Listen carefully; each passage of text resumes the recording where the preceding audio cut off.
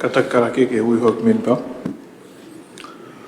Tapu mo ekse wharearea, tapu mo eki paremia, mo hoek minister, tapu mo ek whafonga no pere, pe tapu mo hoek whafonga kakai. Kai tāke whakaatu no ui o whare ki a honi, a tō sete, tā tōlu o me, wanoa wani ma. Ekse ai wharearea. Eki paremia, eki tokoni paremia. Eki minister ki muri, mo kautau ai ni awhio. Eki minister ako ngā ue whanua me ngai koloa whakainatula. Eki minister tanak pānga hu mai, mo tute. Eki minister whi whakatau aki, mo whakalaka whakaekonomika. Eki minister tak mamata mo lau. Eki minister ki ngai business e pureanga, polisi, tamate awhi, mo mea whawhokwha. Eki minister mo ui. Eki minister ngowe, me tokoni mo wao tātā. Eki minister ki ngai ngawe whakatwhanua. Eki no pere vaia, eki no pere tuiwano, eki no pere fohe, eki no pere tui a fitu, eki no pere tui hangana, eki no pere nuku, His Serene Highness Pirinis Karniwalu Fotofiri. Te vita whatawhehi puloka. Se ausi o whakiwa wholau sovareni. Tulsi Elaine Tei. John Garden Vaya Taione. 17 Taumoua. Veivosa Light of Life Taka. Moare Otunuku. Samiu Kuita Waipulu. Vriami Waske Lato. Vatau Mefihui. Sea kokori te whaungatu ui hok memi pawhare. Eki minister mo ui. Eki minister ki ngai ngai wharat whanua. Eki no pere nuku.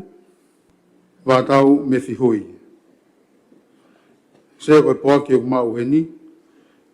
Poaki wholau. Eki minister ako ngā ue. Whanua mga e koloa whakainatula. Pok tō mui mai eki minister tanak paanga hu mai mo tute. Poaki wholau eki minister tak mamata mo lao. Pok tō mui mai eki no pere vaia. Hokatape pok wholau eki no pere tui hangana. Pok wholau Tulsi Elaine Tei. Hokatape pok tengetangi a Johnny Garden Vaya Taione. Poaki wholau, Veivosa Light of Life Taka. Pau hokatape me poaki wholau a Vriami Waske Lato. Me aheni a egno pere tui la kepa. Ko tui eksea ko e nau tōne kai ki e tārio na ui, nau mea tō mui mai pe. Hatap ke awhio e taha mai ta rototo. Tapa mo e ne awhio tamatui tu pawono. Tapa mo e tani kuini na naspau. Hatapat ke eknista ki muri. Pinis karauni tu poto o kalana. Tapat ke ek paremia. Ek ton paremia mo ek minista kapniti. Tapa mo ek whafonga e kau no pere. Tapa mo ek whafonga kakai. Maromora marirere pampagin hoik. Ko e asnitana ki tau whatai au nik, tu whaat ki mo mea ki ai. Ki kia mea i he wharearea ko kakato e tau ngā weu i he komit kakato. Ki kia whi e wharoroho e ko hi ko tau ngā weu naku o sātwe. Kago me ki tau whonga ahoni. Hopa mo loto pe ki tau toki malolo he taua ka tau. To koko atu e ua. Mo whahamai. Ikmista? Dapat bereiksia, dapat ki premia. Mga katoa e kahoik me mipa. Whare rian, whiwha malo at pe. Ono tali e report e kautau mga nefi. Honga ia e tangata mo e whiwhine whaiwhatongia. I e lotore rea wharen o ia pe malo. Toa taptom, me mai? Tia koe ka mea koe waka e pe ku tau tuku ai pe he ua ke wha. Halo. Tama Ikmista? Sia tapa mai tama prinisi mo me ba fale. Ela peta ki la mali le be fra mo mai me la toan ke to tap tolo. Ka go popo atu pe ke tau lele pe ke he nga la tau nga o ke fa ka gato. E tau lele pe nga mai ni ka ke mo ya te pe ko ne me ke to tap tolo. Ase. Toa taptom pe whaongo mai ki Ikmista? Koe. Tia, halo tia. Kata pe ka kisna kwa tapa ne. Tamu e tona tap ki tampilisi. Kalau ni ka mai paremia. Malo e lau mari e paremia. Malo mea mai. Ko tapu en ki toi ngai whare alea. Koe uinga pe fotu sea. Au toi ai te mia ni manoa sea. Ta tau e pepe te tau lere tau tol kia hengi he kai peke Oceania ki au. Pia moe tāpune ai whare. Nau whapoto peke tuku wai pe ngai whatongia ke. Wai whatongia ho Ikmista, wai pe mo mau whatongia. Ai ngai whatongia wha whamiri moe ala mea pehe. Ta pehe peko ni manoa ko ni sea.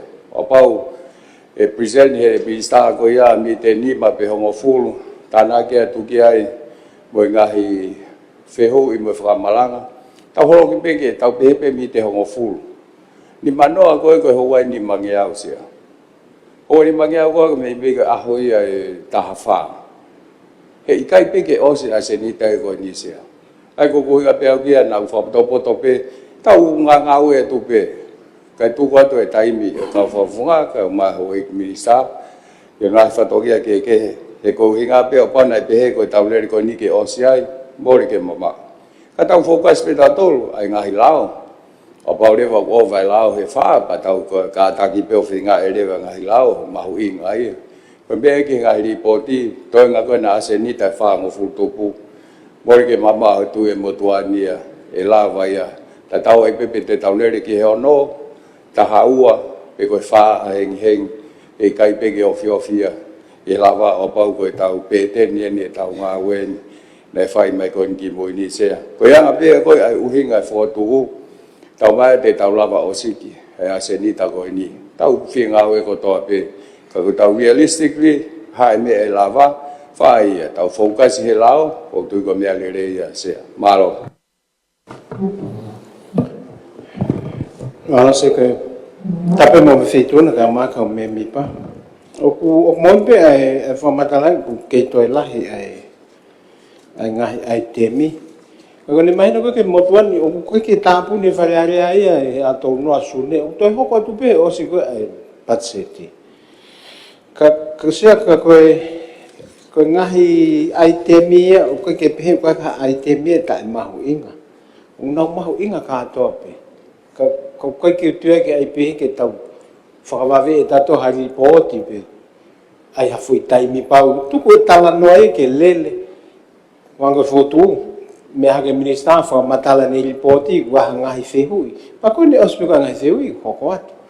Kau kai ke tu ke pehe ko alu ke ose taimi ke ose pego ni tau lele I apumpong. Ya e hoko atu e tau tala noa he osi ko e patseti isu me ko siulai ko a kosi ko sepitema. Ko wai pe tau ngai fatongi pa ko e fefi pa tau to lele me fa ki hono ko ya no fu mau.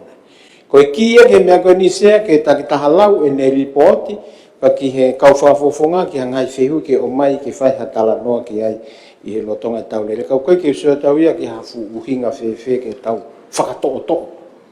E koe nonoko ne tau taimi ko tau whaavili ke tau osi poti mo ke konfenisi a ue siliana mo mea pehe. Sepe pare mea ke mea iki ai kau ia kau taki he ngai komite a ue siliana kai Kasia ka ke whakatoa mo ke nau nofu mau heni o ai o he taimi whai conferencing whai ki hapai. Kana no fo ni ta ta no fra le ke pat seti pa mo nga report ko ni he osi pat seti malos kada pe to ki o nga che ko fu fia ko po mai pare mia ko ki fa va nga ai tem ko ni to blava pe le dia tu si lai mo a cos pa ko le ni ke pare mia ke fa tu ke pare ste ni ko ton pare mia no data ke fa fe ke conference si la nga me ai ala to kon dia ke fa le si asi ko hu ka pe se ko ai fa ho ko tu fa ma hui ngap to pe ya hange ko me pare ai ton pare mia ke ta no ai fa le wai nga ai tem hen ka hange ko lau ko ni ka ke o si pon ko pon ka hui ngap pe pa tu kwat hange ko me ton pare mia si la ye na to mai mo me ke ta to al fa le pe ai ko hui nga fo tu wa tu ke tau fa ya pe tau tai mi to nu nga ta pe fa ka tau tu kwat fa tau ngai fa to ya ke atau to hok pe he ko gula ba pe he os pe pa cheti atau to hok di si lai a kos e ngai ai te mi ko no to ka tau to ka mo ki ngai lao pe ba ngai me fa va ko hinga pe ko natura ngai me ko ya malo se ko foto ya se ko foto pe ke tu ko pe ka tau to si o ni a pe ko ki he wa fi he tau ki malo no pa ka pa pe ke tau to ki ai atu ki ni ma pe ha fa no o kai ya no ko kono monio ne ko ne atu ko ki tau pat seti te tau wa ki he ho honga ko ia alo pe o whakawave ko kola pe ke o e mea hake hataha o pe he ko e ke tau alu ki ngai mea o ku whai hange ko e ngai kātoanga mo mea ka tau nofo mau heni ko tau kosina tau pe Maro e tōn pai mea o smahino e hongo whotuka ai ka mea whato lava pe o ka pate tau tari whao ngā we ko hongo fu ke taha wa ke wha ka tau tuk wakai anai e te tau hokat pikai. Kau lato ki whotua tonga taptolu, e tau whatape mi he hongfulu ke tahawa ta marolo me ai to hokat me wa ke wha, pahangi koe mea koni e tau pai mea tau wakai pe te tau hokat, tau toki tano ke ai i he wha. Kataka hiki unima. Ekse o roto kia te vita whatawhei puloka, siausi o whikiwa whalau so vareni, 17 ni tau moua, Samiu kuita Waipulu. Mo are o tunuku, eiki minista ki ngā ngai whonua, eiki minista ki muri, pa mo kautau e nea whio, eiki pare e mia. Eiki minista whe whakatau aki, eiki minista polisi, pa mo ngai business e pureanga, eiki minista ngowe, His Serene Highness, Priniska Nival Fotofili, eiki nopere tui a fitu, eiki nopere fohe, eiki nopere tui wānou, eiki nopere tui la kepa. Eiki sea roto ke to konfu maono. Koe ki kai loto ke whotu, whahamanima. Eiki sea kwa kia whaha roto ki ai. Aloha e taririo kamikakato. Tau kawhitau e ia toa mawhimafi. Malo be lau maari e. Kampirinsi. Baudau kana lau maari e. Pare mia tonga. Wakai e tuke mea whataha mo. Tau tolu e. Pongpongin. Lau maari hau iki. Kau whawhonga kakai. Au mai kakai. Au mai tau kau ngau e oiki. Neo ko alata maki e tau whungai whanua. Tau whewhakawakai aki pēu mō mea heni ko wiko e ngawha whatongia. Whaka luk fua ke whanua. I tau hoka te tau ngāu e. Ko tōku whakahiwa na niafi na kaikiu hena niafi. Lau ki whautua niafi. Tau se whakai u lao whao wenu ko ose o mai ke whareni. Kako tui hau iki ti e tau hoka tupe, tau whemea ki.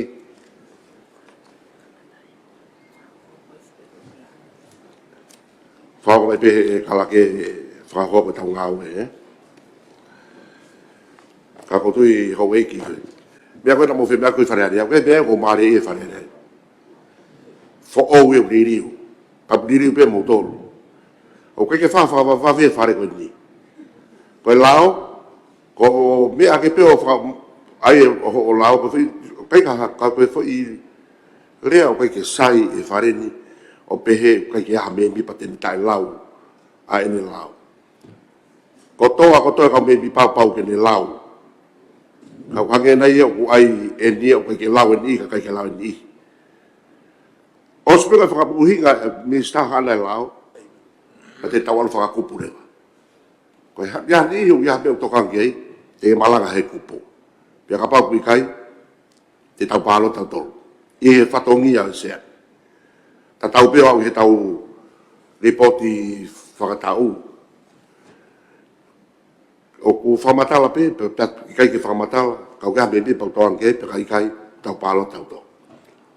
Aku mata mai ho fanga whakatapu na ko pehe ku piriu e fong o whareni. Mo whalu pore ho i Minister koe umea ko toko ni ko mau tolu pe e makatu unga mi ai. E kau o te pire koe e makatu unga e nau whemau o ka pau e Afrika. Pau e whemau e tuturi rewa se ki tau whai e palo ti tau une tau ngawe. Pia mea taha ko whewhamara te mau tolu. Kamata more te mea koe ri tau lai whareni. Kau ko o whare sio kamata te asmai whareni. Ka tau hoko atu. Mara tupe ta toi tutoni te u kaikeu te hela te ai whamalala mos i mea pe tau tutoni. Whapointa lao whika walu ei ko hai o e Minister koe ia. Sia. Minister Policy mea. Tamu sia tabe Penis Kalani. Tabe ke Paremia. Malo e to e mau pompongi ne Paremia. Malo e auela me whakaue si te. Ka koe tupe mo tuan sia ke whakakatoa te whatongia e pureanga e whikawaka mo e lao koe ni. Na tula ta tau pe lao koe ni e ho ik me mipa. Pea mo e ongo lao e ua na tau postari he uko si. Ka koe pe ai mea ko loto ke whatonga i sea he whareni. O magatu o ngai i he uhinga. Koe ngahi lao pe whokenda o te pireki mo. Koe whakaukau e lao koe ni na whatu ia i he kabineti ko hili. Pea koe uhi koe kai ke mau makupus ai intentions pe koe tau mua pe koe lau maali. O hake pe nia ki whakatonga ka pau ia ha taringa i Minister lau e pe ke i tonta Minister lau malo lo pe ke he Minister me tek malo lo ka koe ngahi i ke he pe nia na aku hanga o whakatonga i pa ko tui o whemau ke whakatonga i he whareni e sea koe lau maria fo ke lau koe ni ke ne hanga o repeal ai lau o whamamahi he interneti. Pane tāna ki mai kai pa mo i ngahi kup ke. Ka wai mea ko whatoa ngai pa ko loto pe ka pai lava he kabinet motua o mai angi e nau ngahi mga tuunga. Koe uraki koe kupu hiwa i he lao koko ai ke tamatei o kune oange ai civil remedy ai mea ke ni hanga toka ngai ke ni lawa he taha koko mamahi o kore ke whamau anga ke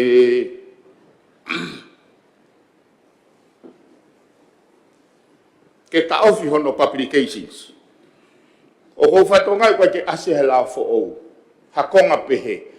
Koe uhinga whalawi kei he koe lao fo ou ke ne hanga o epsop a lao motua te moe ngahi konga ke. Ka koe konga ni o koe ke asia he lao fo ou. Ha whainga maarie ki he mamahi ke ne kore ke whamau anga i civil remedy o kui kai koe ngata pe he prosecution o hia. Urakia, koe ua, koe kupu ono. O koe ai kupu ono koe lao motua. Ai koe amana ke tamatei o koe enhanced penalty ke he re-offend.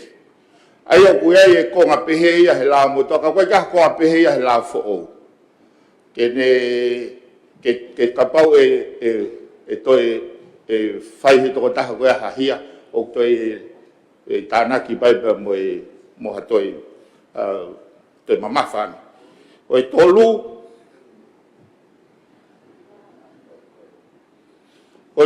ko kupu o ni ma ko la mo tu a o kunehanga ia o tuhu i tonu mai o ngofua private prosecutions with the consent AG ka wela fo o ka ke nehanga ia o specify mai e pe kulava ai konga ko ia ko e fa o e kufitu o unehanga re vai o ange mafai whakalao ki he victimi tene eke civil proceedings ki he taha ko ne perpetrators pe taha ko ne fai o kui kai ke whakakau ia he la fo o ko i nima ko e la motua kupta tolu oku ne whakngofua ia ai cost provided oku comply with the court order. Kai ke o mai ia he la fo. Ko puhinga pe o hake u teftoi mea ko ni sea.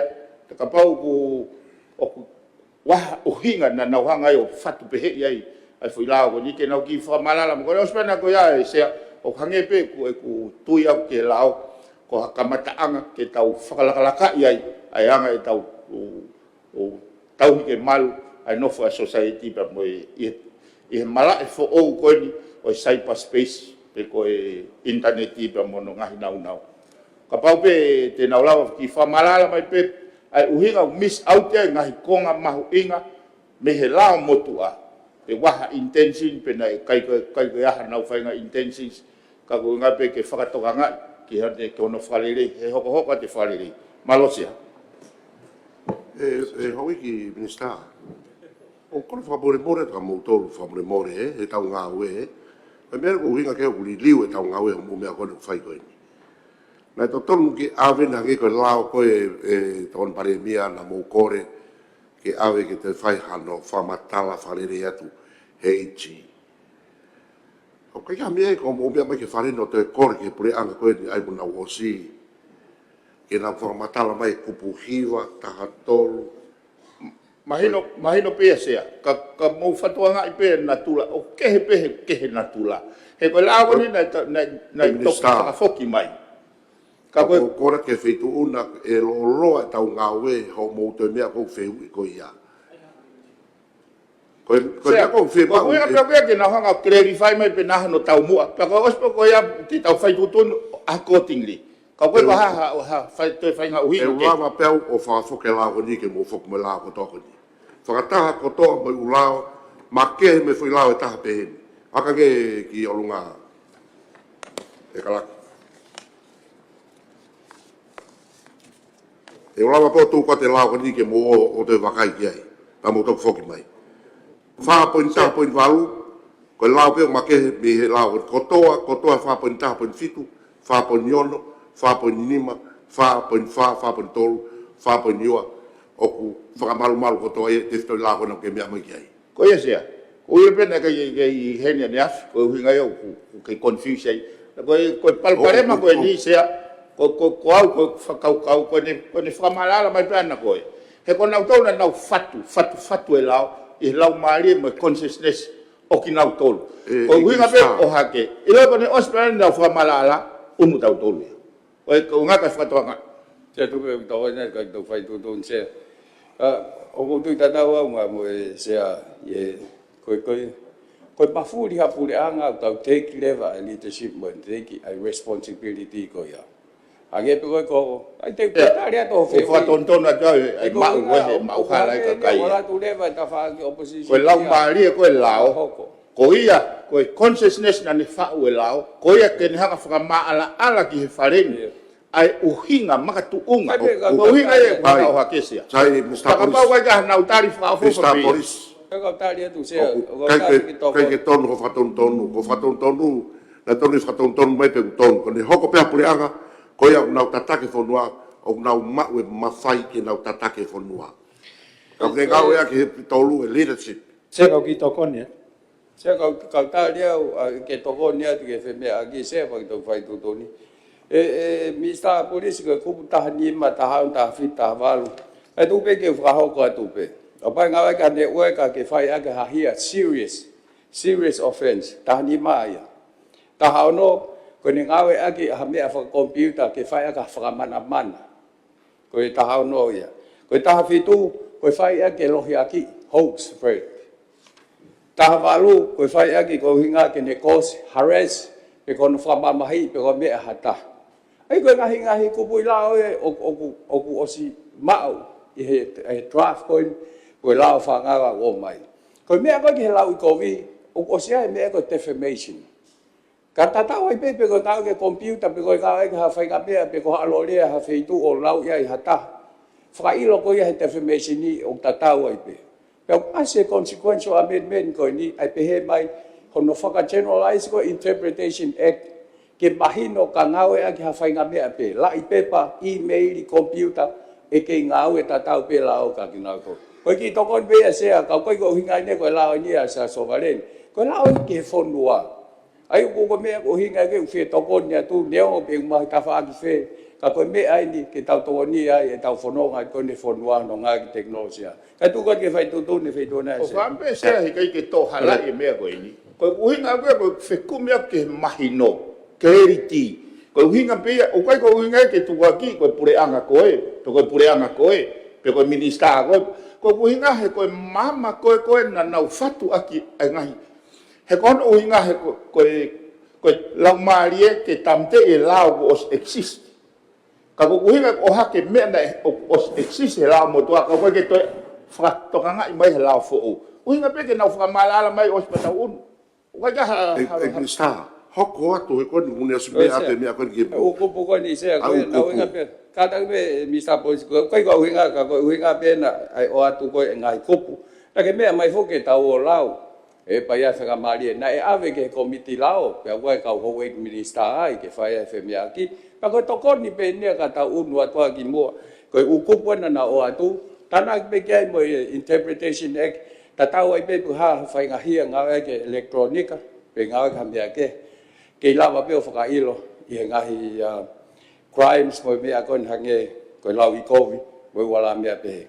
Ko tui ko mea mahuinga ta hen sea tau tu ai pe ke hange ko mea kon ek vista ko jurisdiction. Pe ko feitu ko e ala apply e lau ko ni sea. Ko lau ko ni ala apply pe i tongan. Hoko ha mea i tongan i ha pau mau e i ha lau. Ha konga o i kupu e lau ko ni. Pe i ha waka pe ia waka puna pe koe ha. Ai ko hinga apau ke heka holo e waka ha feitu uhe, pa ke whai aha fwoi lau po ha fwoi pako me ai, e kei whakailo pe koe he lau koe ni.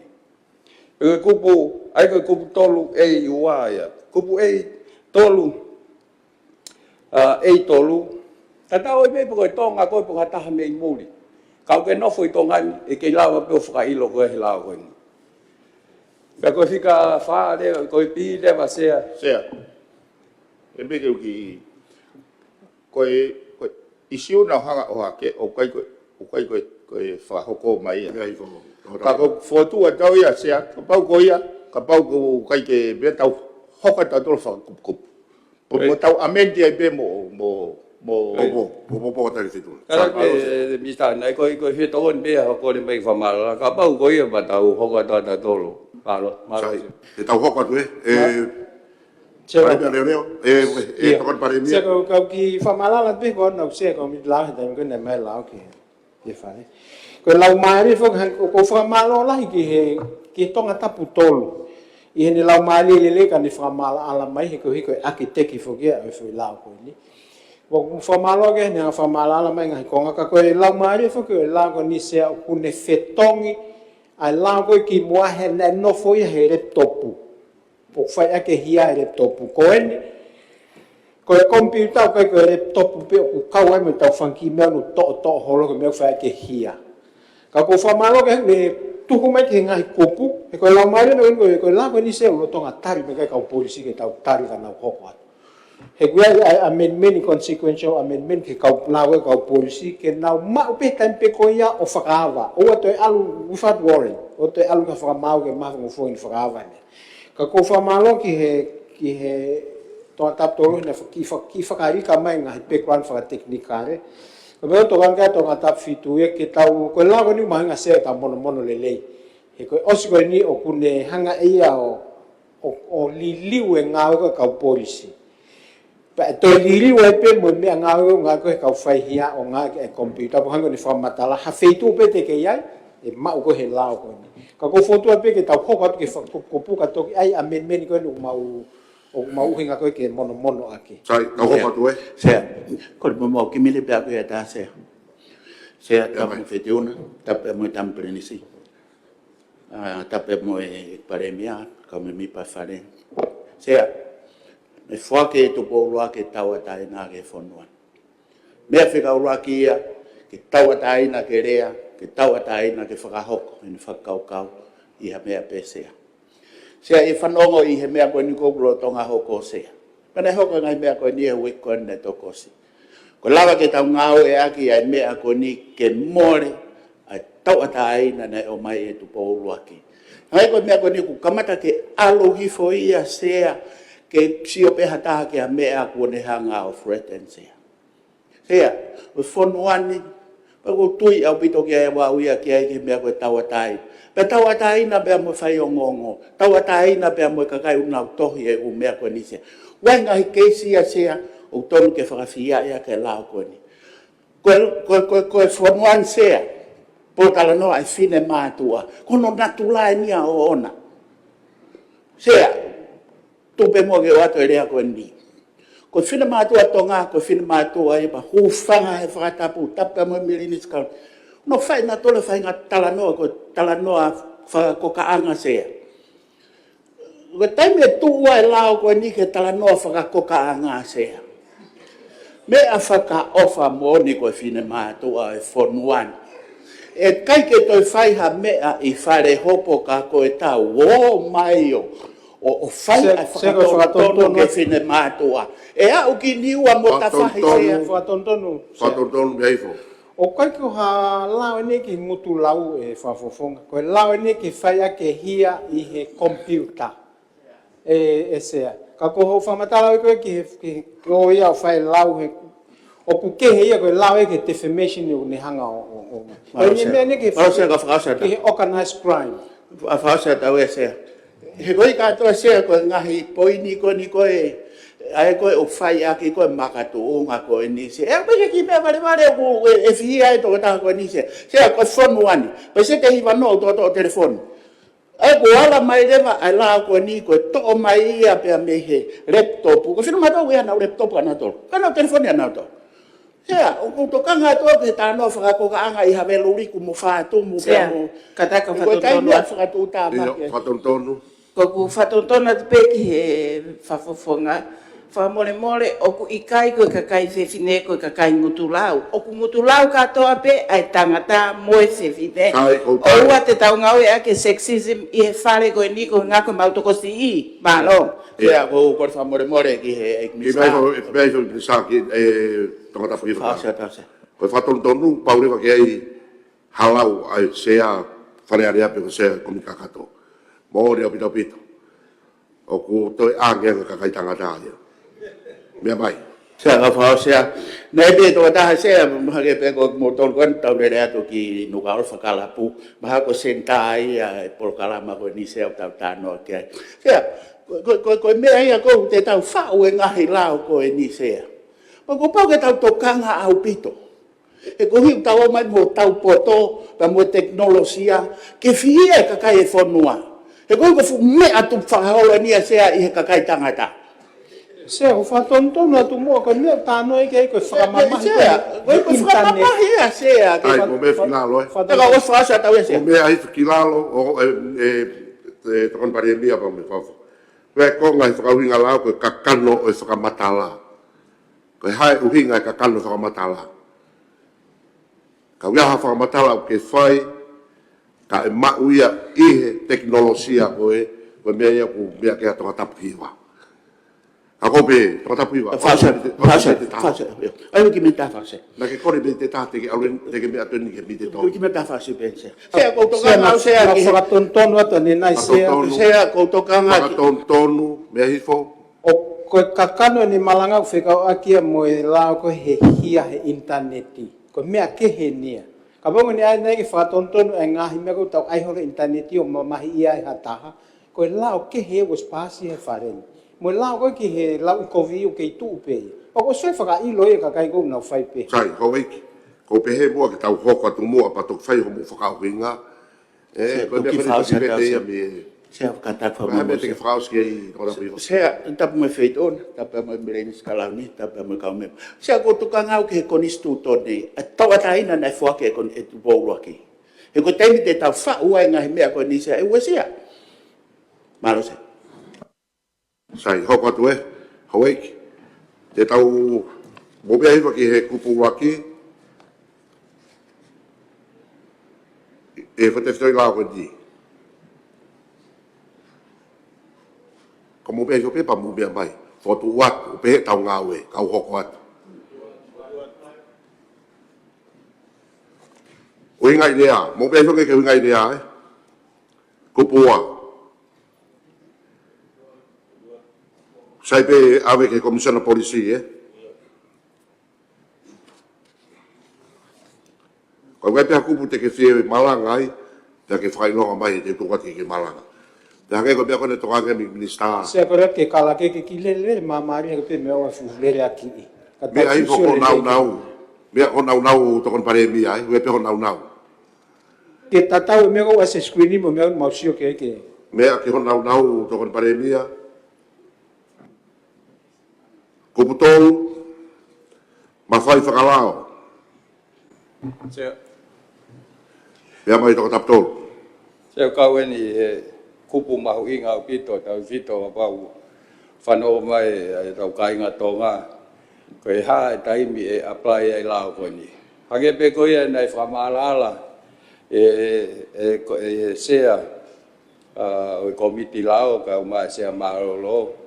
Koe kau e ongo fui lao e ua no whatahai. Koe lao koe whaihia aki e kompiuta, pa moe lao koe no ngawe hala aki a mitia whakasosiale. Pa nei whatahai mai le vaia, pe nei toi tanaki mai, ai ngahi konga, koe hui ngā pe, koe tau kau ke ngahi konvesio, hange koe ia koe Budapest Convention. Aia koe mea mahu i ngā lewa, e hai e ala whakailo, e ala e wesia, I foi lao ko ni pe ko kupu tolu ia o ne hanga ko o tala mai hange nau ki kamatala ki nai ata hai tongan ta tonga ki muli pa ko ata ha me muli ha no foi tongan kau ka to ia e kupu tolu e ko tolu pi leva hoko to ai no fai ki o fa hoko ha tangata I fonua tonga ai ko hinga ia pe ku nofo pe wi fe ia resident ia I muli no sila seria po America ka ta tonga e ke la pe fa ilo I la ko ni sea ai ko hinga ai ha ke sea ke mea I ko fano mai ka inga tonga ko hinga he la he time fo fa li fia ina to la time o poesia na fo ko hinga to kua ko pe he ko ha ka kai muli I la ko ni e lava pe ai tata pe pe ke fe ia e lava pe ai o whailo. O menite o tuhu tai tongani, o ato hao tikite. Ai ko mea mahu inga ia heni ke mahi noi. O kai ke ngata peha to o taha au tau pehe o ku nofo mai pembe I kolo he. O whai mea wha mamahi pe whai mea ha ngau e hala ake kompita. Kai ha wheitu pe, ko uhi ngā pe ke mahino, ko I hia. Ai ko whamala ala pe sea ke kupu tolu, toki mea pe kia ai hoi me mi pa. O toi fotu atu ai pe malo sea. Fotoka popo, sahai. Ko ngā ua, o lao ko ni ki ngā hia kompiuta, e ue ko ai kupu wha, uinga whakangatangata o I hu, ki whakamatala whakakompiuta. Fotoka popo, te kani mai, uhinga ai hu, Liliu pe whakawhanga tā ia i oku i kai whakamawhai. O tūka popo, ko pono ai koe wahe ua ia, po niwa ngai hia whakakompita whakaluku fua, ai koe kupono, ko i kai whakamawhai a whakamatala whakakompita. Se ke he kupu ono ua, ai koe tau te afu ki eni. Piko hae wakai ai whare ki he koe ngā hia whuko whae ke kompiuta ia, o kua uia lau miliona hono. Lau miliona. Pe koe tū koe ai tau te koe ni ngari o kusai pe kufu. He tipeni whoki ai he ku hoko tau te koe deterrence, pe koe hangeha whakamana wahe ke o ua e whai e hia koe. Ka tau seo ki he ni, wala lama pe ia ke... Sea, ko kakai e whonua i ke tau tea i koe sea. Hei whapoto e tau tea. Ko ai ke tau au lau miliona ka whina motoa mei hawe luriku tene lava to tonge lau miliona sea. Sea, o whau e lau pa kose o mai pia mono tau tea. Pa koe tau tea koe nufu malanga kei e tokon pare mia pa moe pure anga. Koe kakai e whonua. Koe mea koe na uhinga i koe ke tau ataina na whake e tupo ua ki sea. Ke kapau te tau henga abuse tau ataina pa tonga tau tea e kakai whonua sea. Sea, ke whatotona ka tapuhiwa na mauhala. Koe kupu no sea ko uhinga ka hu pe ke haliliu o whakamatala o a computer system. O koe ke whaia he whine mātua. Ai mea koe ia. Koe sea whatontona. Koe whine mātua i tonga ni o sea nau teita. O nau excess ke ko. Sea kore mua whakatonto. O wha mua o te mongao ia ke area whine mātua. Kau e whine mātua he wai nau telefoni mo nau teita mo nau pai. Sea koe whenga ke whamalaala na tula koe uhinga koe. Mo mai kilalo Minister Polisi, Tōn Paremia me kilalo, whapremore, ki whapremore tonga hi tapu i vai. Ngalo ki pe ai kakai o e whonua. Oua te tau ngawe aki ka fui whaha i pe taha. Whapremore. Ki whamatapure angia. Koe sea, ko ai pe ke whamalala na mauhala koe uhinga ai tau te ai aki, ai mea koe nuku uhinga kia tonga tapu i vai. Koe kupu ono te whito ia, ka huha taha, tau pehe koe panke, tau pehe koe potu ngahi potu ngā we, o liliwe whakamatala whakompiuta. Koe uhinga eo whelawe, mo mea koe ni paulahe uhia eo mamafa. Whekau atu maha te hu kita o liliu ha le kooti po a whainga mea pehe. O koe ke uhinga ia ke isiu koe no si whakatangi ka tonga tapuhiwa. O iko koe foi whatontonu peke whamalala tai mensin koe asea. Malo. Sea, ki whao sa tau sea, tamo whaitona sea, tapa mo pirenis kalau ni, tapa mo kame mi pa komit kakato. Sea, koe mea e kou ton ke whakapoto-poto ai pa na tuia i ke whaitona, tore te whawhake lao e koe te wharere. E kou hi o kaungai nia ki kakai whakaloku fua e whonua. Ko tō taha ko toa he whonuan sea, o kuia e ne ki telefon. Pag uwe ai pe mo ne pai sea, mea koe o si ilo katoa ia e maman. Pag tau o mai tau tolu sea, ke tau pehe ko taha mano ko si sea. Sea, ko tai mau ngā ue he kakai e whonuan sea, toko lahi au pik. Pega pau e si alo ko hui ko hane ki fo idea o mau i pe tau alwa ke ai fu o tau tea koe o lau mano, lau kilu sea. Tae o whalahi o whare sea. He ko mea e monuka ai, tau ataina na whake e tupo uaki he kori stuto nei.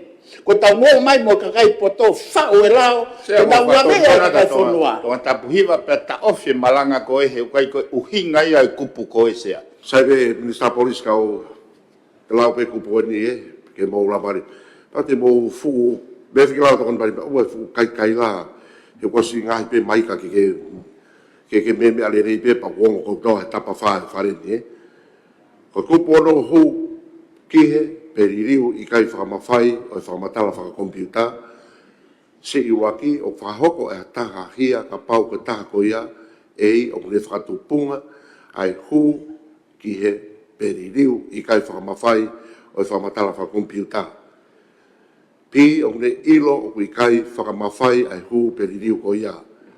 Si pea o tau mua ke ne whakatupunga ai hu peririu ko ia.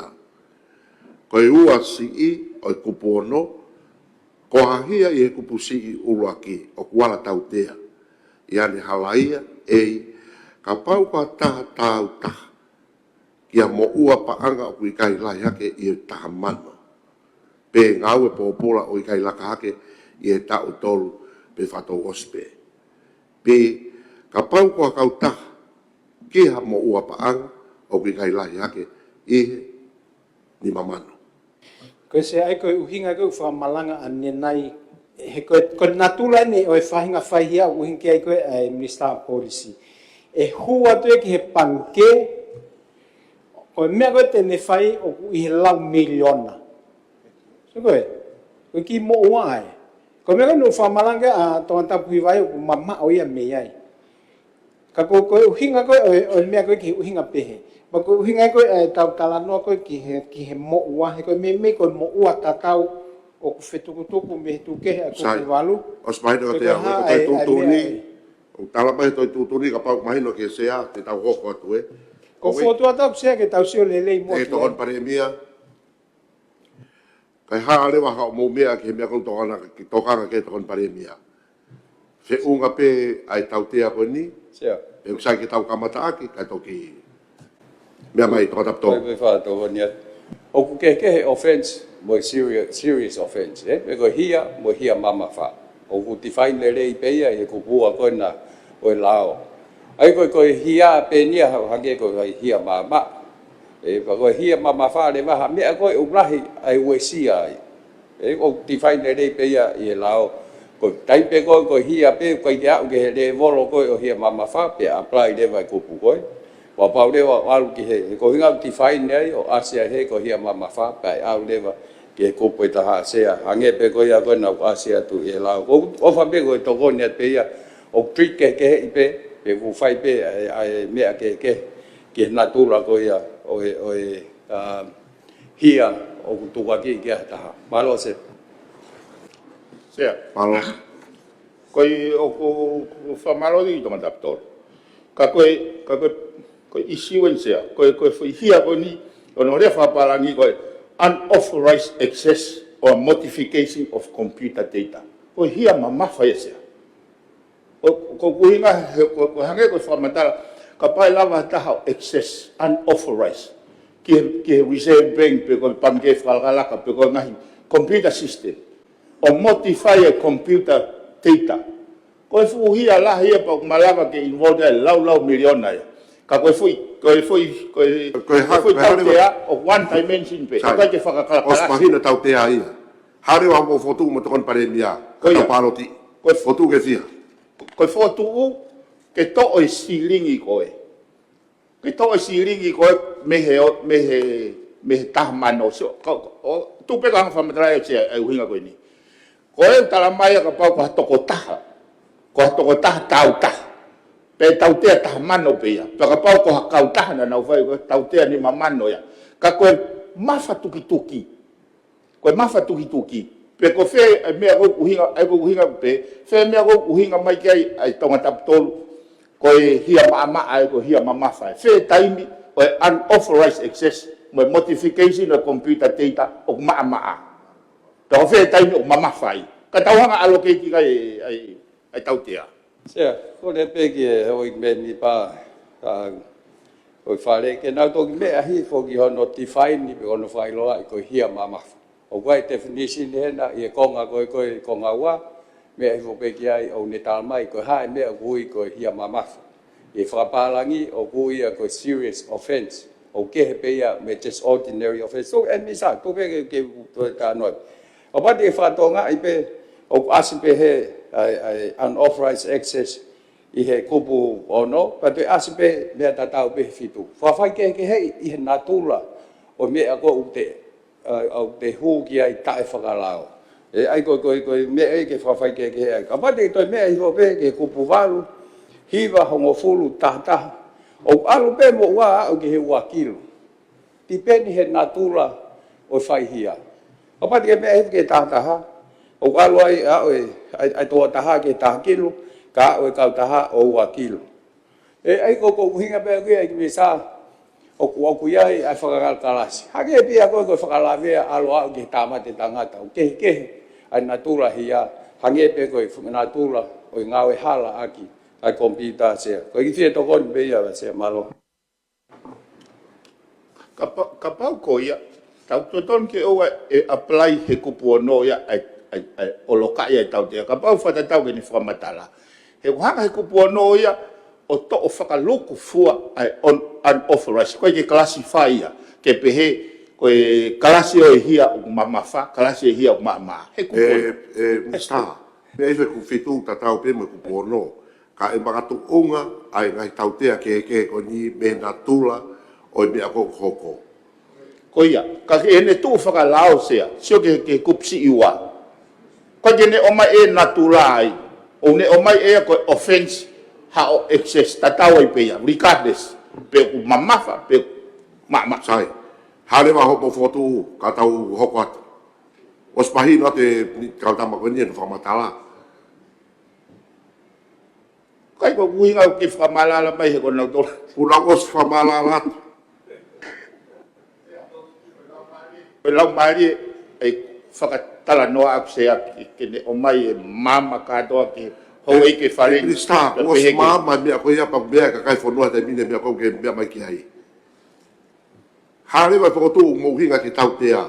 He kumahino, ka ia hata whakatau taha, tene hou ki he panke pe ka whenga polo kalama ko ne kiri. Ko kupsi iwa ton ke remove e me lao koe. Te tau tok apply tau ton he kupuku. Hoko atu. Te o pia mai e ino pere whikaua o hapai. Napa ki whetuna sea ka o maho e kumimi pa he komit kakato. Tokon bi whi mea ki ko hiku o hake mea ko ni he Ekminster Polisi. Ko e serious offense ai ko ku mea mai kia he tonga taptolu. I e whauhinga lea. Whatonga hiki pe ko hi o ku define a heni pe whaha mai ko serious offense ko ha hia o tau te ai o laka hake he mahina tahawa. Ai ne pehe kato u hia koni whaha mai koni u kup me ke Ekminster, kup ono, kup fitu, o serious offense. Ko u hi tau tolu ia. Ai ko mea ko eke koe Ekminster Polisi ke whakakalas mai. O ki toi whakakarasi e ko hi ko whihia ko niu kuhanga ton peke serious offense. Heu kamata he taha no pa mo tau tolu. Ko mea pita hake whatongai se o ka pau na fotu ke hiki me he taha no me tau tolu. Ka iaha taha keisi hangi koe lago na tau pasi. Tene whahoko hia koe ni e ki te lava a whee. O ka pau te tau hiki me taha no pa mo tau tolu. Ko uhi koe lao koe ni ke ne hanga purei ai hu hia koe ni he u computer system i. I tuwha mama lahi koe mea koe niu whahoko he whanau sea. Kau hacker, kau computer science student. Ko nau tūna whahoko mea koe ni. Kau tonge api nau whainga maari koe uhi i he lao koe ke a wheit nau tau me whamau anga. E malama pe ke a wheit nau tolu i hene tū lolo tonga. Ke whatonton ki nau tolu, koe kapate nau tau mariu mai tō o tō tolu. Ko ne tok apply ia ai lao ko ni ka nau tolu i hono whahu koe ki piso ne o au ke tau tolu sea. Ko mea pe ko whatokanga se ke whemea aki, na fu mamafa mea koe ni o whihe tau whanau, pe tai uhinga lewa lana tau pasi ke a wheit nau tolu i he lao koe ki he whamaanga sea. Ko mea pe ko toko ne atu kia. Palo. Se ka pau te ke whatokanga i he toenga u kupu, o koe u tau tea i ai ko fitu e o kehe. Ko ia pe o kehe, ko toenga o e ngahi kupu, alo au ke kupu taha ua. Ko tau te au tatau. Au taha, tuku kehe kupu taha ua, whoki ia ke me tatau. Ko anga whoki e mauho hape, ko hame koe ke tau ai e peha fo scale e taha. Ke whai ake tau tea. He ko whakakehe ai, ko e osa koe me tatau pe ngahi. Se whatoton, tapu mo whaitona sea. Tapi mai tamu pilnis kalau ni, tapi mai kau memi pa wai fare. Saya ko skeri taha ia, saya tapi ben ko falabea tamate. Alu le mai falabea ia o tau te tatau pe mo tamate hono fa skeri tatau sea. Ai o me ko ni ke se pa ko tu ia bitau ke me ko na me mai ke ai pa fong fikau ka no pele o hapai. Ko pa ko tawanga malu i mo kakai e fono o te tau sio sea ki he whai i tama koe tene whai e fo i kovi. Se tau sio ki he fonua whakalukfua. He kuhi ko teknolosia ko no ha me ne ha mo teknolosia. Ha mo telefoni, pa ko to hifo me computer ki telefoni he kuhi. He kai ke scale tatau e o mea ko ni. Ko pau ke vahe o whakatatau ki tu unga o ki ai e parapare masea. Pa ko ko mea ko ni ko e Malo. lo pere sea. E tatau e tā mate pe mo kai haa. E tau te tatau ko scale tatau. Se ko whenga whakotu o whakavare o mai ke wharentia. Se ko whawaiwai ngō lau e whine mātua nei. Se ko hinga... O whamai ia, whoki. Mea kina o tangata piwa. Se ko hinga en. Whewhepe ke tau kai pe skeile ta. Tōn pare mia, ko whatokanga te whituna uaki. Koi. O te ke te whoki ki mea ki whaha whakatupuroto mamai wharen. Se koi. Whamai se. Ka ko hinga en. Whewhepe ke tau ai pe fo skeile ta. Ko e tau te a, ka pau ko hataha, alu peki he maximum. Tok whai te ile whamau e vahe e tau te ahe waha.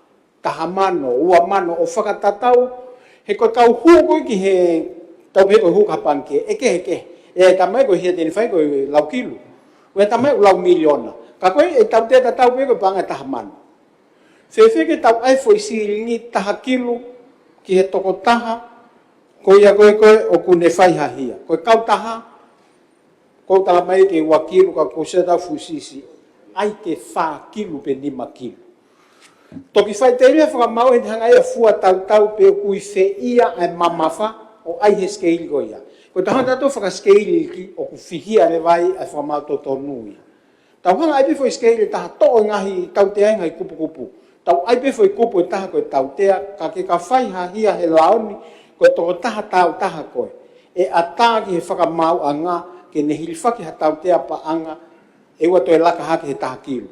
Pe, koe ngā pōpula, o wato e laka haki he tau e 5. Ka pau koe kau taha koe, tau te apa anga, o wato e laka i he 5 kilu, pe koe ngā ue pōpula e toko taha koe koe, ne toka ngai kau taha koe ni, o wato e laka he tau e hongofu. Koe kuhi ngā e. He ka pau te tau ai e ono o ke hia me fitu, koe mea hako e whehulu naki. Whehulu naki hono whai e hia, pia get away pe alwe tama fai hia ia mo pe he kata mai ia te ke sio he lao frau limonien ko ngo ai fu hia la miliona tau te ta mano pe o te IPA ia ho mai ko ku hinga ia se tau to me ngai kupu ai pe fu kupu ke he ia ta kupu ke tau te o ke a popo ke ai a popo ayo se ko tu wa hu inga pe ke fai pe ha fa mal ala ko ngai dia ko ngai ko nai ha we tai mi namba pule ngai ko la ko di se nai fai no ta no ai pa mu ka stakeholders ka telecom ko ka me fa computer ya ko u me ha ge pe ko ta po ne re ha ge ko me ko no pele me ha pai e ta mano ko ga ne va e ke lava pe ai fa gi hia mama ke lava pe a fe ya tau fa nau ke a ko tu ke ngai hala ke fa gi me computer ko au ko ke serious offense pai lava le va tau te to la hiang ba ha ke ko me ko to ta pu hi va ko tau fai hia u fa kalkas o pau ko hia ko ke o charge ko he me o ke ho no maximum ko hia ko kai ke open ya te ke ta kilu wa kilu ta miliona ka to ai ngai hia e ha ke ya ko tau tu ka te u hia ta ki tau te mata mate ko to ape ikai o whakatangata, tau e fi hai. Tok aru lewa ke tau pota ha. Ko ki whakatontona, ko mon pene mea nei. Ka koe foi scale e whakafuafua e whakamauia. Koe ke pehe tau te taha kilo toko taha kotoa pe. Ikai, ko hingai hanga whakamauia. O wei e evidence koe i mua ai, pane pehe iyo. Maa peni ai peke taha mano. Ikai, umama wha ai ke ni mamano. Koe tokone pe ke tokon pare mia. Ko me tan ko ai fai ha hia pe ha u deva I evaluate ko ha ai tikite e ta aki ko tan ko ta tikite e tipen he fo hia ko ya ai lahi ta ha ko apa ko lahi ta ha ko ta mano ko ke ta ha no e ke lava pe al ko ke io e tipen dia be ha ai fu ta ko ha hia e cha ko ta mate pe ko ta fu la via lahi pe ko ha e ko me ma hu inga I pe ke fa asi ko ha he u hinga wa nga hi me ai e tipen me lahi ko e tau tea hange ko e tau tolu e ke lava pe o afe ki tamsi ke finga a ko naki na lava nga le re ya ke computer kai tu ko nga hala ki e ko tu ko ki me pe ya e ho ik me mi pa o tatau penin pa mo nga lao ke he hono faka kala kalas ka mo ndo tau tea alu ke mamafange tatau pe mo natura o nga hia ko ni o fra asia tu kupu valu hiva ho fulu a ta hawa ai ta hawa ai hange ko ni ke to holo ha mea a ki foi fai le pe ha mea ke lava fai a ga nga o panga e ke lava pe ko fa ilo he ko hinga we intention ke ha nga o hala akia ai fai ko fa matala ko ya ai ko to ni pe ya sea nei fai pe ai ko la anau tol ko na fa ai foi lao a ko ki ilo no pe ne mo tuan e nga o aki ho tau tol pe e pasifiki na mag ai tau la computer e he wa fe ka to ai to social media ki mui pa ko tau fata ta ha yen tai ko na tau ka e Budapest convention ni convention ko ni ko Australia pe pasifiki na scout ki ai huwa pe ki ato ai ko fe ngan ke tau lava o conform o tau lava o alu ki convention ko ni i he tunga faka me faka la ko ni ki computer malo se Ia se koe kuhinga whoki e ni o kua e mea. Ko tauhanga o ai he lao pe koe tau tukuange mawhai ki whakamau. Ke ne whai a hono fua tau. Ka pauka ke tau whai e tau te tau fua tau rea i he lao. Sea. Pa koe ne loka koe ai mea i he lao o whai ngata arema ki whakamau ia. Neongo i he whakamau ko hala e whai e ki he lao me mea fua ko tau ai he lao. Ko winga pe ke whakawhainga maria iange ai ngawe ko whakamau anga ke lele iange e na wau ke whakamau toton. Ko winga pe ke ai ko haskeile ta. Te pange, e no pere whikawa o hapai. Sa kata koe to hoa ke mea ko mahino ki au mea to hankia e pureanga whamalango ni e ton pai mea. Ka kohi o ke whatonton hini ke fotu at na tokoni ki he whimeaki. Ka pao hake karake ai whauhinga rea ki he pesi hongo furu. Ai whauhinga koe ni hia mamafa.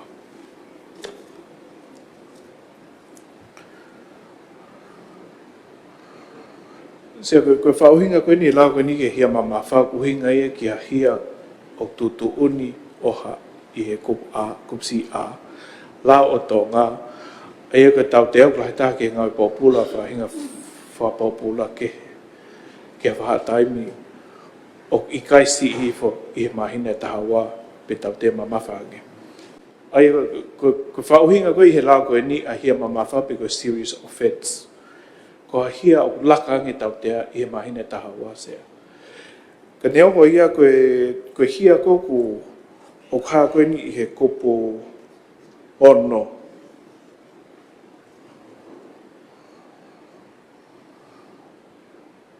Ai he la tatau pe koe hia koe ni he kupu ono koe hia tau pepe o ki koha serious offense pe o ki koha hia mamafa.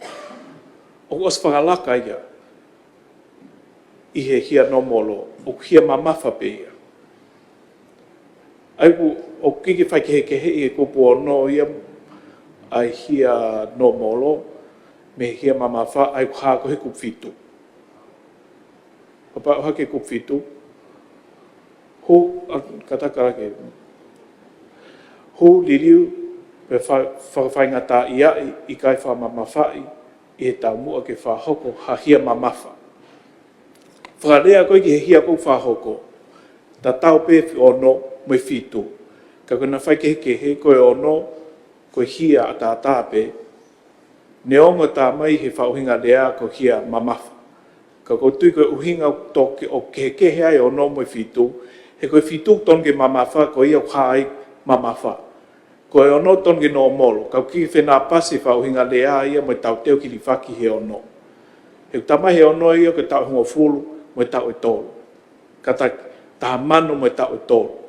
Whalaka ia he hia no molo o hia mamafa ia ne ongo ne tā mai ke he ai ono me whitu.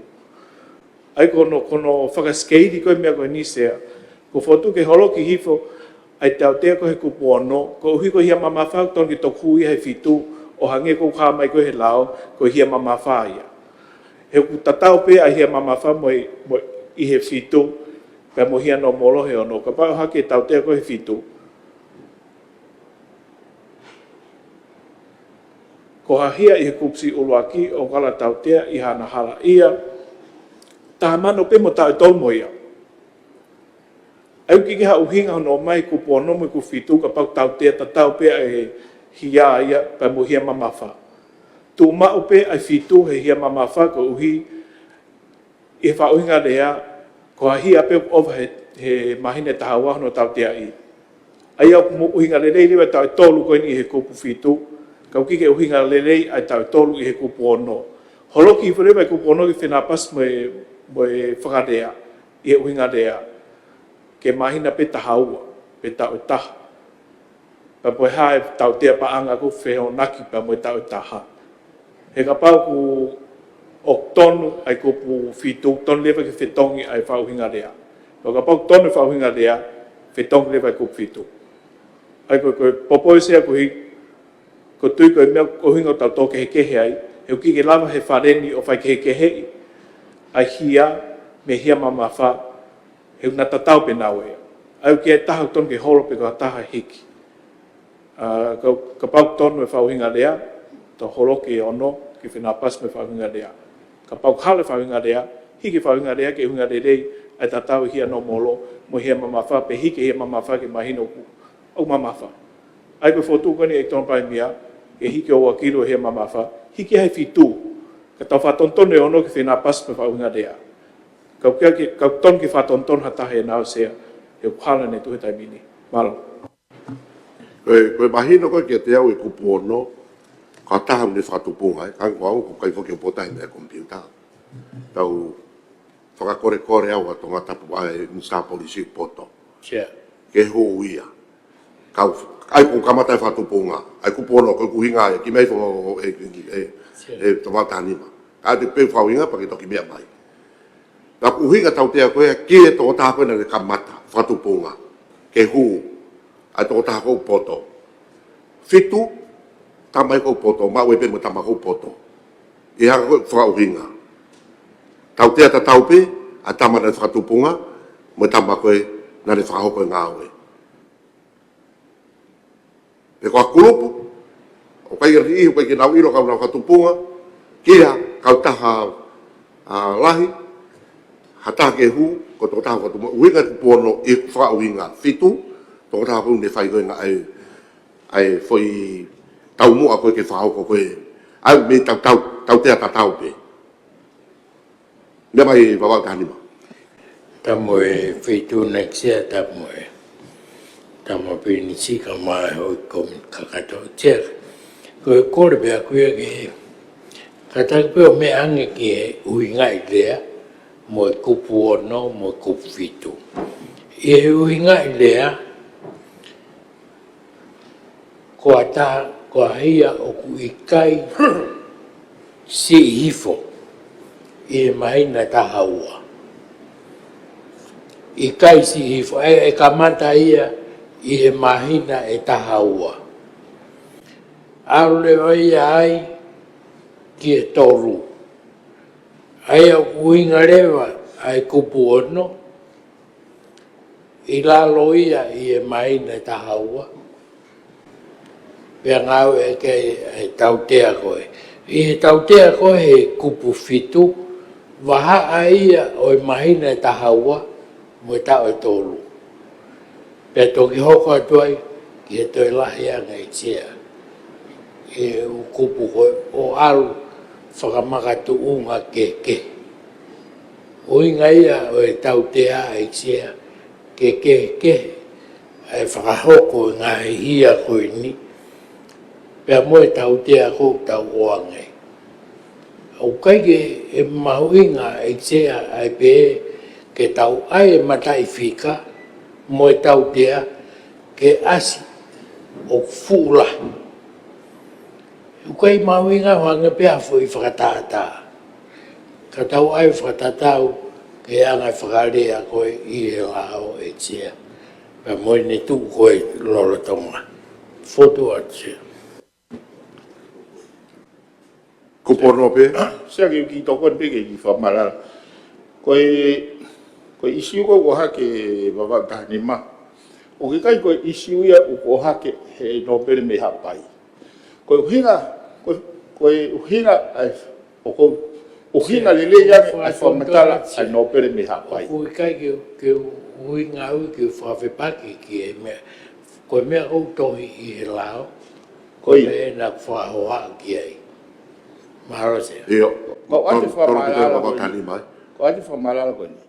Ko fa uhinga lea o kune tala mai ko hia mama fa e ha tau te o kai si hifo he mahina ta hawa hia mama fa ia ai ko hia mama ka pau nofo ai tau te I lalo he mahina ta hawa ko fa ma ala ko ne o mai he no pere ke kupu o no o vai he mahina ta hawa ai uhinga le vai hia mama fa kupu o no kupu fitu ova moia ai hia mama fa ko foi fe mau ke taulava fa ke he ova ia mama fa ko ta ai mahina ta hawa ka ku ngata ia siling aki ai ta o tol o wala kai ai ku fitu ia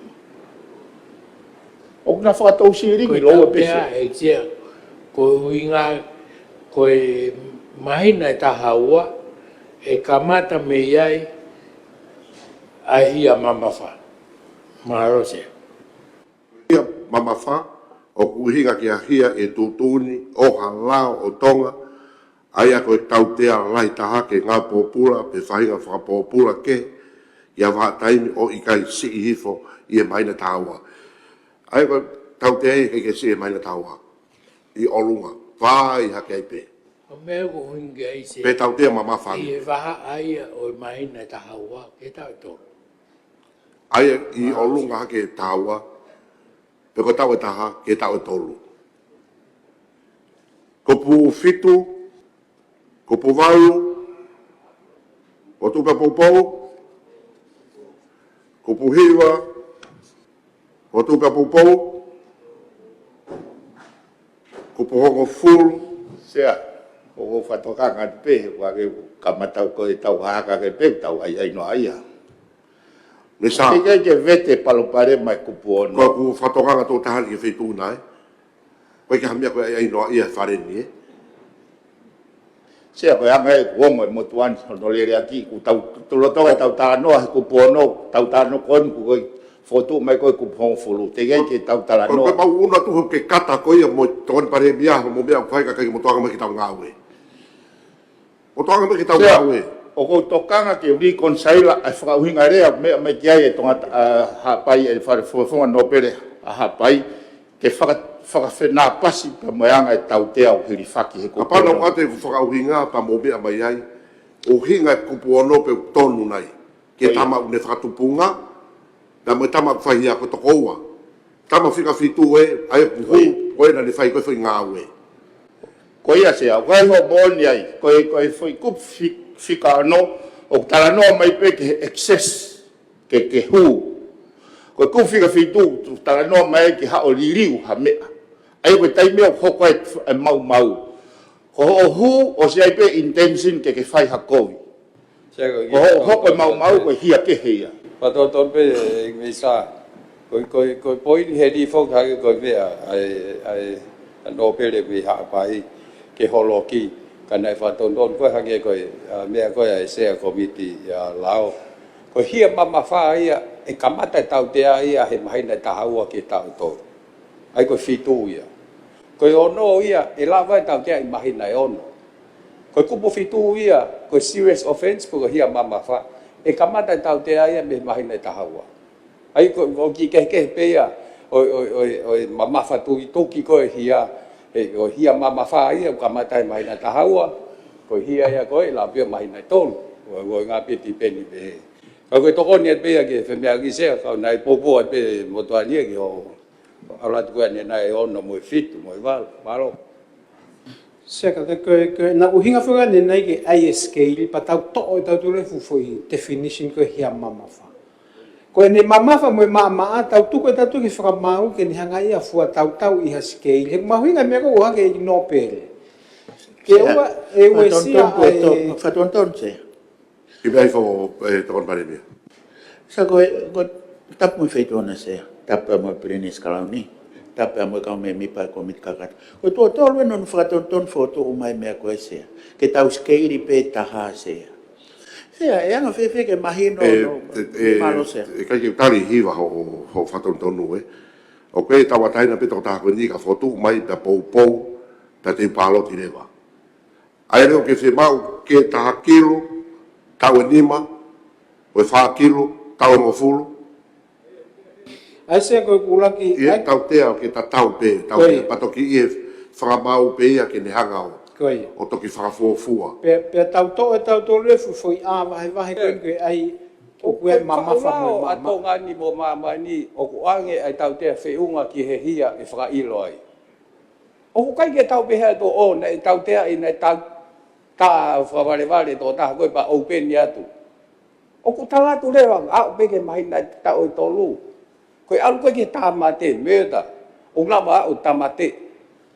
O ku kai ke hamia koe pehe tu tuku ata pe tau whai te ria koe whamau pe te tau te tamate i hataha pehe. Ai ke tau ku foki mai ake no bolo ka o ai ko whakawhikiki ko ngā pe ko fotu ata we pa ke fotu mai ko e. Ai mea ule rei whalu fua mo mea to anga mahin ki ai.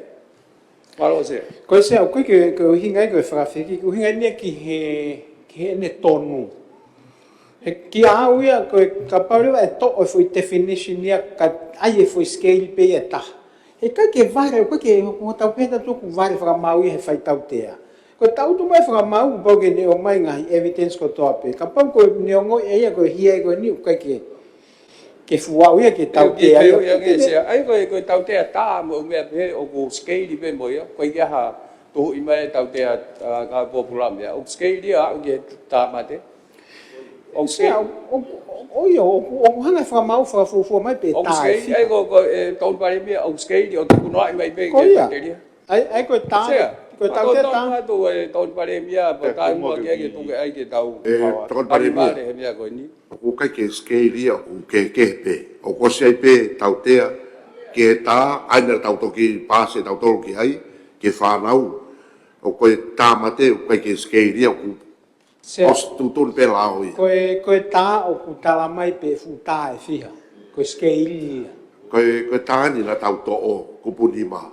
Ka ko ku hingan se ke tau foki mai ke foi mea ko ni he ke a situation ko tau ko whaka mau hanga ko whaka malanga te ngai lau ni e tuku ke polisi pe ange ke whaka mau ko ni ko u lau to tuku ke polisi pa ko e uhinga ki ai e tu ke to go net ke ton pare mia ko fai ko ha hia ha ule va ka polisi ai ke minister onesio i ve loi ki ko ha hia au hoko pa na charge leva accordingly he kai ke avela polo ai tau te tamate ia ki hataha ai ta avela via la hia ta na ke he au pito ai ko me ko fi to go ne toi ton pare mia e ai pe na tula pe mo tau te ave ki ai fa ta tau ki he hia ko tau pe he o tu ko ki ai to ta ko ia se ki to ko ne pe ke to ko pe ke fra mala la ka tau unu pe he ko uhinga insia ko kupu ono mo kufitu ko ha pe ko kupu ono o ka ke ni whakarea mai pe ko hia mamafa ia pe ko hia mama ko kufitu whakarea ia pe he ke whakahoko ha hia mamafa ai ko isiwe o hake he no pe me ha pai e sea ai mahu inga ke tau lava reconcile fi whakaukau ko ni ka pau te tau pe he ko hia mamafa ai he kupu fitu. Ka hia maama ai kupu ono. Kana tau tea tatau. O wai mea uwhi halak whakawhakaukau. Se, ufatonton, na utua os fatonton tua uain. Ko hia mamafa ki minister, mea hikipe ki ai, o asi pe hena, ko waha taimi i kai si i he maina tahaua. Ai ko uhinga ia, o pau ke ngai popula e tahaua whai ki o lunga. O whamaloa ti ko tatou he mea ko ia. Ko no le vai ai ke whakao se atau le vai ia i minister. Os mahino i siya ko siya, ka wanga whakakakatua. O tau tea mahina ono pe, kai kia o tau ta. Ko no ia, ka koe fitu ia, e kamata ia me mahina tahaua whai ki he tau tolu. koe ke pehe whakarea e lao. Ka koe sio ke sea ke he tingi koe ku fitu. Koe tau mua peni ke tau mao fui mama koe ya. Ek bisa as pe sa no hia mama fa te utoi la wa tu pe sea o kore ki tonga tap tol he ko finga ko ni ke fai mo tau sea ko si to ko ni pe ya ke ma fa na ma ko u hinga ya no pere ka ke lava ri consela ka ke sio ke ku fitu sea ku fitu pe he hu liu pe whakawhainga tā iai i kai whakamawhai i he tau mua ke whakahoko ha hia mamafa. Ka koe hia mamafa i he whakarea koe i he whauhinga rea ko ha tautea o kai toi si i hifo he mahina tahaua. Sai, koe tautea konu o mai he kumsi i ua kumsi i fitu pe ngau e pōpula o i kai laka hake i he tau e tolu. E malawa ke ngai pōpula he mahina e taha. Ka pau koe anga ia ai tu o e waiting e rea. He tautea me aho taha o au ke. Ai o kai ke reconcile ai ongo foi definition. Patondonu sia ka pau e tautea ngā pupura maina ta e ngau e haki e kupuono. Ka pau e tautea i e waha a koe o e mahina e taha ua. Pea ki lalo takatapu o e ngista. Ko tu ton he uhala. Ko whakatonton he uhala. Ai foi whakamama koe. O kui kai ke tuhu i mai a he lao mahina e taha. Koe mea ia ai whakamama. Ki mea whangi ki lalo. Ki mea whangi e ngista polis patok whai ho whakatontonu. Koe kupu fitu o kulawe ia me he mahina e taha ua ke tau e tolu. Pau kalamai reo he kupu fitu ngā au e pōpula i kai laka i he tau e tolu. Ka pau reo ngā pōpula e mahina e taha e i he kupu o no ia. Ai koe mea koe whie mau ia.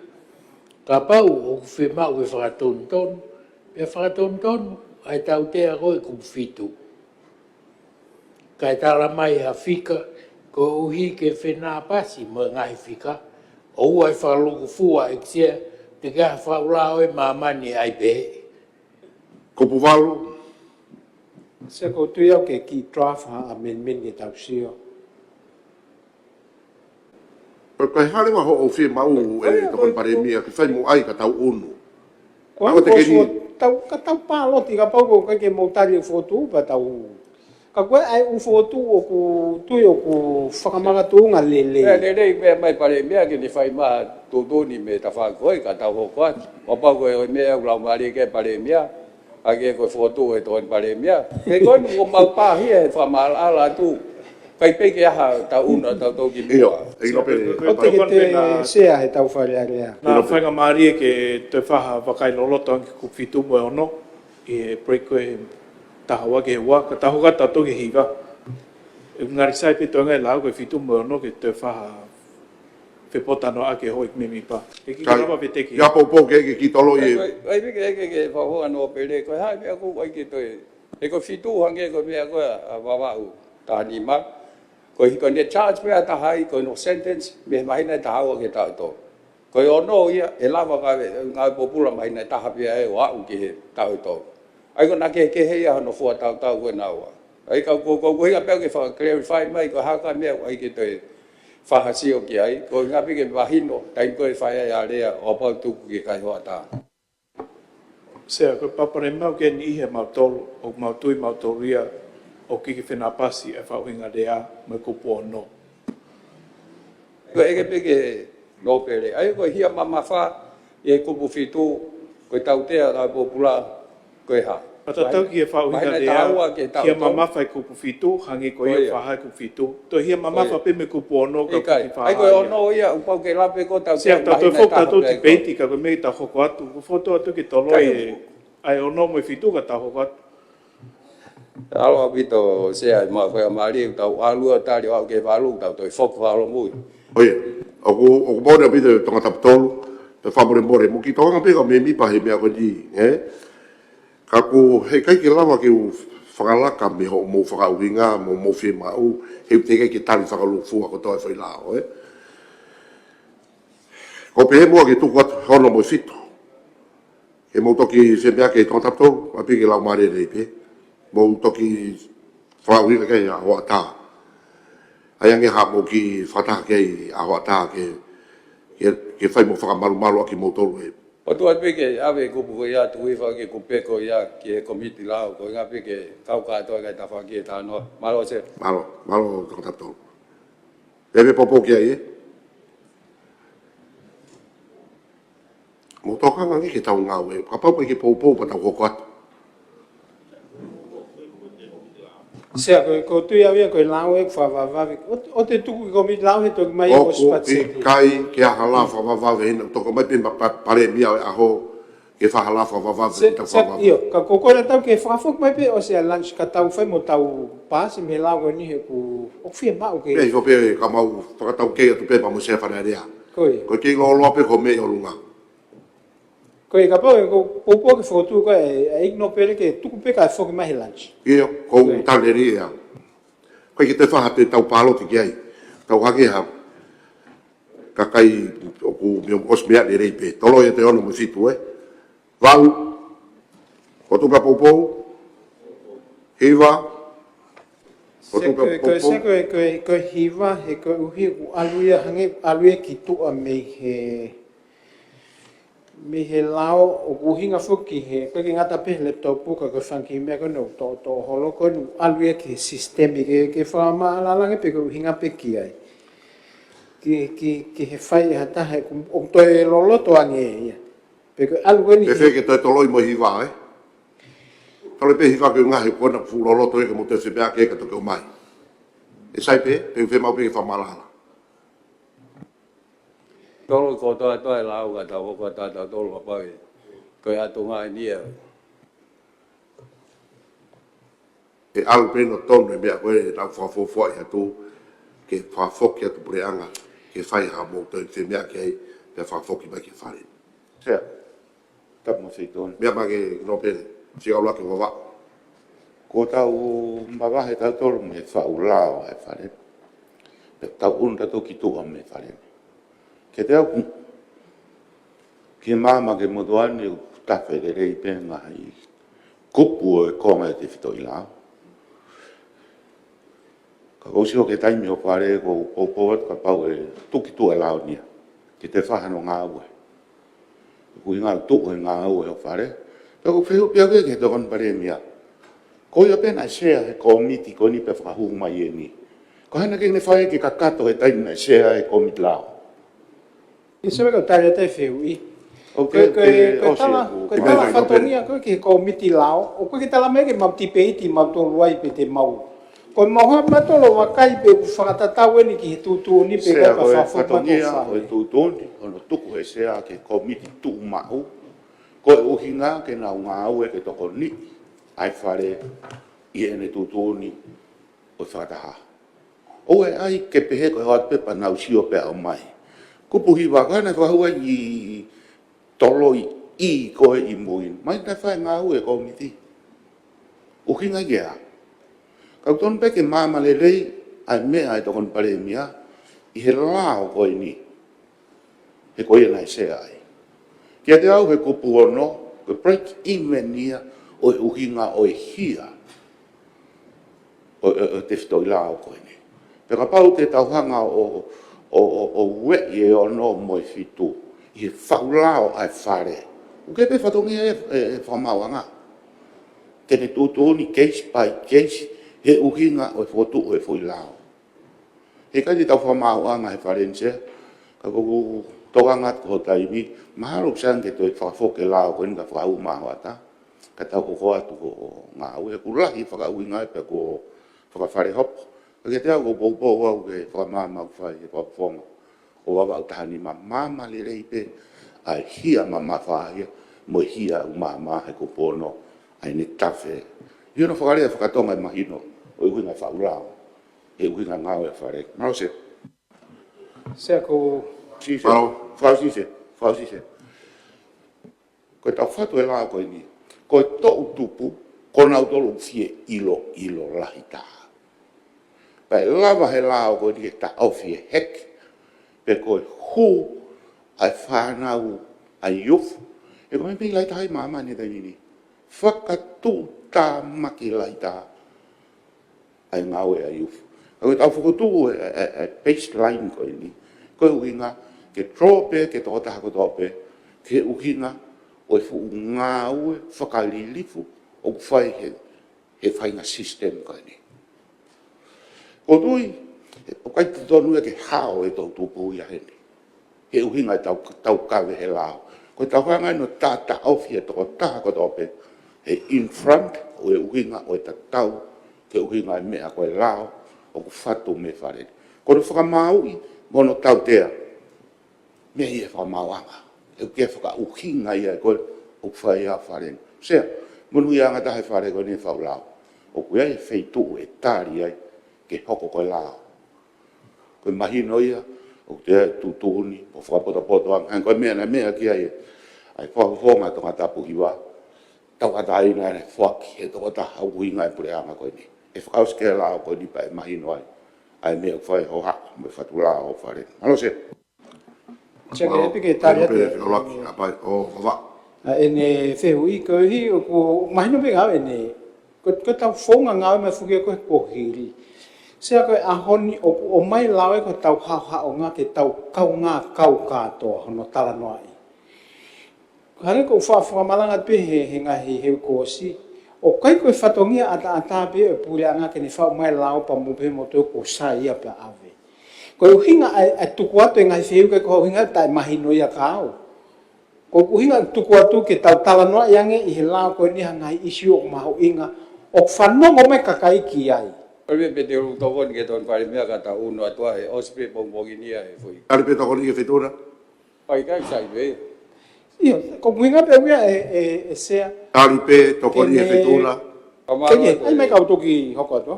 Whamalo atu sea ma whamalo ton pare mea. Ai koe ke wai koe impediment koe tau hanga. Tau pehe hange u heki hataha. Pe hanga taha ai o kai ki toi lao ko telefoni pe te ki toi. Ai ko communication system ia. Ai ko serious yang ia he ko ngau ni affect lahi e ia ai fitu taki. Ai o taki lu le wa mo wa ko fai ha ki kau ta. Pe aluia o waki. Ai ko ke ko hiwa ia. Tu ke le to ai pe ko nga pe. Ha ke ko ho fulu. Apa wa data center ia. E o tau he u data. Ka fai hanga o ke o to lava ta ia access data. Aluia he ho fulu. Ko bo fulu. Koe taha rewa hange koe ni. Apa wanga taha ia huhia ia tau foi keipolo tau. Hau ia tap into it. Illegal interception. E pe ko whainga wheputaki paiten lava ia o eavesdrop i ta telefoni a ta ua whanau koe ki ai. Alu ia unauthorized interception. Ai ko toka pe ko mahino pe mea ke ka ko wanga pe tokoni atu pe. He koe ngai lao ia koe ni, koe kupu lahi a hen, na e asi pe ia Computer Crimes Act o wafe. Ka koe tau whenga fua ke whakatahai, mo social media, o ini au toi a rea i pia. Ai koe kupu ia ni, o pai kai ke tāli ia, e kei lele pe Computer Crimes Act ia o wafe. Ai koe anga pe kore ai wha maala ala atu, ki he ngahi kupu koe ni, ka mo ngahi tau mua koe, o ngahi whaihia, e ala whaka ilo ai ki nau tō. Malo sea pa, malo e tare toko ni. Malo. Sia koe mea ko uhin ke hifo koe e tala noa. Te ka ia tai foi pulu ki loto ki he, uha ua tolu ai. O koe ko uhinga, koe ke mahino i pe tai mahino ke puleanga, ko uhinga ke tau tala noa i ke hifo pea vovo. Pea whanongo mai kakai nau mahino i, he mea haka e toko taha kune ilo lele kakano loto e lao koe. Toi mea haka mo wisa polisino e lele. Koe lau maari e tau ngau. Koe pe ko tai mahino ke puleanga mo foke whaka mahino i mai. O kukai ko ia sea. Koe mea ni ke sio ke eke atu, koe ke pehe ko tai mahina ko hanga, te ka etu foi pulu. Ko hike mea me access ki he mau e system. Sio ke he tari e ne ifo mo whaafofa.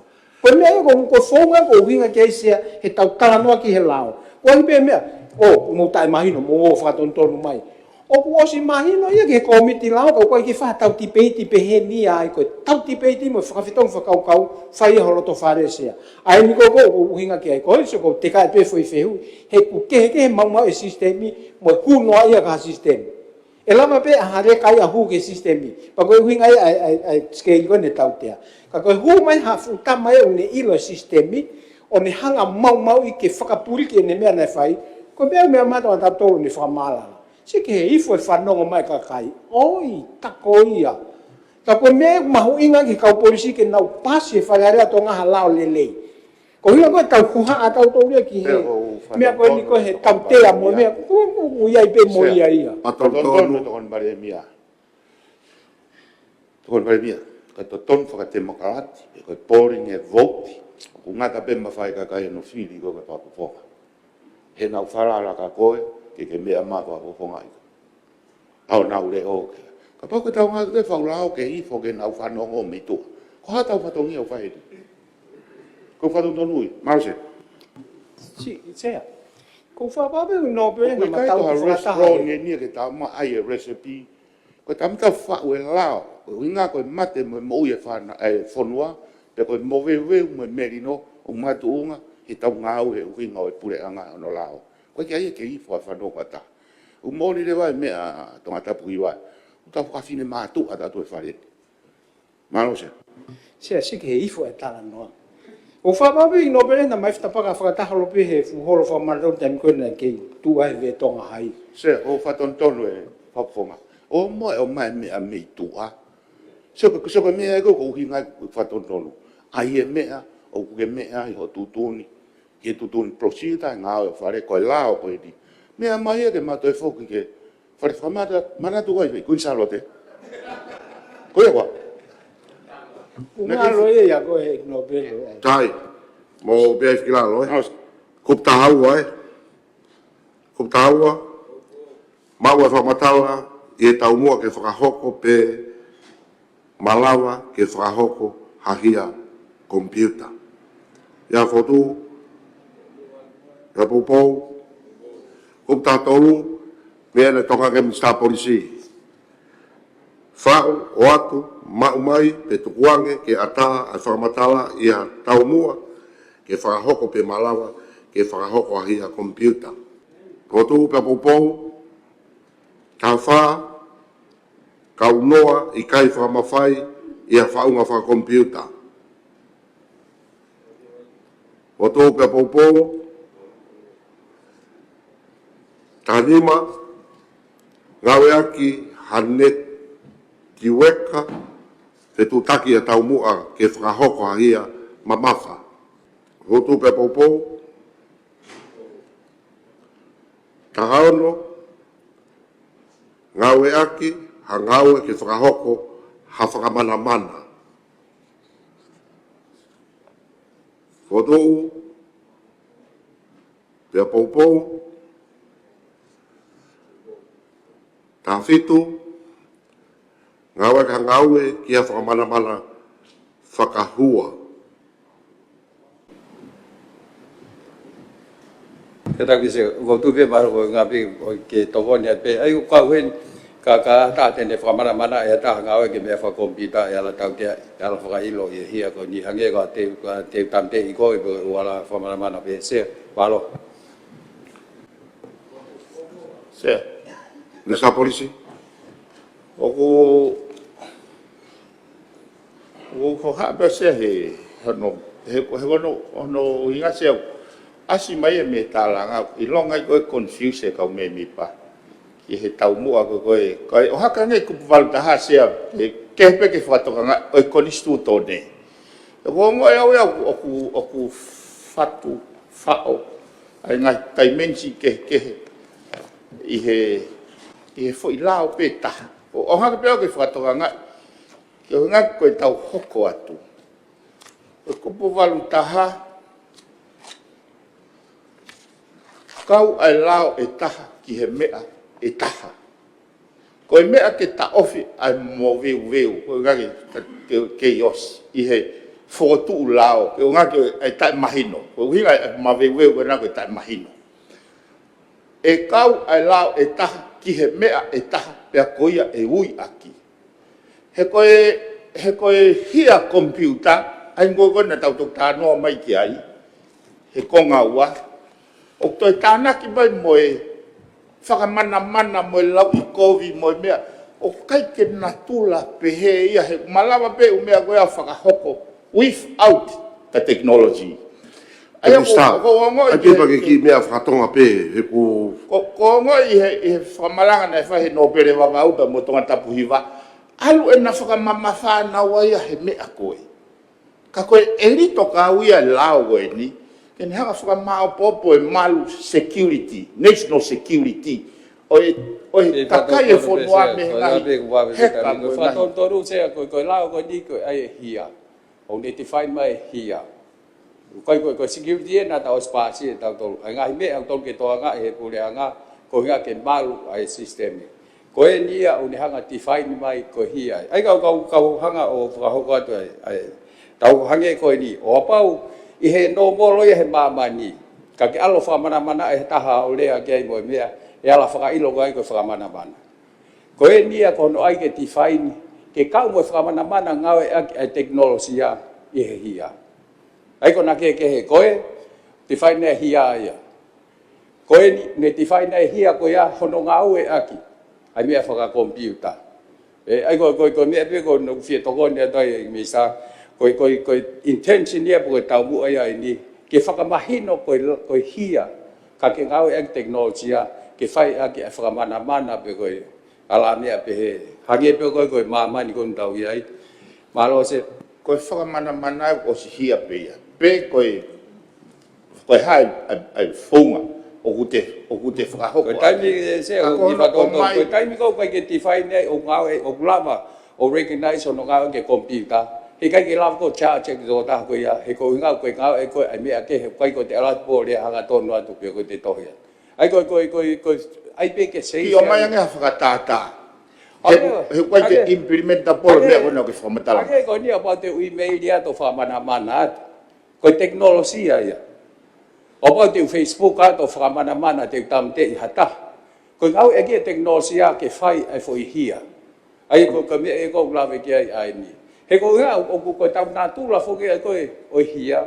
Te alatu pe ke tō taha koe. Ei, te tā i koe ke mati. Ai haa tonu pe he. Ka ko hao e teknolosia e tai nimi o ni whai e ia ai whawhai ngofuai.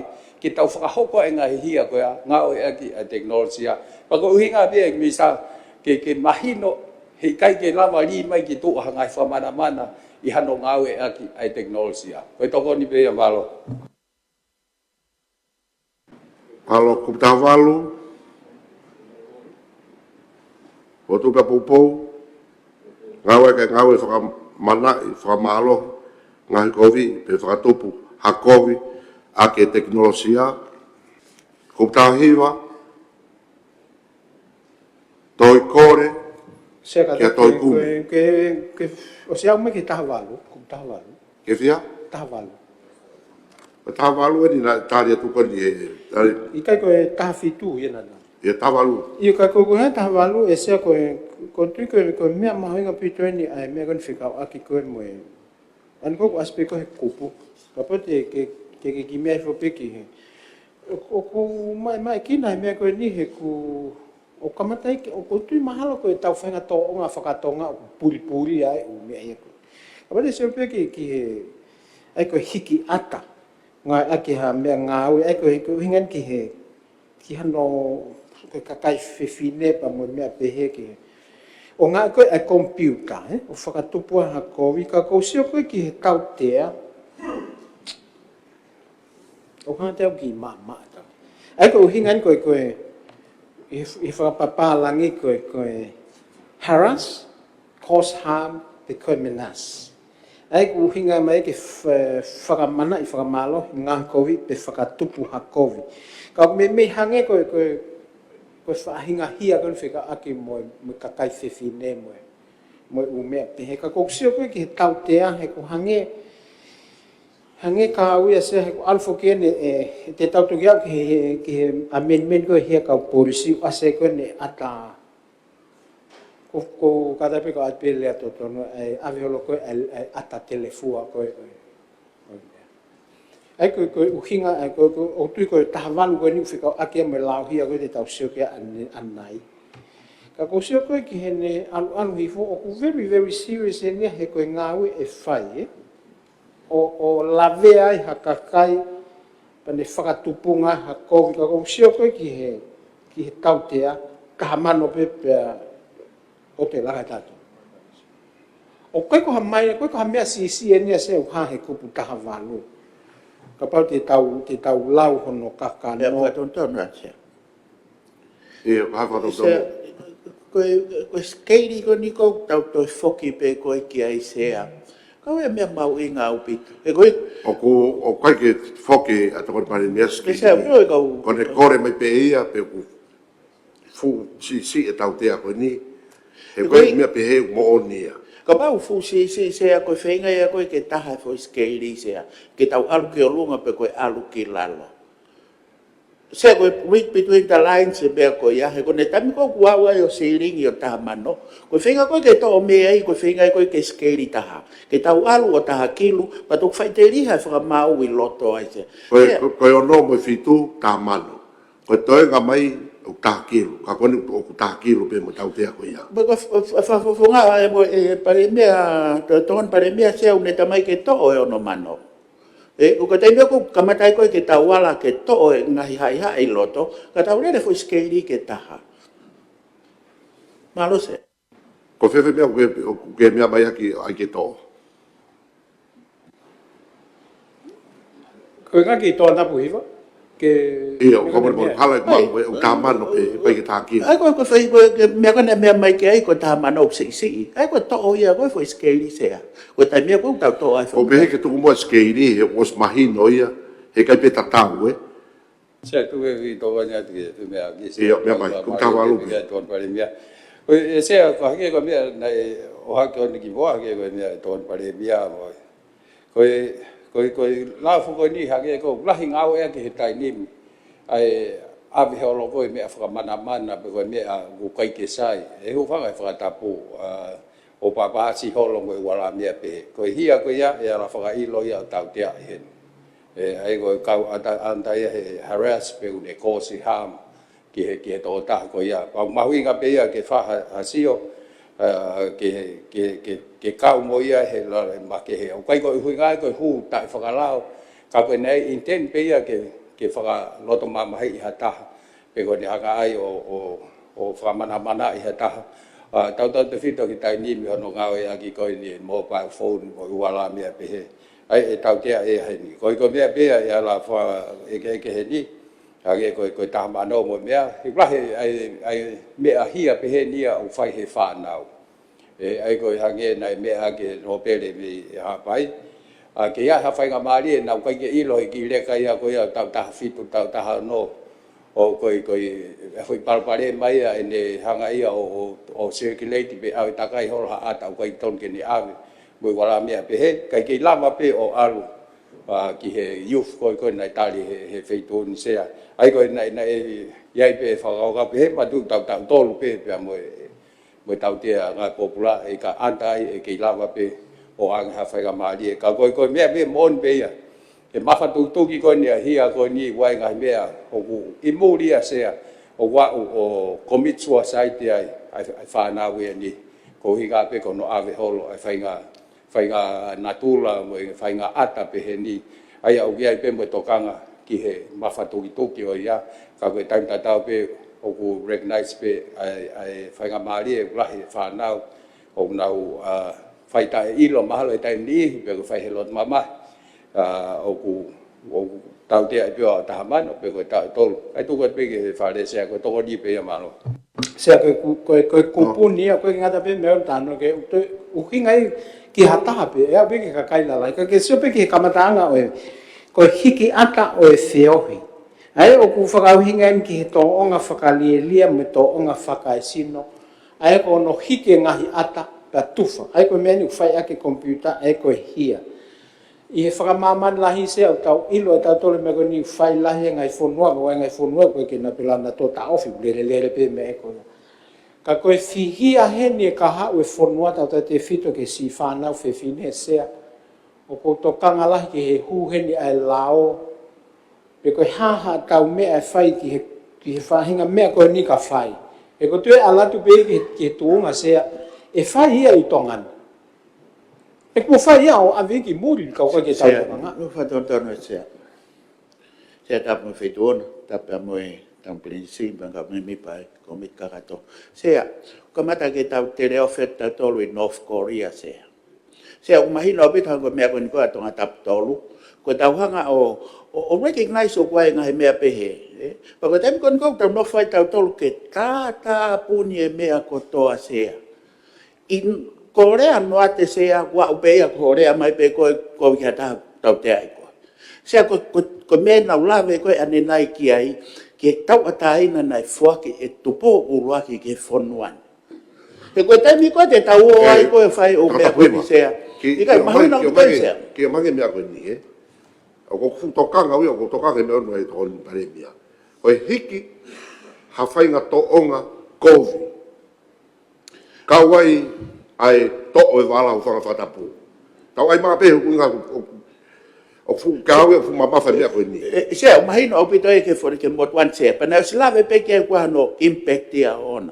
o kwa no impact ya ona o palparem se a ko tai mi ko e fa atai a me kon to gang mai ko ki e to kon parem ya te tau alu tau tolu ke tau hanga e tau tolu tu kuang e fon wan se pe mo konistu tone ke tau hanga e tau tolu ko Korea no ate e koi ko ava ke pe e koi ke ngata pe foki e fanga ngata ko ni se ko ki fa ko ke ngata fanga ngata e ko ni e kita tau e ton paremia o ko ke fanga ngata ya ke he kita tau e ala ngawe ake fo ko bla ko ni se ke tau alu tau tolu ke tau hanga malu ia o pito pe te tau hanga o apius ko me na me mai ke ai a fa fonga no pere ko ni ko o vavao sea te tau hanga malu i fonua ko mea koe ke tau mahalo kovi e mo uai hata sea mea whika hangu fulu ia ki moi. Ko pau ke tau hanga whao e lao ke malu e tau whanau. Ko tau tala noen sea ki he teknolosia fo ou pa ku hao e mea ko ia. Pa u mea ko ni ko tike ke atase fonua ni ki ai. Wai u mea ko tau tau pe ko ni tau mea. E mo fa fo e to ia pe tau ke mea ko na fa fo mai ek no pe de ko va va u. Pa ko hai fonua ka tu ko fa mahalo e mo ua. Malo se. Malo fa tau se ko o ka ke uno pe ko ha ka a North Korea ke mea ko ni. Pe mo fa ata ko ke fai hang ni malanga se. E ton paremia. Ko ia pe ni mea ko hoko North Korea o to clave ni e au me ko ia ki lave ia nga me be ko te fetu na ia ka ko hono fai ko i hengai fetu o lave ai fa na fefine ko me tu lo to la ko he ko ka ia ko na business pe na to lu ia se ko fai ta ata pe he o ka kai fefine mo fa na o tu ai mas pe ko ka pa ko le fa parani ko intimate visual recording ai ko ata tai os ko tu fa malo tu ton paremia fa fo pito ko bia ko ia mo tau kapo ke fekao ki pa mo kupu ni a ko ke tau tai me tau ririo fare area Marawi tore fare ke wa me mai xe fare area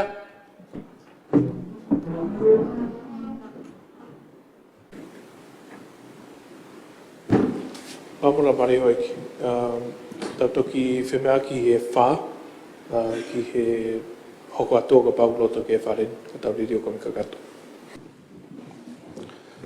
Ala pare, tampiri si, tu potoa ulkalala, pare mia mutonga, kabineti, ala pare a wiki, hau whafonga ka maka kai whanua mkau ngaue, tau whokilo he tau ngaue. E tau hoko atu e tau whemea ki wea ki o whiowhi ai whitu mo ono ai mea nei tolo i pe kūru. E pe ki o whiowhi ai tokon paremia mo Minister Policy. Ton paremia, me mai. Malo se, ko tokanga makehe a kuia ki he kupu taha walu he kouhi o ku hange uki natula kehe nia.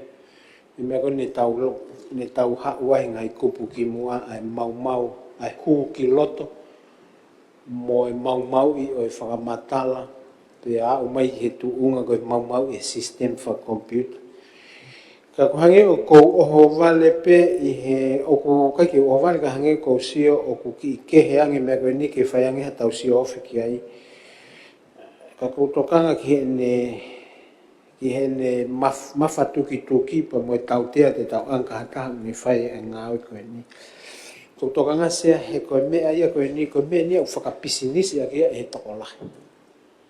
Ai me koe ha he kupu koe ni, ai hiki ai ata o whiohi, whakasino mo whakalielia.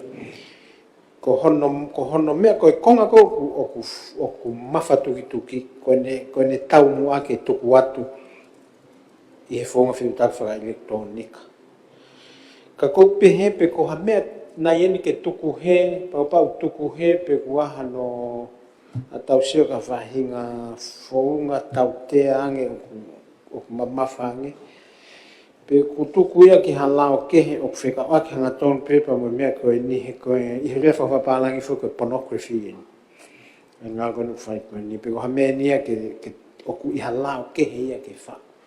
Pe te tau tuku pehe, ka whakamakatua ngai ha tau. Koe ke mau ke he lau hia, pe ko hae ni lau ana ia ke he whuikonga koe ni. Koe ke lau i he amendment koe ke he lau hia.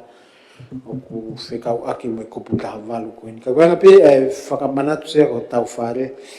Koe tefto i parupale mai ni e ala hoko alu o lahi i he kaha u. Pai ko tokanga lahi pe ke whihia e ka kai whiwhine mo e whanau whiwhine. A whainga mea peheni. O kai tau tue lau tato o ta ofi whakalelei. Ko he ku mei palalele pene mo i parupale malahi tau whenge ta ofi e whaitoko na tapo. Na alu heni he ko hiku alu puri a me yanga e tau wakai mo e tau sio. Anda kou whai ia i he whakapo uri e whainga ngāwe pēn. Ko yanga pēk e hoka asea. Pēk hareo ha way forward a tau tolu i fwoi kupu wen kupu taha walu. Eo, mea vai Mr. Mea. Tapa mo e wheitu una sea. Ea tapa mo e tamasi e penis kalauni. Kai uma ai ho eki o fare e kini kai lava te fine motu ani e kupu koini e kupu taha walupe ko winga ko ha ko mea ku na mea ki ai e to kon pale mia kala ke kapau ki al hifo e fa masala ki he ngai mea ko ni oku na fa matala mai ane nai he mea mai tonga tap tolu o le whaka omea ngahi whaka no koe harassment ai kupu ko ni hene hanga o whaka matala mai. Pea ulaki o ko whaka malo lahi i he la koe ni hono o mai. Ko hinga he kune tokanga i tina ai mea hia whaka elektronika koe e hoko i kupu koe ni ki he kakai o e whanua. Pea koe lawe e whine motu ani, o tau i heni, pea mea mai mo e kakai e whanua. Koe ngahi kupu e whamili, o koe e tamai, o koe e whae, o koe e whanau. O koe e whae tangata, o koe e tu whewhine, o koe e tonga ane. Koe kakai whewhine, o koe e whanau i iki. Pako mea ia u whai kai tokanga e whine motu ako e ni, koe ngahi ue sia kowi koe e hoko koe, i hono whakahoko o e whahinga harassment pe koe whaka ao nai ai hono whakahoko o e hia koe ni hange koe hiki ata o e wheohi pia alu ifoe ai kupu i lao koe ni taha walu taha ua o kawe me ngahi sino o tangata o mol malu o wikai ke aonga ke whai ha tālanga ki ai he o whelulu whenofo. Ka koe mea utokangi ai ai while motua koe ni, koe ngā koe wesia tamaki koe e hoko. Koe ngahi wesia tamaki au koe ke lama i au fua ake ha mea fua paanga. Ai ngahi mea koe e hoko, koe mole ai nge ia. Koe mole ai o ngongo lelei. Koe mole e whakaapa me whaiwe tapui o nofo e whamiri tonga. Ue sia tamake e whamili. Whanau i ki na tau tuk whakapāse lao kia tek nau tolu i tau i he wike ko osi. Whaingata aia ka nau tolu e aha tai mia e whakaukau ha whahinga ke nau to e nau mo ui. Pea whaingata e whakaake e mo ui, e whainga lunganga ta e tau koe e whakahoko i he e o pepe koe ngau e ake ngai mea whaka-elektronika. Pea koe iai ai tō ai whine moto a koe ni ke whai e whakamalo ki he lao koe ni ke le malu i ai kakai e hoka ngau tolu. Pea o kulawe i hiwhi whine moto a koe ni e tau te a. O kaunga kau pepe mo e tokon palemia. Inga mea nau lawe ke ane nai. Koe whahinga ue sia tamaki koe hoko he ni koe ke lawe tau tolu o ang hano mahu inga whakapaanga. O fu kia te au o fu si ai tahamano ko ke ange ki ha takai te nau whakahoko ai ngā ue pango ko ni ke society o whonua. Kia te au o ku tonu ke hiki hake, pia ka au sea 5 kilu pia whiunga, ke ta ofi o na toi whakahoko ai ngā ue pango ko ni. Malo. Foto koe. Ia popo ke. Oi pe koe whatonga i minister a ko mea i koe te whine. Koe ngai whakare a koe o e uesia tamaki koe ni. Ko hanga whainga tae wharen ki tau whe mea kia i ka ostohi i pau mai pe. Ai ngahi nunua mai mea ku hoko. Rio, minister ignopere. Se kaua hapai, mea mai. Tape whaituna sea pa mo hoik minister, hoik mengi pa e komi kakato. Mui mua pe he taranko ni ko mau inga me ko hake minister mia. O whapapa peki e pa mo e tō pai mea na fotu ke hiki ai tau tea koe ki he hia o kā koe ni he kup tāwhalu o e la whāganga. Ko mui mua pe whamalang koe ni a tonga taptolu. Ko uhi, koe lau koe ni neongo i hono tari, e hoko koe lau pe ai tari ui kei kakai whanua tatai pepe ko ha whanau ke isi, pe wa taha ke isi, pe wa taha ko tangata lahi. Pe whiwhine lahi ka o whai tokanga ko uhi koe lau koe na tau paski he tau tupu. O tau whake whainga maari ke a whainau tō me he whamau anga.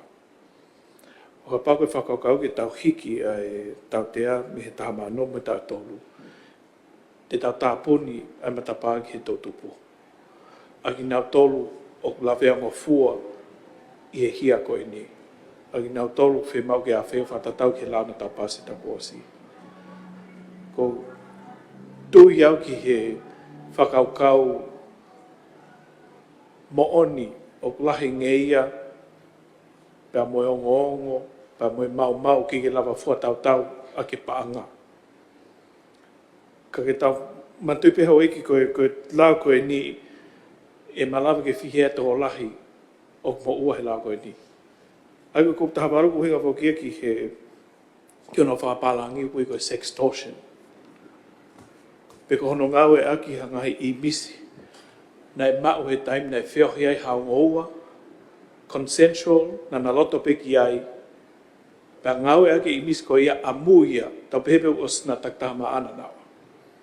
Pa ko hui koe ngahi loto kovi pe koe haa e nau wā, loto tō taki ni tū hifo e ne kau ngā mea ko na osi break up. Pa ne ngau e ake i misi ko ia, ose na ponea na pe koe haa no whalea. Na kau ngā mea.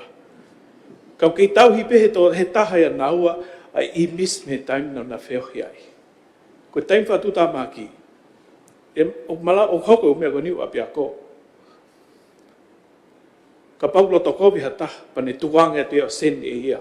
Ko whaka loto kovi pe koe ha. Ko taim e mamau i lau koe ni. Pe e lawa ke more ongo ai tō taha koe ni. O ka he imisi. Aina e loto peki ai he taim kuna e whahoka i misi. Ka kono ngau hala ki ai imis ko ia o taha oku. O whahama he lao hange ko e kupu tahawaru kupsi uruaki o e la whaangana.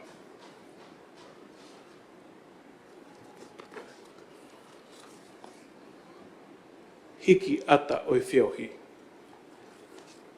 Ko taim ko tuwange he tō taha koe whai inis koe ko taimia o ku ngau e ko taha whalu koe uhi ko ne tuwange aki ai loto tau whihia. Tuku hifo wharatokowi e koe hawa. Ko taimi ku mamau e lao. Ai ko tau pehepe ka pau koe whanau koe tōtu pōen pe ka taha ta whit ki lao. O ki tau whemau ke more whainga marito o taha koe ia.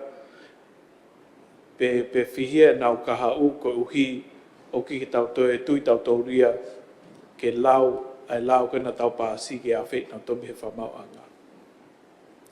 I koe lahi taha mea koe ni koko i he tau tupu, he tau tangata koe keisi. Ai koe tohanga sea o ka pau kunau loto ke tau whao e lau ke kehe pegi he tau tupu ka ai lau taha ki ka kai lalahi. Pa tau whahu he whatontonu hen sea. Ka pate tau hanga hiki he taimini me taha manu me tau tolu e ki mole whainga mani tau tupu ka mea o tohanga ki ai sea. Ai ka pau nau whihiki nau tō, pe ai lewa whakarea pe ka haa whotu me pure anga. Tu ke he tau tupu, toenga ki mo tolu, ni mamano pe ka haa lahi tau e hongofuru me tau tolu. Ke uhinga rei ai lau maria koku mea mai ke hoi ki. Ke hene tūloro tonga ko pōpōa ki he whao mai koe lau taimini. Ke uhinga rei, pa mahino koe taimuna e taranga e lau koe ni na oswai whepotano aki, pa ma ukupu whekau aki, o hange koe ni na o si report mai he sea koe komiti lao. Pa mo taimpe koe na e whao mai lao koe ni, mea i pehe e pare mea malolo, na swai whepotano aki pa mo alunga koe lao, pa mo tau mo e lao, ke whasisio no ngau hala aki a hiki ata o e whiohi, koe uhi o osi ai pekia me mea koe ni, tau ne kita ni ihi. Koe hui sisi pa anga ia. Pe e tau mua koe ia, e ki ha ola ia, e ki ha ola le lei whia maari e ki ha taha, ta tau ai pepe koe whihe pa anga he kua more na ongo. Ka koe tau mua ai lau koe ni, ke tuha tau tea ke mahino, o whai tokanga ke tata ofi, ano ngai hala aki ono hike ngai ata koe whiohi. Tau whatonga hin sea mau inga pito o ngongo, ka he taim tau whemau ke tau whapotopoto ki peo no hiliwhakinga he tau tea, ko hiki whena pas me lao koe ni ai tau tūpū whai ke toka ngama e hoa. Ai koe ko popor peke maranga tō tap tolu sea, ko kore peke hoi kmista ki nau whaatu i pe ai mea koe ni, e ka pau ko hakakai tō lainu ki futonga nau tō, ko tōkanga ki tau tūpū, ko nau tō pui sia lahi ke mea koe ni, ano hike ato e whiohi. Pe whafufua pe tau tea, ke nau tolu, o hange koe pā koe lau kona tau pāsi, taha mano, tau te pānga, tau tolu, ai whahu ki pisone. Ko hiki lava a whet nau tolu. Ka nau toi mariu mai o sutu ni pe lau koe ia, tō taha tō ua, tō tolu i loto he tau i taha, ka owai, mahine o ki toi lava a whet. Ko whangatangata i e lau koe ki ono a whet. Pe ko tui ka pau iaha ni ipna, tō tonga ki mea koe ni, tō taha tō o tō tolu, tō awrewe whamau angapa unga rerei rewa nui whaki u tau tema ke heka nau tō. Ko wepe sea popo ke whemea ki, malo. Sea, ki toko ni pe ke whamalala pe ai isi uko ni. O ku hinga le lei pe ka au e ai whamalanga no pere me hapai. Ka koe me ata tau pe o ko haa kia to kon pare pia pa minista moi. Koe interest e tau tupu. Koe extreme koe taha. Hono ngau e aki he kau perpetrator ai tau tupu i he whakaukau e lao koe ni. Pa tau whakangatangata pe ki he taha mano. Koe isi uko ko hake he no pere moni au pito. Kono advocate ai kau kono tau kapoi ai tau tupu o ku nau whakahoko hia. Koe tau kapo kou whai atu he, koe tau tupu o ku hoko na tō koe victimi. Ka koen sea ko kore te mea koe ni. Ko kore te mea koe ni he kono ingahe na fōu mai e lao koe ni he process lao ai pure anga. Whakatatau ki he kupu walu taha ko ni sūtone, os mahino ia hen sea o ku ua ai mau ki lao ko ni ka kono whakapalangi o mahino ange se o peheni hono whakalea to avoid confusion ai o whakarea whakatonga ia ke koe ui ke ta ofe maveu veu o kehe na tula whakarea koe avoid confusion ke lao e taha ki he foi subject meta e taha koe ni au lotonga pe e tau le reo hange koe whamalanga ai tokon pare mia wafere inia tau alta to tanoa ki he whaihia ia ki he kakai kau kai koe whaihia ia ki system o hange koe mea na tau kamata mai ai ko hono koe te excess tae whakalao koe te modify tae whakalao koe te disclose koe te dispace koe dimension ia koe au o mafa tuki o uhinga lerei pe lao ia koe ni se kau ke tau kamata tu hoko hono whakalerei i ka koe te fito koe he ku mena ulave mua gai ane uhu ai gai te aha konga e lao koe ni ke lava he kau he victim o aha whahinga eke o beyond i he criminal prosecution ni ai koe nunu aia ai koe poini sea ke tau konsita foi tau tea o feta inbe mea ko mai he no pere mo mea ko o atu na whakatau mua loa pe ke malui ai hako tupu e whanua ka koe extreme taha koe extreme taha ke tau aha tau ki if conditions ka pau koe situation ni e mo ua pehe eos ka pau koe situation ni e mo ua pehe kai o ai fu hange u to ma koe anga e whakau se malo se atu e ki toko nia ki tolu se mai tamo whetuna se tamo me mi pa ko mi kato ke mea ipe he whare o kia e lao ki he pornography koe asi he ni kau kai lao ki ai mo minit peko no kau e koe teknolosia ke tau tu whaki aki e ala whakailo koe ia i he lao koe ia lao hia ia pai lao e ngai popula ai wangi e koni ko mea kia kakai na o hiki ngai mea tai tau ko ia tu whaki whakailo na toli he pornography it was the Review for Interpretation Act kawai ha umea whaka elektronika hage e koni ko no seni holo e mobile phone pe ko e social media pe ko ha ai ko lao e ko wai te motoki ia ha mo time pa motok mea ki ai e si riwe lao ko pornography ke kawai hano tu whaki aki ai teknolosia ai ke unga pe ke record se ka pai to ko ne pe ke kalake ke o haka ne foi lao ko o mea ki ai to adap tolu ke tau consider in totality ai mea ko nu tau tano mo ha ki ai se malo ko mea ke ka unga ka ko sivile ki he whamau polisi te lao whakailo ta ha ke ta man ko de ova ko ta mano te lao whakailo ta ke ta kilo bo wa kilo bo ni makilo e whamau la hia ai o ke ha whanangata e hangata whakailo ta ia ne mamahi pe i hunga ko lau defamation po wala mea pe ai ko foi poine ta fu na ai pa ko poine ta ko na uhinga ki ko pornography lau hia kapu kata pe to me a pe ke fika ta ha no o ko asia o pau ke ngawe aki a whamana mana hange ko ni pau ke whai kai te hanga ai kawa he taha no ai whamana mana ko hinga ki ham ai tō taha ko ia. Koi ko hinga e ke taha ia ka here pelu. Ka ko hinga ko ham whakalau maari e whakalau atamai ko mea kui ko whakalawe ia pe ko wesi ai tō taha ko ia. Ia kup taha no ia pate mo mea peki ai. Ai ko ngai mea na whai kai ai tokanga he oik misla sea ai ko nau toki lawa ki ai. Ko pornography ko ha enterprise ko ka taha no lava pe whailo pia he hia koe. Koe nia ko sio ko no ngau e aki e computer ko e ngai case pe ni hange ko lau hangore ka ko na ai hame o pau ko ke ia ka le volo o kai ko ai ko hange ko publishing pe ko me pe he e ala al pe ia i hen pe ko hange ko lau ne ngo ko lau e ko ni ki ta ko to pe ka ton pe ki ta have in mind ai ka kai ko apply ke ai o kai ko hinga nia ki to tu pu pe ki hata hape o ne ngau ia ki fai ia ki ai ha ngau me apang o anta he tahavalu he ala apply ia ki ai ka ton pe ki tau whatonga ai whenga ngā ue aki koe a ngā hilao ko hinga pe ko reality ia koe oi maamani au tau iai kai ko hinga pe aku te mou aspe taho no ko defamation mo umea pe he la vai ale reo lau kilu mea pe koe pe tingalu ke whamau polisi pe tingalu whamau lahi pa mo lau koe ke pornography wasi rei pe ai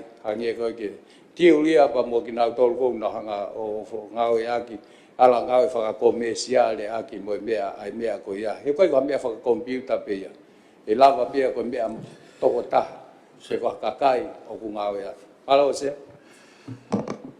e o mea mai ni sa ki paga pa toki mea mai ni sa ye mea ai o spe pa toki hoko mai mea mai Tama whetona e tsega pe ki he tama prindisi klauni, o tap ke paremia, maroe lau mari, maroe whola, maroe whukmai.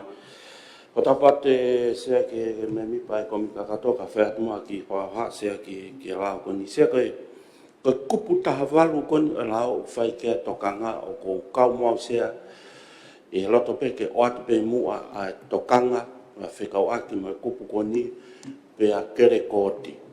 Kono hinga foksia o ki kai ko hakupu e nia hange ko mea ko na tonga taptoru o kai ke whekau aki hanga tonu ia mo tau pehe ko mea ke pornography.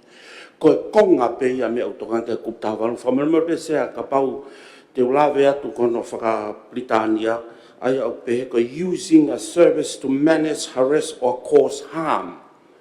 Ai ko kupta walu ia ko ke tahano. Ai ono whakatonga pehe ko ngawe aki hanga au ke whakamana I whakamalohi ngahi kovi'i pe whakatupu ha kovi koe hāmia.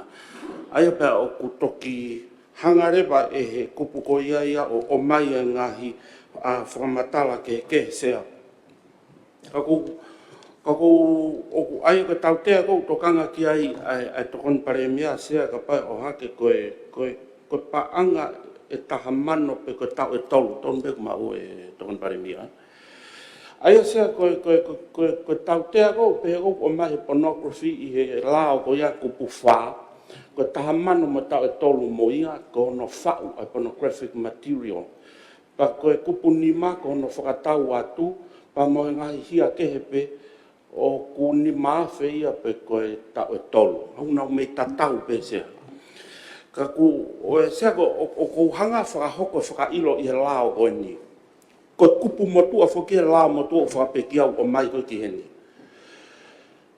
Pe o kou tokanga kia sea ke whakapapau I pe o tonu, pe o tau whiunga pe a tau tea. Te honga atu whatatako ni sea. Ka taimi koe na aku whautua ka minister polisi wafe taha walu. Na iai e tuku aki I mamafa na e o mai he interneti kau ki wharelahi pui ange he. Pana aku sea I he komiti ko ia, pa kau ki ai pe moe, ai ki minister tau malu I ahene a fio, pirikatia, mani I ke attention yare.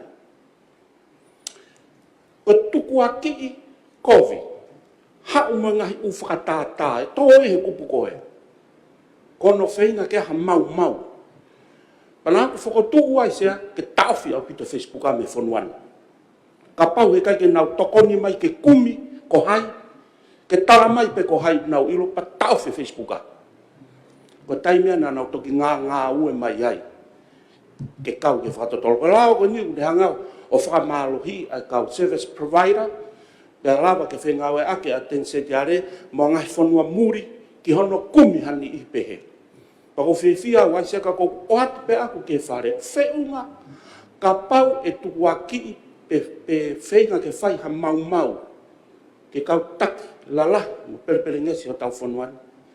He kui kai whoko ha lau kovi, ko lau kovi, o kuai e kupu makehe ia kono lau kovi aina whio. O kai ke pehe ia I lau koini. O ku whakaluku fua ia. Peko hinga pe ku hanga o whakahoko atu. Sea mon pe ia, o ko lau consequential, pe whekau aki me te whito I lau koini uliliu e lau hia, o kiai e ngahi tautea I whekau aki pe moe ngahi ata, ta e tau pe whakarieria ke ta walu o wau ngai popula ta nima ke he ia ko uhinga kupu ia ko e ko menacing pe ko tau pe ko Koe whakamana, whakamalohi ngahi kovi i pe whakatupu ha kovi damage. Ha mau ki a taha. Pako hinga whakatupu pe kuku atu sea pe oku whe unga nai. A mau e hoko ki a kakai pere ngesi. Nai una react lahi komiti kona paukau kai sea. Pena e teke malohi ofisi attention yare ke whetu taki pe mo Facebooka. Ke tokoni mai ki hono kumi ani ihi. Nana hanga tuange ngai u ata pehe o koe mau e interneti. Ako wat pe se ko whakatata ia u mea e lava aloa ke kau taki pere ngesi.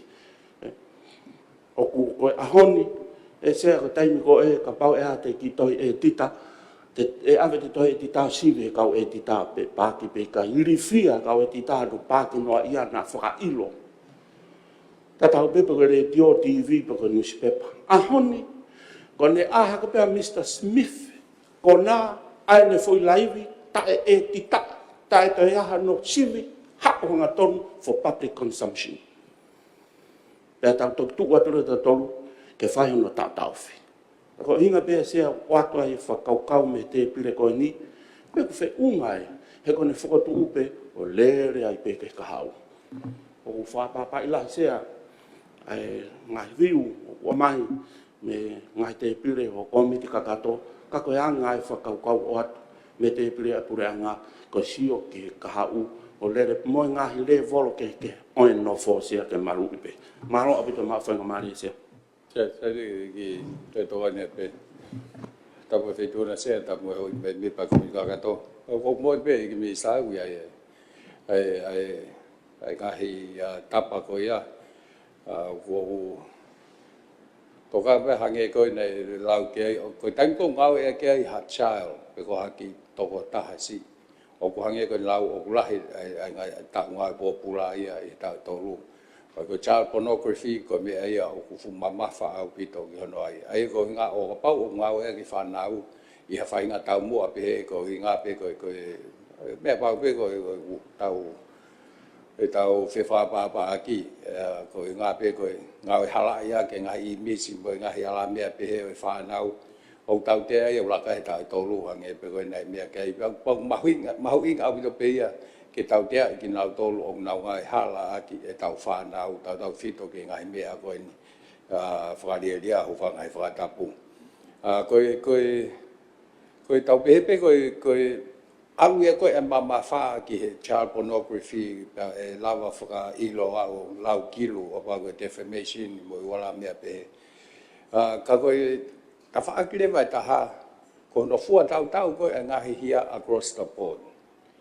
Koe tau fu mea fo tau fu o vale fu fo o ano pa si holo mo mea whaka elektronika ngahi ata tai tau mo ala mea pe ka ko fu tau ne ke ko wa he fu tau ka ko fu tau ko hia e ngahi hia ke he o pau ke fai ko hinga ko tango ma fa tu ti ko hia ko o pau ke compare polo ia ke fa hoko hia ko and so forth ai ko me be o toko atu ai pe ai whakau ko ia sea e lava pe ke tau sio ke tau te ai lai pe mo ngahi lao ke nau toi tau te ai lahi ang ai ngahi ngau e pe he ai o ko me ta te tau ala lao ke ai hange ko tau na kita o pa o kwa tau pe he ko ha foi me na ho ka ha mate ta mate e lava ia alu whaka ilo e he ta matanga ta he ko hinga ko ta mate ai ko ni ko tiu we faki mea specific hono nga e ko technology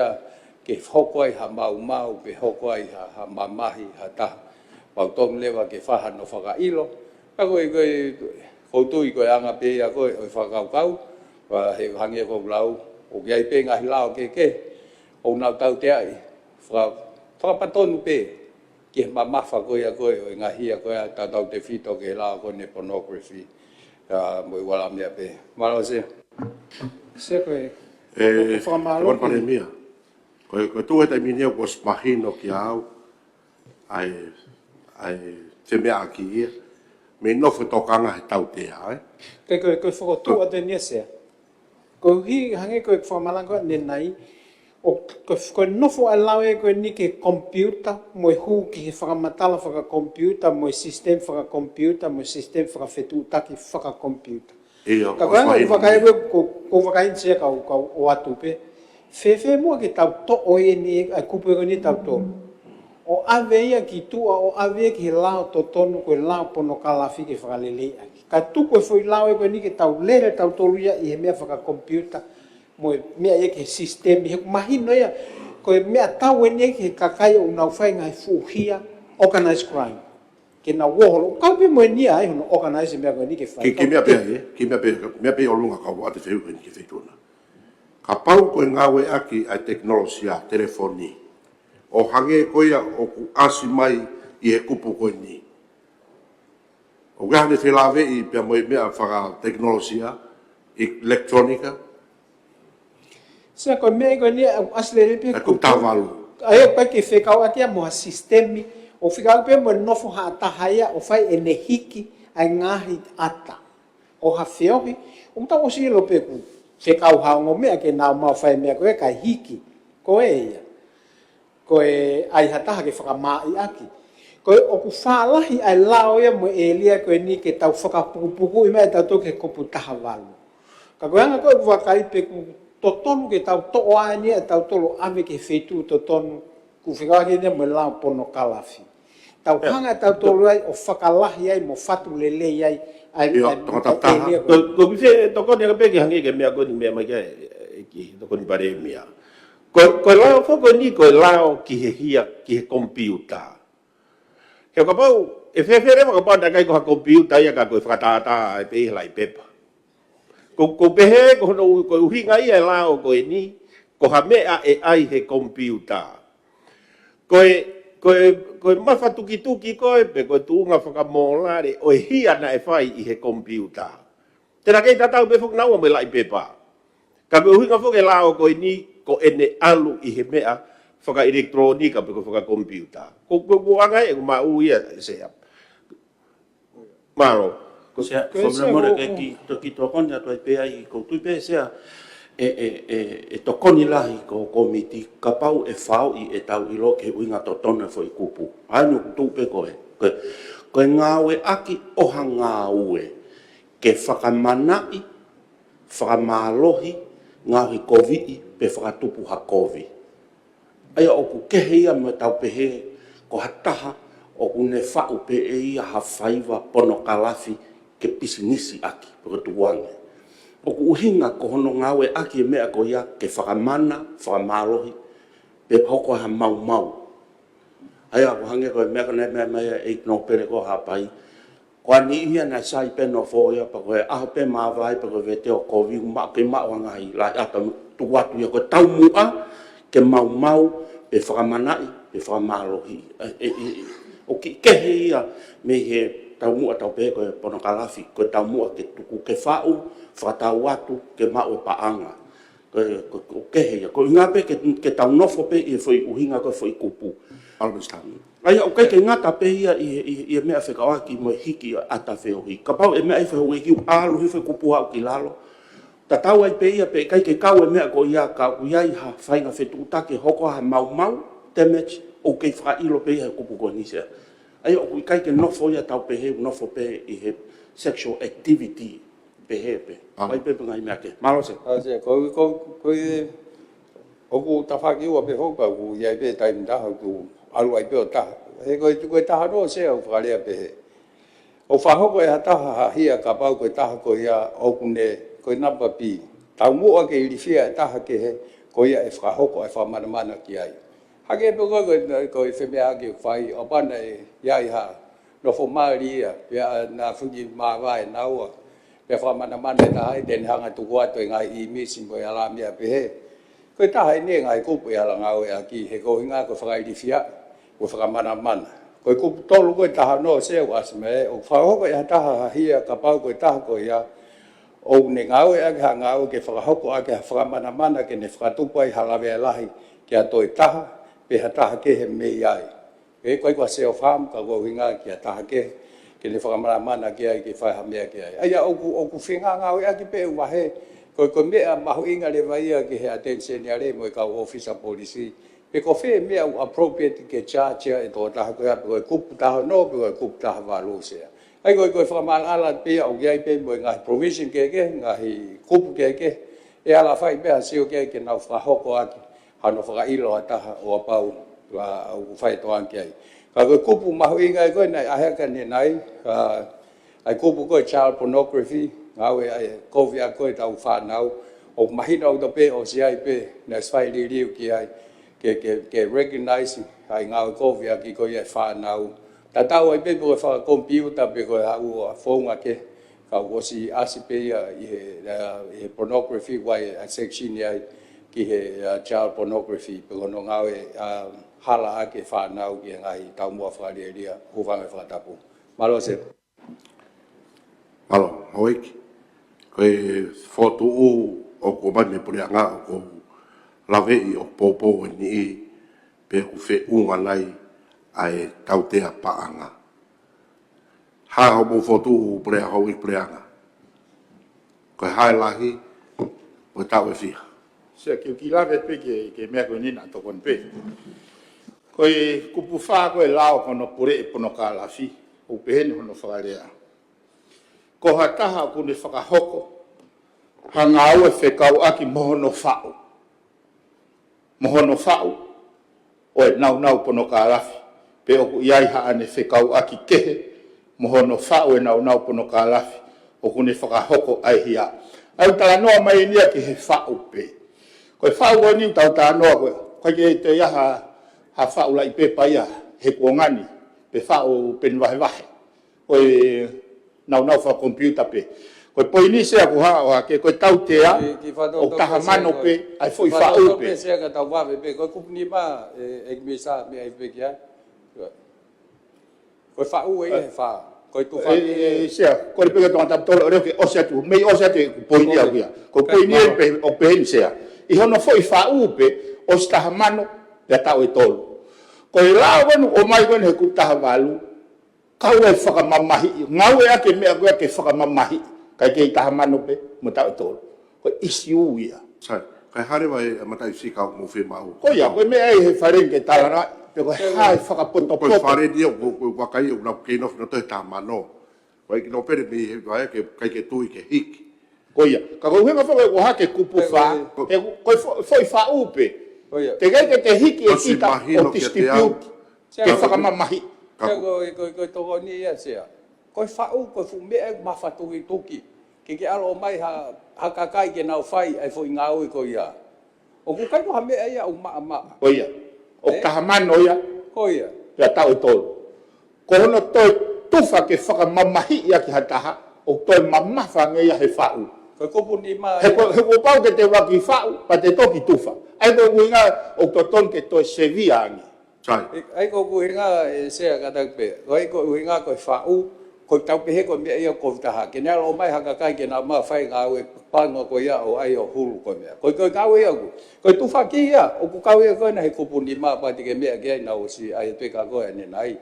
Ha ke ia ko tu fa ki ko e pe tau pe he ko pu ko ta valu o la ko ni. Apa ne fa we ha ta ke. Ya la mo ai ai. Ko pa ha ta ia sen e he Facebook ka.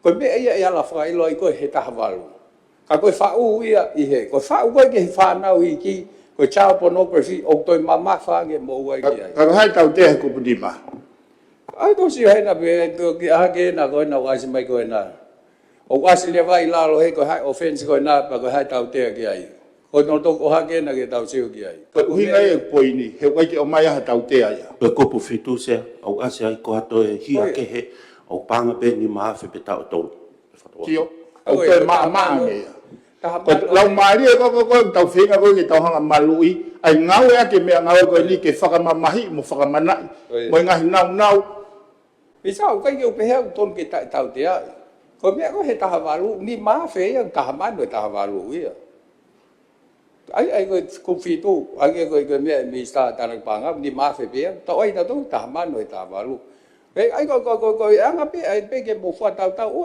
alo o ai loto o ho ke tau pe ai o ha mo ha Ai, ke tau si o ke fua tau across the board. Na lele ang pe loto puna whakawhonga. Ai loto kāna, loto puna. Sai, tuku mo ai lau pono kalafi, ai. Se kata koe nai E tau pare mia, e tau whai mea koe ni. Kai koe koe atu E tau whai mea koe ni ka tau ngā unu. Whakatu mai mo tō hui pure ngā koe hai tau te a. Ko whakatu en sea. Ke tau tō tato e kupu, ko whakatu en nai. Ia popo ki ai. Ave ke pono kalafio tō whahano veteki. Ka hatu koe alau e ke kompiuta mo hia. E sea, koe e a kou whaoi he ni, he whehu ia lewa, he taimi kou send Facebook, a holai mo message e mea, e ngau e ake technology a. Koe uhinga e specifically whaoi a koe kupu koe ni, ke mahino e lava recognize hono ngau e kou mi ake technology a. Pa koe uare, o pa e to'o he. Pea whewhe lewa, teke ameni, consequential amendment a pornography a ki he. Pea ta e lao, u whalao mea. E koe kore pe ke pure ngā. Tau whalala pena e whai he attention ale, mo i kau konsal mo i mea koe na e whai. Pa koe e whakamatala pena e o atu, o apau o ke hea e tau tui. Koe e tau pālo tia ka tau unu atu e kai pike tau tui ta tau mahalo. Koe whenga pike tokon. E no pere, wawau. Sea. O loki. Tapu e fiton, tapu e tama IPC. O popo o pito ke mea na tō whamama ke e konta tolu. Whataha pia mo e whamama tōng e minister e kastomo. Koe kupu ia koe ni o kuinga ke specific pe. Hange ha whakamana i. Hange koe ni. Nai mea ni koko i muri. O kune puke ai e langi o e kau MP. O te ke asino e hana i club. O te ke alo kona ka ke whauri kona. He ka pae mao hafo i lai tai ai. E lava pia politicizing e hataka. O pe te ke o mai e pe koe ka ika i whakamana i a ki koe lai tāko ni te tuku atu. E more ai o whainga maari e koe. Kone mai koe ke uhinga koe ni koe o whakare ai hange koe ngai ukonga ko whakau aki mo pornography. Koe ngai ata ia e malawa he afea ke toko hataha he uhinga e computer ke ni whakamana ia ke hataha. Nana wheo hilere ka na wāko. E toi la ko ni whatu tamakta hai nei ufu. Koe ku mau hao lai tā i ano pāse computer pau whakamana ia ki koe a innocent koe ia ke hate whie mau. Kia te au tūpe he uhinga i kupu koe ne.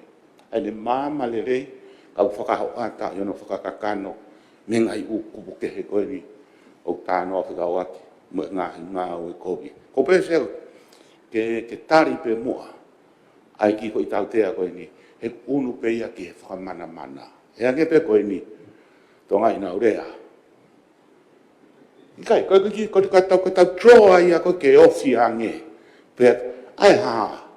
Ai, sa, kai ke whai e, te wholahi koe. Se koe angai koe no tuku ange, ai ki hoi kupu koe ni i e konga, o te whito i lao koe tu whakatondonu koe ni. Ko o ai e, pe koe ai e. Ke hea, ka kono ngai ho ataena, ka ua e whea waki, ngai tā ku te to'o mie. Ka koe specific peia, te whanga whakamana ki koe, ke whai e mea o roto ki ai. Pe, ko to me ke o ka ke ka wa ki malo se oi no e o sabia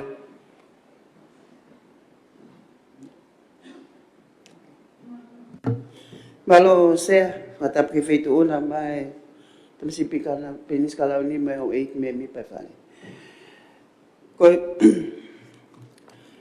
ke fine motu ani o ku mamafa anga me ko ni ko ngata pe he hiki a kau e pe mono tu whaki o naia. Ka pau te moa kai hifu ke taha walu, taha, wai e pau alif ki he pesi taha hiwa koe nei tohi lao nei o mai, ai draft. O whakahoko, tu kuata whitu tawhirelo te honika ukau ai kai whangatangata. Ki he hiki awe tu kuata pulusi tu whaki, whakawhetu taki ke he ange i hangai whonga whetu taki whaka elektronika. Ai ku hinga, ia koe ke ngata peho no hiki kau toi tu whaki. Ai ka mea tokaan ke ai whine motu an, pea oku neongo oku pehe, o kai ke o kai lao ke he ia ki he pornography ko e te whakai fope o lau ai whakai ki ke o mea koe o ko pui lao koe ni spin pornography o si kau ia kau ke ngata pe ki o te kau me tu faki he ko konga pe ia o e whakamana pe mo ngai ala me ko ia o ko tokanga exea ke mea na mea ki ai whakafunga whikaua ha pai ko ngana tau paas fo ke wi ko si ai lao ke malu e whanau iki ko ngā koe lawe ko ni o mo oni o whakau ai whanau iki hanu aina whakai aina toi a kakai ai lawa ke nau fihia e pēla pe me fukakai ia o nau whai e nau tore mea ko ni i he whainga lau maari e ke he pe ia ai o kuua lewa te tau Pala ne mea mai ane nai pe lava ke tauhanga o ki whai ke he ki nau tolu heni. Pe tau lava a ki mono heni tuku kehe. Koe ngā ke malu ki nau tolu. Ka koe mamafa ki he whine motu ani e kisea o mamafa ki a te hau kai peke whiunga taha manu e koe ni me tau e tolu. Malo. Sai, mo fotu mai. Hai matai Chicago, ko pau mo katau paloti. Hau preanga. Koe lao e tu mau pe e ta mano. O mo tolo ko nga ta te mini ko i ka tau nga un kai te tau ke no ko pe ku ta wal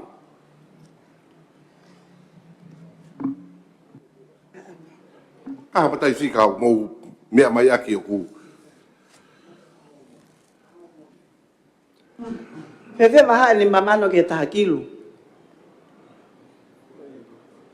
o foto mo ka hai patai tahakilu ga po ke ai ai ko hinga ia tatau ia mo hia mama fa ko na nge ko no tau fale e a TCC o ka ke to lava telefoni ai ka me mi pa mo ala me pe ai pe o nga ko ai ni ki tau loto ko te kare te ke fetu na io ta ta ko hinga e ki ko ki ho ki ka kabneti pe ko na hinga ko be ko na ke me kai ko no intercept ha mo fe me aki Kamate pa mo tau pe interfere ka ki to mo ui telecom mo ui mo me ai ke le volo ko ia Ko ia be e ka ko mo me mo la mai ko ia se he ko no mafatu ki tu ki eni o kune mau i lahi ai ata mai mo lau mari a ki fe fin ka hakilu ka hongo full ko se ai ko nei me ke ia no pele ha pai o pa ka ngo ki ka me a fom ni ma pe ono he me kai ko te tau no ka me a fom no tau ko mau ko ki he lau mari mo ata mai mo Tota ko ia ko mau o fa mai. Ki toko nia tu ka. Ai ta ki ko ni ke ngari ko fare are ani ni fatonga ni fatu tama. Te ke lava o tu ke ki toko nia pe tu pe ke me pe ko. Me pe ko tu ka o te mo to le mo to. Ai pe ko. Ko hinga se ho kai pe ke mahino. Teknikare o mahino fa o mo me. Ko ne mau i me kon ta no ke me ko mau ku la hi ka te lava mono. Se sistemi la ve fa le. Se Ton te ton pare. Ton ki mai ko ton pare mia. Sea. Ko tau te sea. Mai no bito ton de fa fe hona ki tau tonga fa economica. Ko me ko na tau sio ki ai hange ko ki ta hi mo ki ta masi. E te na nga e popula ke o se na mo ui. Se tau te re fon one. E te tau wiku tau tolo hange na lave ka ne nai sea. Ko tau tato ke tau he ko korea no ate. Mea ko toa pe whakangata pe whakapuri pe ta ofi pe whaifia e ka kai whanua sea. Sea ko me ne whake tu poulaki ko tau atai pe ai e tau tea o whakawhehoa naki ke tūnga whapanga. Te tau o tahakilu sea. Ai ke whakapotapota e whaina whakaukau koe whako wharen sea. Malo se. Whakapotapota e umea ko ia sea. Ko fotonga pe tong tapu hiwa he kai ki tau nga tau tolu ia o ki e fotu pa paure e fotu o ki fotongia se a ko paloti se a ka pau kai ke mama fa feunga ia ki ai o ku mama fa ki fonua mama fa ki fa e fa e de fanga e tamai se fini ko nga ko ka pau ke mama fa ia pa ko nga pe kai ke fa fi tau la ki pa tau palo te ase tau fe tau ki he palo pare ma ko palo pare ma e ho ko palo pare ma O ko tala tu ka moi hata ko ta fare ya tala mai ko hai mau whakasai ko sia ka hata mai haki tahine o pehe. Ki mo na whakatau maha ni matau hano toi ka ha. Tai mo Ke na ke tse a ko mea na ke whahasio ki ai. Ke whakatau ti peiti he ko miti lao o mai hen ke tau sio ki ai. Mea mawinga. Ko mea ya au ke tau tala noa ki ai. O tap tolu. Fotu fa mui mui tau sia tali pe mea ko ni tai ni mi. Ko poinia se ko ha me tari ko ke kau au. Pare mia ko ai ni ko toka te feituna. Ko le tolu pe te ke mea ki tu ai. O os mahino ke te au tap tolu o tu ma pe ai tamano ia. O se o mai o mo ngai whakauhinga mo tolu pa ko whiunga ko mahino ke te au, te mahino ke kai whanua. Ko mea fua moni pe ko hai o kutui ki ai pe kai ke tui kai e mafa tuki tuki, ai mamafa o e mea koe ni, ka ko si whai a whi mea ko o hai hoa taha, a whi mea ke mea koe ni. Ko mea pe whai ko tau pāloti ko hui ko whakotua ko mai he ta whaki e pureanga, ke taha kilu, te whi tau, whi ngā pe tau tolu. Nei o te tau hongo furu sea kata. Tau hongo furu. Sea.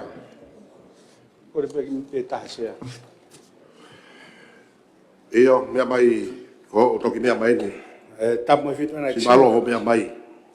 Tapu a moe tamprini simu ho me mi pae. Whare are asea. Ko tupe a kuia ko e mai no peke motuania e o tafa aki. Ko lake po ni sea ko e ngahi kup fikau aki hen. Pe mo ngahi lao fikau aki. Pe mo no ngahi tau tea. Pe ko ke tu sea to ton ke mamao. Ai ngahi tau tea ko ni i hono whakahoa. Ko taimi ko ke aloa toi ko ke whakamau anga.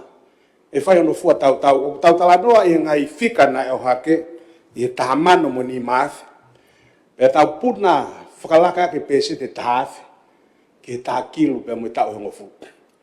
Sia koe whanua ni au malu tongani. Pe nai mono ngahi tuki na i ngawe aki.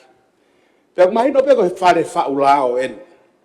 Ko whare eni o uta ke amanaki e whanua i hono whakauto uta. Ka kore tu sia koe ngahi ki te fito anga e tau tuki mo e tau nofa whanua tonu ke tau toi wakai i he mau inga taimu tau tala noa ai ki he tau tea. O kui kai koe whatongia whaulao pe o he wharearea pe tau ngata ai. Nā tapu tene hanga e ia o to'o hangahi tau ataina pe me kakai. O kui e ngahi whatongia o ngahi kupu whikau ake tau nofo. O kui e whatongia e kau taki lotu. O kui e whatongia e hoi no pere mo kau tau whanua. O kui e whatongia o ngahi whamiri. Pa koutu i sea o tonu ke ua te tau hanga tukuange eni. Ke mama me taimu ku tau whatua e lao o e whanuani. Kia te au o ku pere ngesi. Pe makehe ange mo e poinu uloaki na o atu. Ai tō kehe angahi whika. O i kai ke hoa mo palanisi ia. Mo e anga e wakai e motuani ke tau whau lao. Ka tau hanga whakamama whai e ngahi kupu. Mo e ngahi e ria te fito o ku tuki e ku tau whanua. Maa koe koe laa ko niune toi o mai ha. Te whakamanatu ke te ki tau tau sea. Toi ai tau lotu ke toi mālohi anga. Whatongia kau taki lotu toi whakawhewhe ka anga. Whatongia kau tau whanau me whamiri. Nau mea i api he whiawhio whanau lotu. Whai e ako naki ke lah. Anga e tau nofo whakawhanua. O mai e tau wha i ka wei koura. O mai e mamahi i mea. Ai loto tō ai hāfua sea. O ngahi ere meni te fito. O anga e tau nofo. Ko tui amo tuani he ahonu hangea ni ia. Ko ngata anga no mamani. Ke tau nofo pe tau wao whanga tuku. Ai mafa tuki. Ai mamahi o loto. Hiri koe sea. Keito e lahi ngahi mea ia. E tau sio kia. O kou poupou e whotuko o mai tonga tap tolu. Kau nofpe whakau he whika ko ia. Ka kou tui koe whangamari ni ke whakamalohi. Ai ngahi ki te fito. Anga tau nofo ai aku kei malu atonga. Sia te uki lava pe o tokoni atu. O keke utari en tokoni sia. Mea i whakilalo Koe tokoni malo mea. o mai ki whainga maari e sia. Mea i whakapuri moe tokoni pare mea. Ka koe poini e sia koe o atu. Hai lau e wholofoloa. koe malohinga ang halago lang. Ia ngai whakauhinga whakatoi tapu. Ka koe tau ngau agi e tau whakakau lerei ia whanua na e tuku kilangi. Ia whanua u tau lau kau aki. Ko kei tui pe sea ki he moto e whanua. O ku tau kei taka pe i he whanua aku malu. Lau koe ni ka pate tau whakahawa eni. O mai ngahi tau tea koe ni. Fusi ho tau loto i tangata. Mo e tau afungi. Ka hiri koe au o mai o tua. O mai he whanua ngahi nau. Ke tau nofo. Sea koe... Whatonton, whatonton. Ki mea hifo, bawa u taon. Ko ha whatontonu, ben stapos. Whakatontonu, he uikai ko hatau ata aina nia, ke tukuange ki he mesi o natula. Ko hiki ata o intimacy, feohi. Ko isiu ia ukai kia hatau ata aina hataha, i he lalo langi ke ne whai mea ko ia. Ko talanoa ko ni sea, o hake, ko lao ko ni ko mai lalo ia, ki he ngahi mea ko ne hanga fotu mai. Ko tapou poto, mo tapou vare, whakawhai ke hei a dia e na whonga, whakahoko ngā ue. Sa polis. Kore wake osia te, he konga he wala ke mea koe te au sia e ia. Sa polis. Kai ke ia ha de whakatontone tāsia. Ko whatontonu ha mea ku hala he ne mea. Sea mea ku hala koe ne pehea. O ku pōpula e kakai, he tau o mai e lao koe ni. Koe ne pehea. O ne tala mai, koe uhinga ia, koe siasi mo mea ka ue hoko mea koe ni. Ko whatontonu ia. Ai ke ngari koe ka hoi mista. O whakauhinga pe feitu na ia. Sea. Koe kia hapa hala mea ia ku mea kei. Sea ku tautanoa e ahoni, ki he totonu ai tangata, pia mo te mokalati sea. Pia koe mea whakamaman lahi ia. Ka ikai ke tauhanga hiki fua mai, a ngahi principolo, mo ngahi nau whakamaman lahi koe ia. Ke whaofua o mai ke ne ufi. A mea u makehea tonga nisea. Hei kai ke tau tatau mo Amerika. Hei kai ke tau tatau mo Britania. Hei kai ke tau tatau mo Siaina ko tonga ensea. Ki fehu ia ke whafufonga sea. Kai au ke uhinga koe tuku ke tau ataina ka kai hono hiki. O te whamowe ue tau ti peiti e. Te whailonga mai pepe a fehu. Pakunehanga tala mai uke ke maa usia. Mea hoka te fetuna. Hoka te fetuna koe ka fehu ia. Io, pa koe poinia sea ku feo hake. I he whare whaulaa koe ni. Ai kehe a ngahi makatunga na e whaua ke whonuan. He kai ke tau o mai a ngahi eremeniti whakawe site. Ai extreme o te mokalati, o te tonu a tangata. Ke hiki fua mai, ke hanga tamate. Ai mea u tau mo ui ai. Ai mea u tau nofo ai sea. Ko wata sea, pa uwheonga sea. Ko ulunganga whafonua hono hiki. Star polis. O intimacy. Te ke lava o ngau e pe whatonton. Ke mahino ke ai e tau anga whanua sea. Peko ni uhinga mai, ko ulunganga whafonua ia. Ke tau e taina pe tonga ko hono hiki. O tuwange. O kou hala whakamalanga koe sea. Tau whiwha. E ai fo katuku ke nau malanga he koe pena o whakauhinga ka koe tau paloti. E makatunga i mai ai moni mea koe te mo hausia. Sea, o veve la foki. He kono ngā koe ke hoa mo ne whakakau.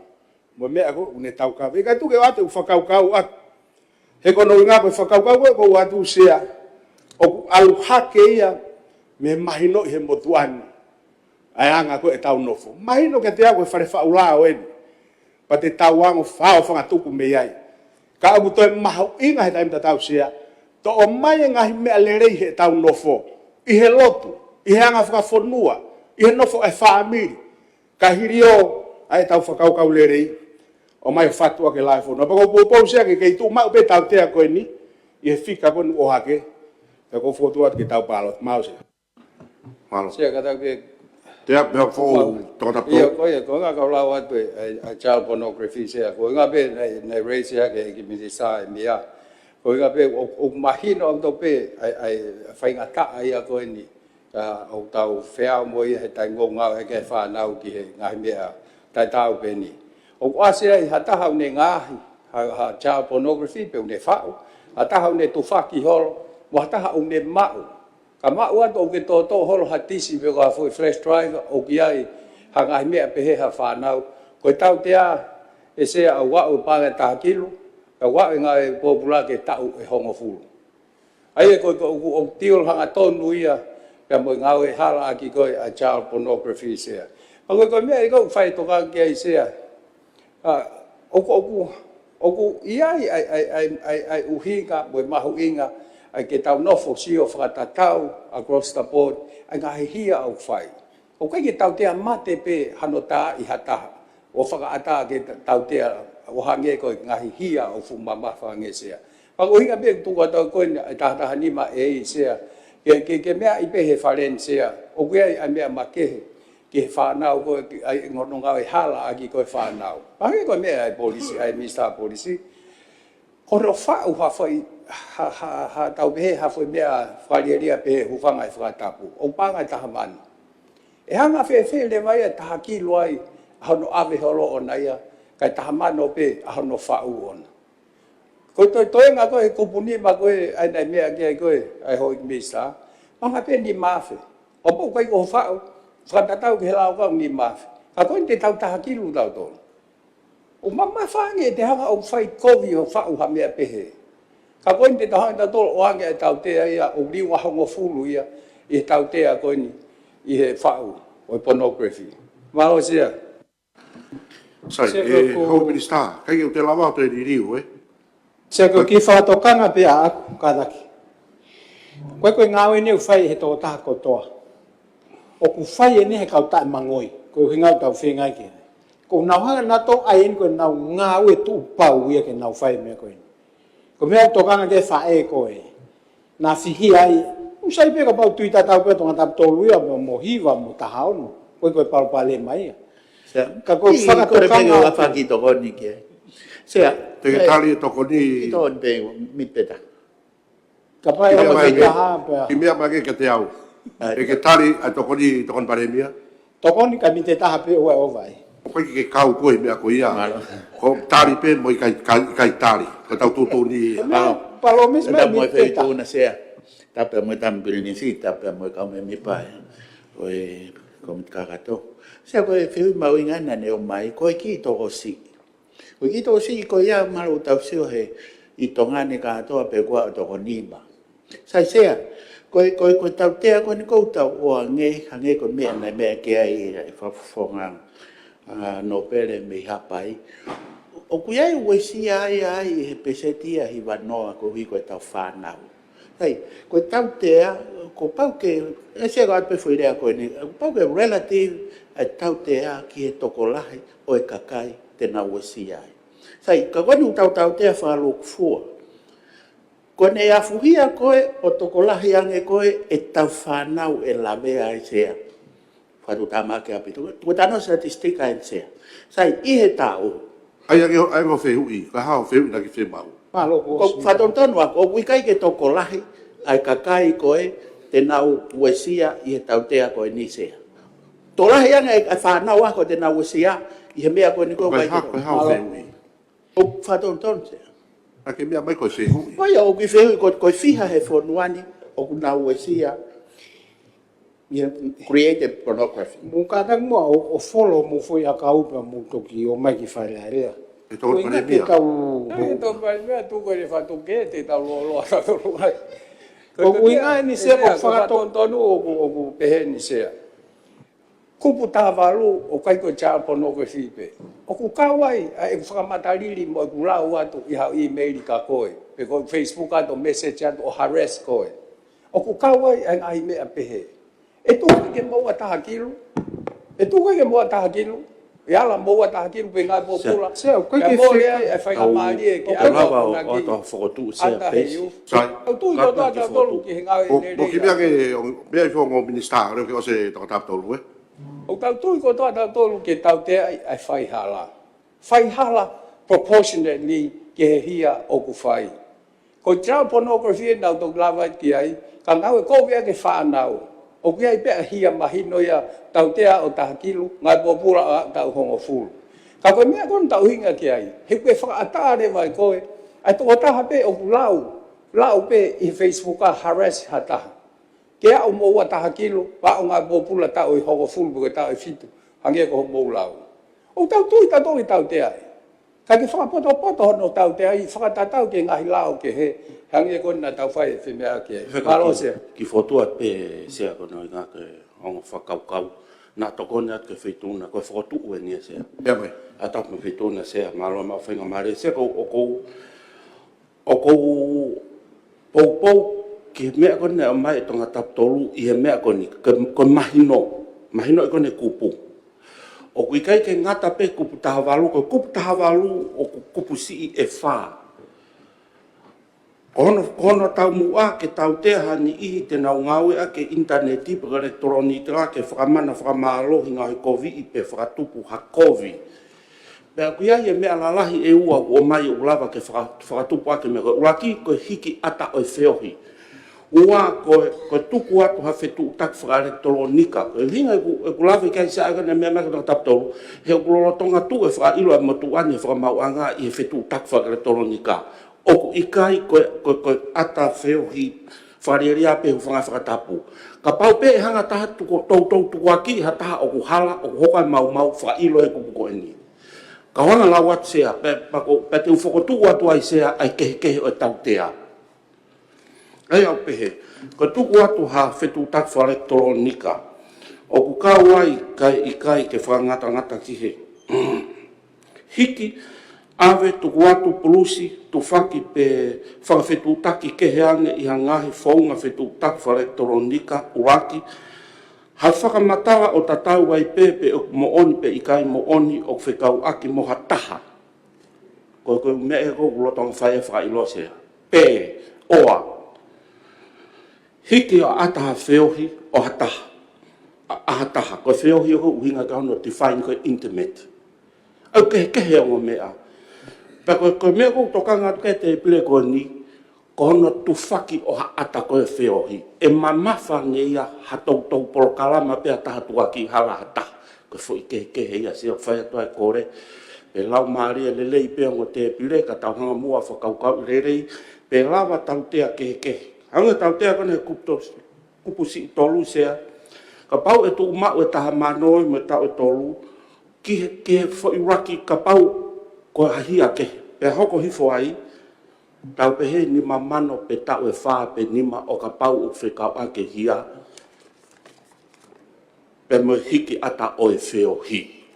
Mama whaia sea. Pa te o ate whatata. Ko hono wha. Fefe minsta ki tau whanau no. O kea ho mou whotu ka nai whau mai minsta e mea. Tā kilo mo tau e mo fulu. Ko whotu mo tua koni o lao kei tui a ni e kau mimbea ki tu mau pe ai. Ko fotu kone na mai minsta kone miake. Pe ko fotu ke fitu na ia. Ko ki fotu kone ko atu ke se ko pe tape me fa e kone mai ki fa poto ang fotu kone ko relativity o tautea. Ko relativity ka ko hinga ko ma fa amoi ke hiki se he o mama fange ka pau te tuku atu ha foi tuku aki o kai ha atape e ke hia mo te tau tuku aki ha taha o tau pe u hala ko ke ha mea pe he ia kono tuku aki ake ngahi ata o ha feo o totonu ke whakao ata mafa tuki o ke ha mea ko ia ai kai hare wa fotu ai fe ko fotu se ke hiki ha ke tau te panga ko ia ni mamana pe ngai po kula ta o fa pe ni ma se ka pau o ku kau ngai ki hiki ata oi whiohi, ai o si define pe e lao. Ai ko kore se ka pau e lau maari rei ke hou e ki ko kupsi tolu ia, e ki alo foto ki konga e ki lalo. Ko tahamano pe ngai po pula o i kai laka hake i tau e tolu, pe whakatau osi, pea, pe i kai to laka hake i paanga e nima mano, pe ngai po pula kai la ka ke tau e fa pe whakatau osi o ka pau o ku kau ngai ke hiki ata o whiohi e ke e hangarewa he tau tea o whakawhai ke hei ko fotu e leua o mo mai he pureanga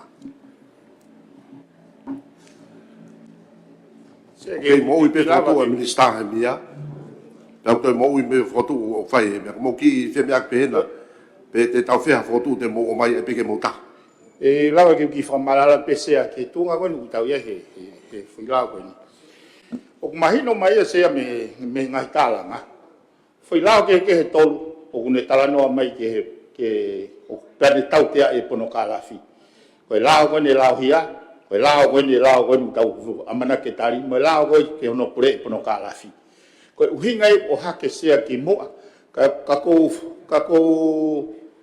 kai tau toi koe mahau ko issue ia ke whakatoa ngai. Ai tau konga ko ni sūtone ku wau taha, ke fui lao e taha ki he subject matter taha. Kai ngā ke ne avoid the confusion ni. So ka fui lao ne tolu te tau lao whakailo ai mea koe ni. Ka hanga o atu, ai whakakau koe ni ke whanau peki ai wharen.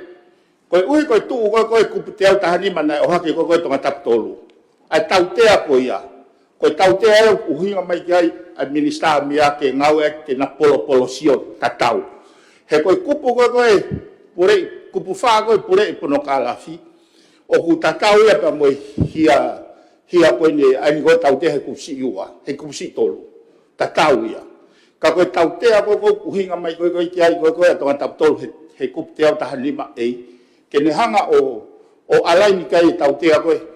He koe lau koe minister koe moonia sea, minister mia. Koe whai lau koe ni koe pornography. Ka pate o ate whakarea koe no kuhe la whanga. Koe hike aka oi wheo hi. O uhinga ni ki hataha, o iha wheitu aia, ihe ātakai koe ia, koe ni. Pea koe taha koe ia oku, te refua, pe konga whakawhewhine, pe whakatangata pe whakatangata. E ria o konga whakawhewhine. Koe pono ka lafi in itself ia. Koe uhinga e mawhatuki ke mātu ane lao koe ni, he ka pare taha tene puiche lao koe ni, ka tau tea taha manope. O hane e o tau ta office, tau whaofua. Kai mahina koe ka te au, koe pono ka lafi, ai ke pe ono lao, ki me whilao. Kai tu ho fie lahi e. Koe pe ono lao, na koe lao koe ia, hataha o ne whao, ha umea o ko whakariheria ko whanga whatapu. Koe ni, koe ngawe ki teknolosia. I ono te whao pe, e toko taha pe koe ia, pe koa kautaha, a ngawe ki teknolosia. Ai, hangarewa he lao koe nio o tātā puni, ai ue sia o ko hoko i e whonuani.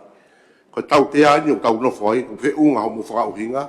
Sia, mili pe taha sia. Na ke ni te tahan dai pake whai atu. Sia, tapo e... Ospen pake mea mai pare mea tau. Tapo e tamprenisi pe a... Mo me pa fare sia, koe peki foi whatata e ta. Wange koe point koe na o hake koe tonga tapu hiwa. Ke relativity koe tau tea pe koe ke tō tatau. Ka pate mo koe mea hifu ke lao hia. Kopu hiwa tolu, tau tea o e tāmate tangata. Pehe he lao koe ni ka ia tā te ne whaha tāmate tangata koe uhi koe ni tai tukanga. E whakamau e ka mau e nofu pōpula o ikai laka hake he tau. E hongo fulu. Koe koe poinia koe sea koe na o hake. Ke ai koe ke potu tatau koe relative tau tea. Koe tāmate tangata koe ke laka hake tau e hongo fulu. Ai nofu pōpula. Koe ni e whai pia o se whonuani he ngai pōpula sea. Koe whakamanato at pēsea. Koe peke whaitu na taha no e. O kuasi ai e ue si ai. O se di ihe o nau tāna ki tana tolu. I he ave holo e u ata. Ke ai peke mo whatonga i mea koe ia. Cek, ulupe toi paupe whakamari ki minite taha plasi goni nei. Ia mea mai, tōna tōna. Koe mea maui ka sea. O pau o tau tea e pono ka la fia tau e tolu mo e pala taha mano. Ka tau te tau tea e tau to he lao kehe. O vaia i he taha mano pa mo e tau e tolu. Koe lao koe ki he, ai kono whau ia mo e wharewa o ai ngahi ata whareria o asiko he na vea koe pala taha mano mo e tau e tolu. Tau whewhe rewa e tau sio, tau ringo hau fulu e tau tolo e taha mano o taha kilo. E lao i e taha kou hinga pe kono ngawe ake a teknolosia ke whai ake fui ngā kovi koia. Ai koe ula kia koe whemau ke whamama whai ke mousio ta tau peki ai i he ola koe mo relativity nei mea ki ai a wawau taha no. Koe ua pe sea, o ku kai koe hia whareria pe ni hoit me mipa. O ku kau heni a hia koe harass mo umea pe.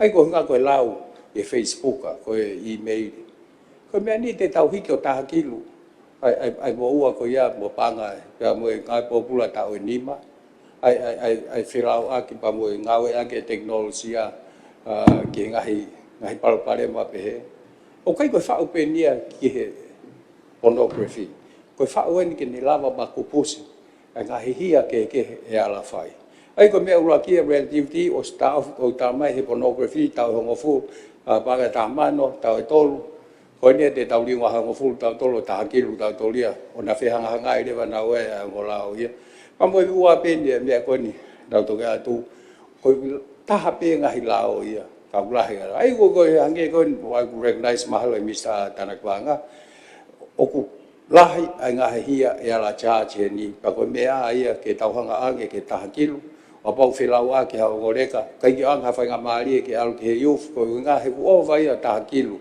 ai ngahi popula tau ni ma ia ai be ke o te tau ai ke tau emotional mo tau ve ka tau si o fa le be he ko mahu inga ni ka tali ko me ai ai hoko atu ko pa me ai tene affect o sia ai toi nga o kakai ko tau fai tu ni to ai e lao ni malo se mo ki minute pe ta ka taxi ka pau ka o te bia o te fa hinga ko se unga ko la se ko me no ko no fa to ka ke ai ke fai mo ai nge ho mo pe ta ha mo foto ko se ko kora tu kono uhinga ko foto ko na o tu fena pas pe me tu ko ai lao he termine kup ta no ka pau la ma de le pituna se ka takpe ai ko kup ta no ko no ngawe aki hanga u ke fa hoko fa mana mana ai ko kup fa moi moi se ko tau te ko ki ai e kupu a si fa ko panga ni mamano pe ko ngai popula ta fitu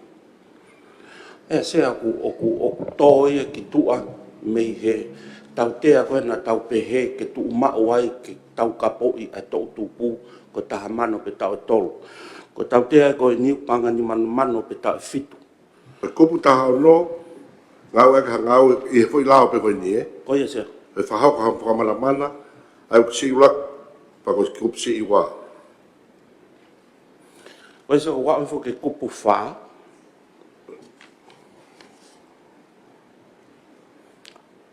kupusi fa ai ko hia ko kupusi to wala tau tea ka halaia mo ua pa anga i kai la ka hake ni mamano pe ngai popula o kai la ka hake i tau fitu pe frato o se ai ko tau tea o fa te fotu se ka pau o ku kaunga ai hia ko i kuputa valu pe mo hiki ata o feo hi he ku i kai ko ia pe o ku lava fa ia fra ilo ange ko me ko me ke tonga tap to o ki ai me u me ke heia e lava o fra ilo e kupta valu ai ko tuku atu pe ha fai nga fetu tak fra elektronika ko me ko mana vasi sia he kai kapate tau ai hata kilu blanket e kamata pe nga popular kava me ma fai nga fetu tak pe tu aki hala ta o ai pe ke hiki ata o feo hi ko kore atu pe lava fra fai ke he ke mahino ai mafatuki tuki hono ngawe aki o feo hi internet ke whamana i pe whahoko ha mau sea he ke he pe hono whau mea mo hono whakatauat ke mai paanga mo hono ai ona ke hoko ai ha mau tui ki koviangia ai ako whai atu ai whotu sea e lo maari lei pe kone pas pe lao kone alu ia ana sea o kore pe o mai na pe au e minister me ki ai o tap tol kup tol si ta ha no ai a ngawe ake ngawe ke whakahoko ha whamana o whahoko e taha hia ka pau ke taha ko ia oku ni ngawe ake ke whakahoko ake ha whamana ke ne whakatupu ai hala veala ki a toi taha ko taha ke pe taha ke me ai pea tau mua ke ni fia taha ke he ko ia e whakahoko a whamana ko ia pea i whārewa ko hia e kupsi tolu ai ko hia e kupsi tolu e ala tau tea i haane halaia i a mo ua paanga o i kai lahi hake i he ni mamano pe ngā popula o i kai laka hake i e tau e fitu pe whatau os ai ko poini koe a minister a panga hu mai o ko ne pe tatau pe mono whakamana whaka elektronika. Ane ko ne hata. Kau hame o si ai tamanoe. Ai, ko se ko Ia mea mai kota. Ko ke age ko mea ko ne mea mai ke visa. Ai o pa wa hame o ku fu pago fau ke threat ai. Pa charge ia I tahau no. Whaka I loia he tahau no. O pa fu mafa toki pe he fau. Hage ko mea e visa. E la vai he ai mo wa ta kilo. Pai a o ta hongo fulu. Ai ngā popula. Charge ia whaka I loia e kupu hongo fulu. O pa ka whaki mea iki pe, a charge le vai we kupu tahau no. O pa ka whaki mea ia o ku iki pe. Hage ko hatau lau he Facebook a mea charge nau tolu I tahavalu. Hanga he tahau no o mai e whaiga maari o pau tau fua tau at o mamafa au pito. Pa tau charge. Ki wheu e peki lo tau tolu ke te whakamala mai. Kali pe wheu Pe koe kupu tahavalu koe whanki mea iki a he ne lau.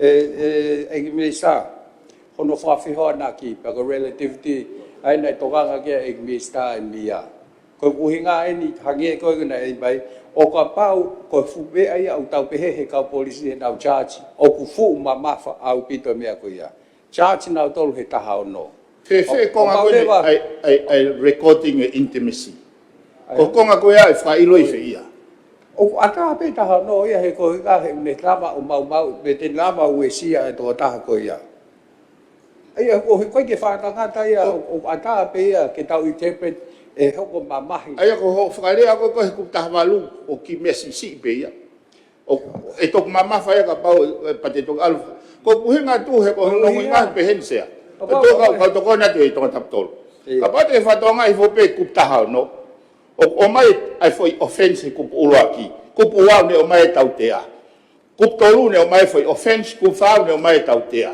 ko uinga tautea e fata tau ke foi offense ka ko ku tahavalu o ku ke fa o ka to pe ai ngahi hia he foi ka to kuri pe ta kai ko fenga ka te ai o classify o hange ko tahau no ko poina ko ake mama fa ai ku uruaki tautea pe he ia ku puwa o mama ai tautea pe he o ku fenga to ko ne tun ke pureanga ke fa ko no fatongia no fa mala ala lao ko tahavalu o asia ai ngahi lao ko na ai ngahi mea e ala hopo ka wai harass mo wala mea pe kai ko ni o pa te message au ka taha to lao mo mea ki ai e ha tautea aluia ke taha kilo pe nga popula ta ho fu pe charge pe ia I he kai o pa le va ka taha ia no foi ai ha foi mea to pangoang e charge ia he taha no ko mahu inga e ko fa lao sia e tau provide ke re ko ia te lao sai o mai no ka te au koe uhinga koe ni koe o mahino ki e motuani koe hia na e whai e kuptahau no o ska matala pau mai peia e uaki kono tau te ae I e kupu ua an ngok me mea me star policy koe kupu tolu kono whahoko hataha hia ka pau koe taha koe au ne ngawe ka ngawe ke whakahoko aki ha whakamana pe whakatupu halavea o whai fuai kono tau te ae kupu tolu I e kup tahau no pe, kup si wha. Mea ko hoaka mi sa polisi, rea me koe ki heni, ke hiki ata wheo hi. O ku mamawhai ai mea koe ni ka nau tolu he ku asi mai heni a rei uraki whakaloma, pe rei mo APC. Koe APC koe ni, o ku mamawhai o pito, kai ki tau whalama whamatala aki koe ngahi ata kovi whikao ki mo tau whanau pe kua taha pe whiwhine. O au ki tangata. O au ipu ke kokora loma, kua konga whakawhiwhine pe whakatangata ai koe whakatolo ua pe kota whaki. Ta kono tau te are wa unai, o mai koe ni ihe kupu koe o ku asi mai e kupu tolu. Koe pangata hamano pe tau e tolu. Ai ko mea toka ga preanga mafa toki ai o mea ko ia sta polisi ko se ka pa to ko ta pe ai o ku palarere mafa ka se ko no nga pe Ko ngai makatuunga ko e lava whai ai ha maua i e kupta walu. O ke ngata pe i he hiki ata o e whiohi. Ka koe tuku atu ha whetu tak whakaretolonika. Whatata pe. Ka pau te tuku ati au ha whakafofonga u loina ne hanga ngau e hala ke paanga ke whakatau e ne waka. Pea tau ai pe mea ko ia e interneti. Whakailo au he koe whakatupe mau. O si hoko whakailo koe mo uani i e whakamau anga sea. Mea i e. Hawhong kono tonga tapu au wawau tahau no se. Kaku hanga he kupta walu ia whakataha i mai ai tau tea koe ke hiki ata o e whiohi me tuku atu e whetu taki whaletonika ko oku hala o whakatamu o tau tea whakataha pe. Kai wahe i mai ia i he ngahi kupu koe na whai a koe lawe. Ko hinga a whai a kore atu sea kono hinga pe lava mua ke tau hanga o wahe. Ka pau o kaha ni iu nau atu ha tuku aki i pe ia ngai mea no molo pe ia patuma tau te ai pe ka pau rewa e kau ai a ngai whiohi ata ngai whiohi intimate pe mama whai a sea o si hoko e mea ko ia ku whare pe u no e ngai familia ko ia o lau tak ko kore pe lava tau te make he ia o hiki a ke ia o ni mamano pe tau fitu sea hangi pe koe kupu tahano malo se sai me mai pare mia tonga tamo me xia be ke tama priskala ni pe ke o ikom takato sea o ko ki foto be ne ko hi ke fa pa ala pe lava to kone hi kupu koni i kupu tahabe tahavaluen ki he ako kupu kon fe lave tuku watu ha fitu taki fa elektronika ange ko nu fa lave ken kupu a fe ke hiki ko fe lave ko hiki ave tu watu pulusi tu faki pe whakawhetu taki keheang i a whaunga whetu taki whaelo elektronika. Pako e tahae, whakamatala o ta tawa e pepe o mooni o i kai mooni o whikau aki moha taha kana o e whutu atu moha taha whilawe i moha whiohi. O ku hinga ki hen. Te lawa haku whakamatala e o aina whiohi mohai. Tako fufo i lohi at tahu whangawhatapu koe ka tānoa mooni e. Ka ku hinga ku ai koe whanga te koe kontekst koe mo mea koe ni o nofo he whiohi. Aia koe mea koe uare vai o hai koe foi ata. Aia koe ulagi e lava peke whaka uhinga i o whilawe i moe whakamatala o whilawe i moha whiohi na koe koha mea whakamatala na koe koha mea na e hoko. He mahina koe ne tuhe tai ni lava tatolo whakamatala o mawahe au pito e taha ia me e ua. Koe mea koe ai koe ke tuhe whakatontonu hange kuna taha. Kuna kehe kehe kana o ea ke pehe whakamatala o ke alu ke na kauhala taha pe, whakamatala, mo oni pe i kai mooni, whaka moha taha whilawe i moha whio. Pakunau kauhala taha pe he whio hisia. Mala. Sia, ngata ke...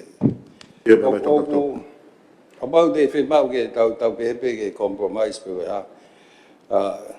E whimau lewa ke wahe ai ngā he kupu. Ako ange ko mene toanga i paremia. Ai ko uhinga pe ia ki he whetu tak whaka elektronika. Ai upau ke hiki, ke ave, kātoa ia. Upau te hanga hiki ha mea pehe, ko hia ia. Upau te hanga o pāsia, to ave ke hataha, o kau moia he hia. Ai koe mea ko whai, ai hono tifain pehe, ko hinga ke kawa kātoa ai umea e ala hoko. Me hono ngāhi, me hono whao, o alu ai pe, o kau ia, e whetu taki koe, e upalpare maa. Ai koe whehui pēa taha na ike o atu pēsea ki hange ke mi sātana kua ngā. Whe o ka pau e whakailo ai ngai keisia ki ia i he taha o no. Kai tū pē taha wālua ki he ngahi wea. Ngai keisi kou furi ki wānu. He kai ke lava apply ai taha o no ia hange koe ni nei whai ki ai ngahi. Koe uraki koe he taha o no pē he mai. O hoko ko hia pau ta mua ke hilifia e taha kehe ko ia he whakahoko. Ai whakamana ko ia. Pea koe tia tahano tolu o hoko ai o whakahoko e taha hia ka pau ke taha koe ni o ni ngawe ke hangau ke whakahoko ai ke ha whakamana. Ke ne whakatupai halawe lahi. Hataha. Ai ko ke sia motuani koe ko hikai ke taha ia ka hele pēru wa mea ka ngau lawe ai e ne whakaukau mo i wala mea pehe. Ko e ke pēia e sia mahino i pēa ai koe ke ai hamea make ke ngai hia furi ki wānu. Ka koe ngā pe kai ke lawa ngā ai ke taha noi ki ai. Kai toe ngā koe ai ngā hia ki e taha walu. Malo se. Malo se ke... Ai mista para o vai. Tapa pe tūna se.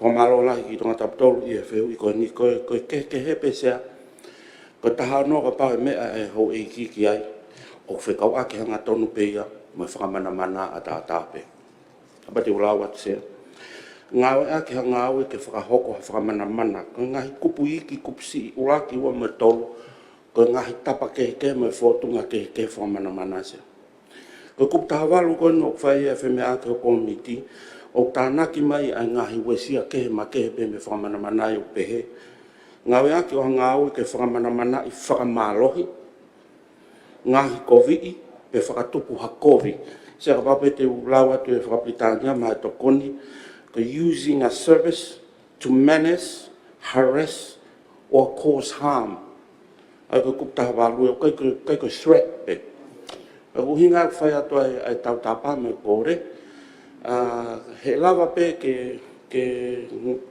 ngawe ake lai ata ko whakamana, pe lava pe ke ngawe ke lai ata e ko ai pe ke hoko mau o ko hanga he lao ia o whakawhai ke hei mai ai kuputaha no ke whakamana mana, pe kuputaha walu, ki he menace, harassment, cause or harm. Pe uhinga whai a kore sea, na lava mua, ka pau te tau pehe, ko ha menace, harass, pe harm, o ngawe ake tukua ki I peia ka ngai mea nga maheni, pe te tau pehe pe tau tau sea no molo, ka pau repa e ngawe aki hangahi atau intimate, ke hoko mau ko ia, ko toa atua to ki lolo toange pau whai a kore, pe lau maare lei hoi tuafofonga, hoi ke no pere, ka tau hanga mua wahei a tau tea, ke mahi no na ke he. Malo se paino te au Mr. Mia kei tō pe ho foto pe mo pe ngā ke foto wa Mr. Ai para o mai.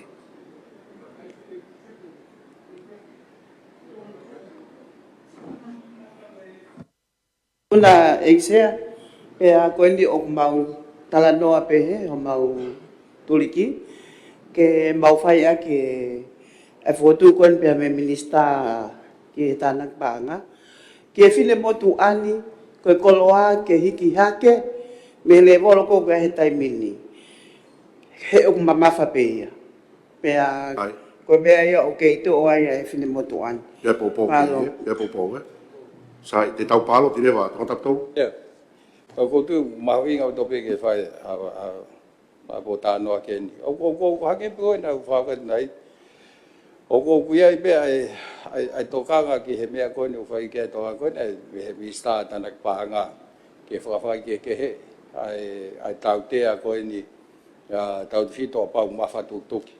Mea whoki taha se tai kou tau si oi pe koe hai mea mawhatu tuki. I he kuptaha ni mai au asi ai hia mama wha pe koe serious offence.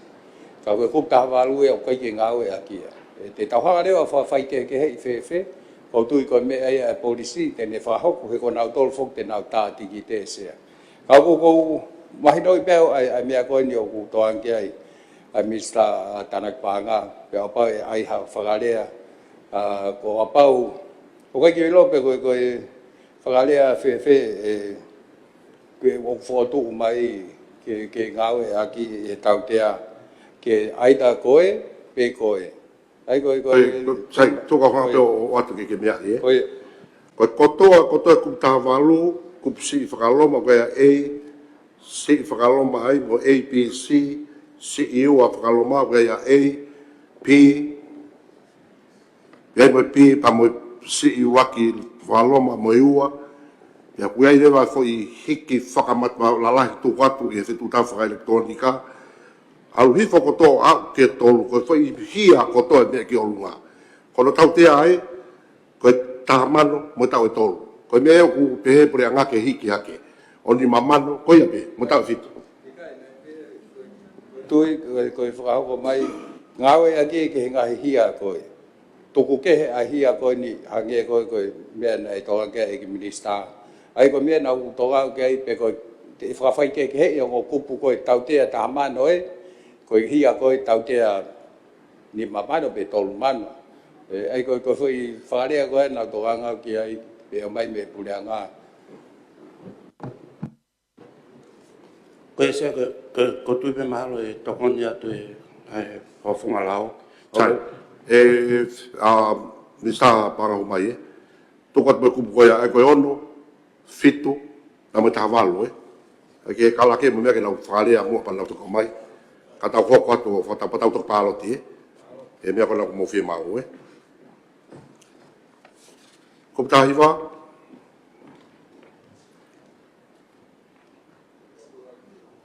foto pa popo ko puanoa foto pa popo mo toka ka mai hitau ngawe na ke toki hapea ke olunga ke mai mau falakat famo yo mai ka minister police Se ko konga fa ko lao ko procedural powers ya. e ko pufi ha ya Ai ko kamata i me ta iva. Ai ko konga fa ko ya ko fotu atia ko nga ko fonga nga o be au seti mai lao ke fa hoko ai fa ilo pe mo e fa totolo. O fotu ata ke tau pas e tau tolu ya.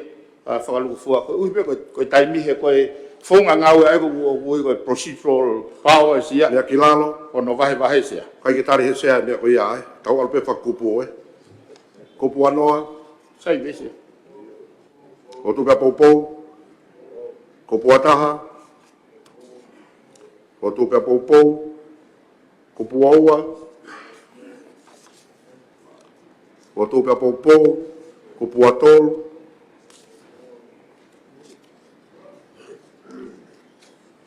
o puafa o tu ka popo ko puanima ko puaono o tu ka popo ko puafitu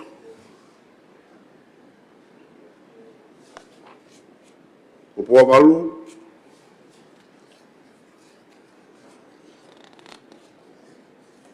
ko puahiva ko hai urea ni mea lere i toa ko taunoa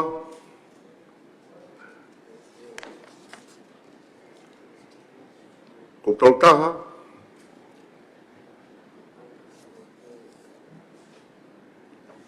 tolua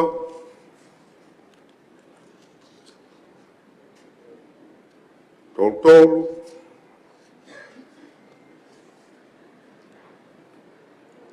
tolufa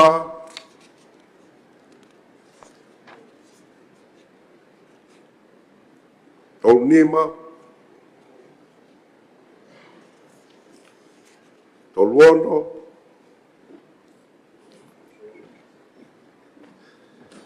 tolufitu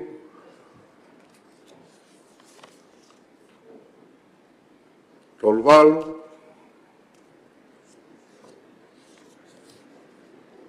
toluhiva whanoa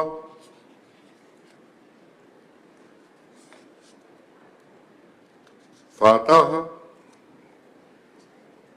ya tak de ko pa winga pe ni ai fa no se Whika whiha?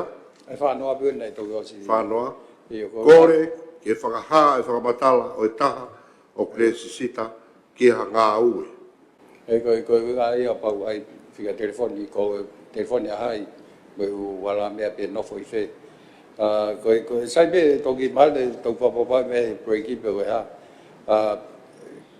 e lava pe he ofisa ia o ala tu kai ke to fi ma o attention dia le ia pe ko fa ma o wa ta ko hai to ta ko ha na fica ko ni e ko aspe he an authorized officer ai ko me pe na fai to an ke tau ko tau ona pe tau tol ka ai pe tau va kai ka ke e lava pe to fa to no e ara ki o nga ka ai pe ke fa to ngai pe se pe tau fi ma o ma fai ko ya ki hasati ni pe ka officer marungang he sati ni ke ne hanga o alpe ke telecom o tang mai ke fa matal ko e pe fi ma o ke in consultation pa mo attention ya le pe ma o me fra ma o ka o ko ai pe ke highlight pe ka tu pe mo ke to fa si o ke a mui hange pe ko puono fitu pe mo ta valu se malo mo fa ma ke se alo to ko na pe ke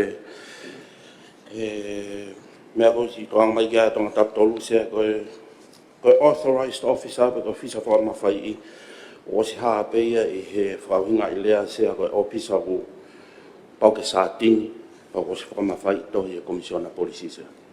Mana. Oia se. Ai na hanga rau ko sa tini pe malunga ngai. Ka ko winga pe dia pe ko pe ma ke ngata pe ai pe tau pe ha sa tini ia fenga aki pa mo office attention ya le pa. E ka ko winga pe tau fe mali pe ke fai ko ton pe ata ke al pe ko o mai hafa matala. Kai ka ai ha waren dia ko ala pe o fa ho kon ke mai pe ku tuku pe ai mafai ko ya ki ai pe ko tau pe I he whenga aki pa office attention ya le pe ko whakawhua e hai. Ka koe uhinga pe ke tuka pe sea ka ta una pe tau tolu ka koe ai pe ke flag pe ai issue koe ka tau mamat pe tau tolu sea malo.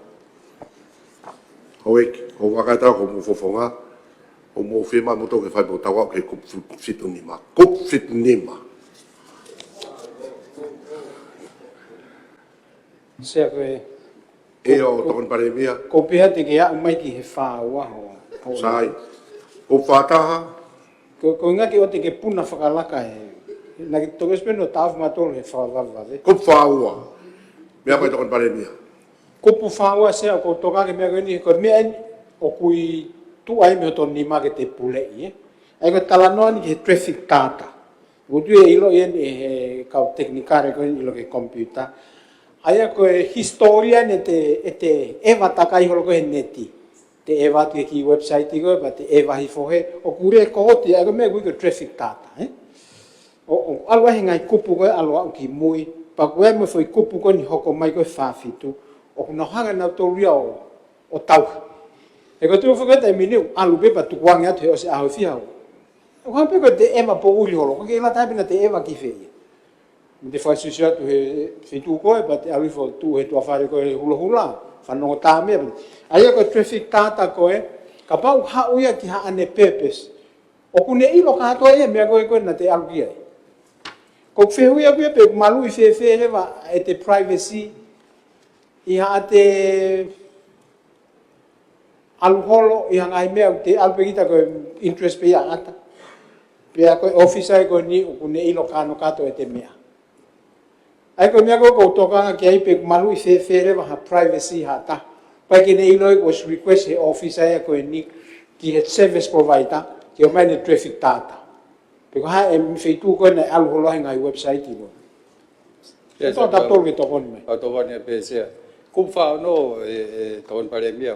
O ku ai ki pau ki malu I ai ngau e pe ki purpose ko na o to ko tohi ke request ko traffic data ko ya e mauinga bilo pe ko privacy o ka e me mauinga se ka pau ke mauinga ke protect ko winga pe ya hange ko me ton pare mia na ai ha foi mea ke he ya ka ngau ya ka mea ke e pa ko tu ko to koni ofita ha ke concern ko ni ko kupu fa no ai ko asimai ai ke ngau ya ko ki ta mo na fa lao ai ka koe police commissioner o pau ke fie maari e ka noga ke ku whau a pa mo mea. Ko hinga pe koe concern koe na ai na ke mea aki na ai ha foi mea ke kai ai ngau e ke ha mea ke. Palo se koe ki tokone pe. Ko inga sea ku haa kuia neongo koe ku whau no ku ne hanga o talamai ke ngā pe ke mea tonu mo mea whakalao. Fie ka mau ia he authorized officer koe ni o ne hanga ia. Ko tonga whoki en. Tala noa hua aki pe. Awu ia ha email. Ko pehe pe ia. Ko mea mo mea pehe. Na pehe a mea mo mea.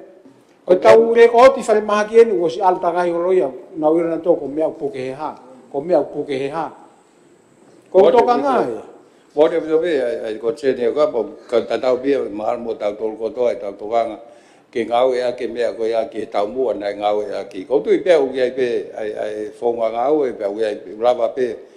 O whakailo ai ki nau tolu nau ngau e hala aki ai whatongia pe koe authority ko o atu ki ai. Ake pe koe o tawanga maheni aki, o pau e aloa taha o disclose a mea me kabineti pe koe Privy Council o ki ai consequences ki ai.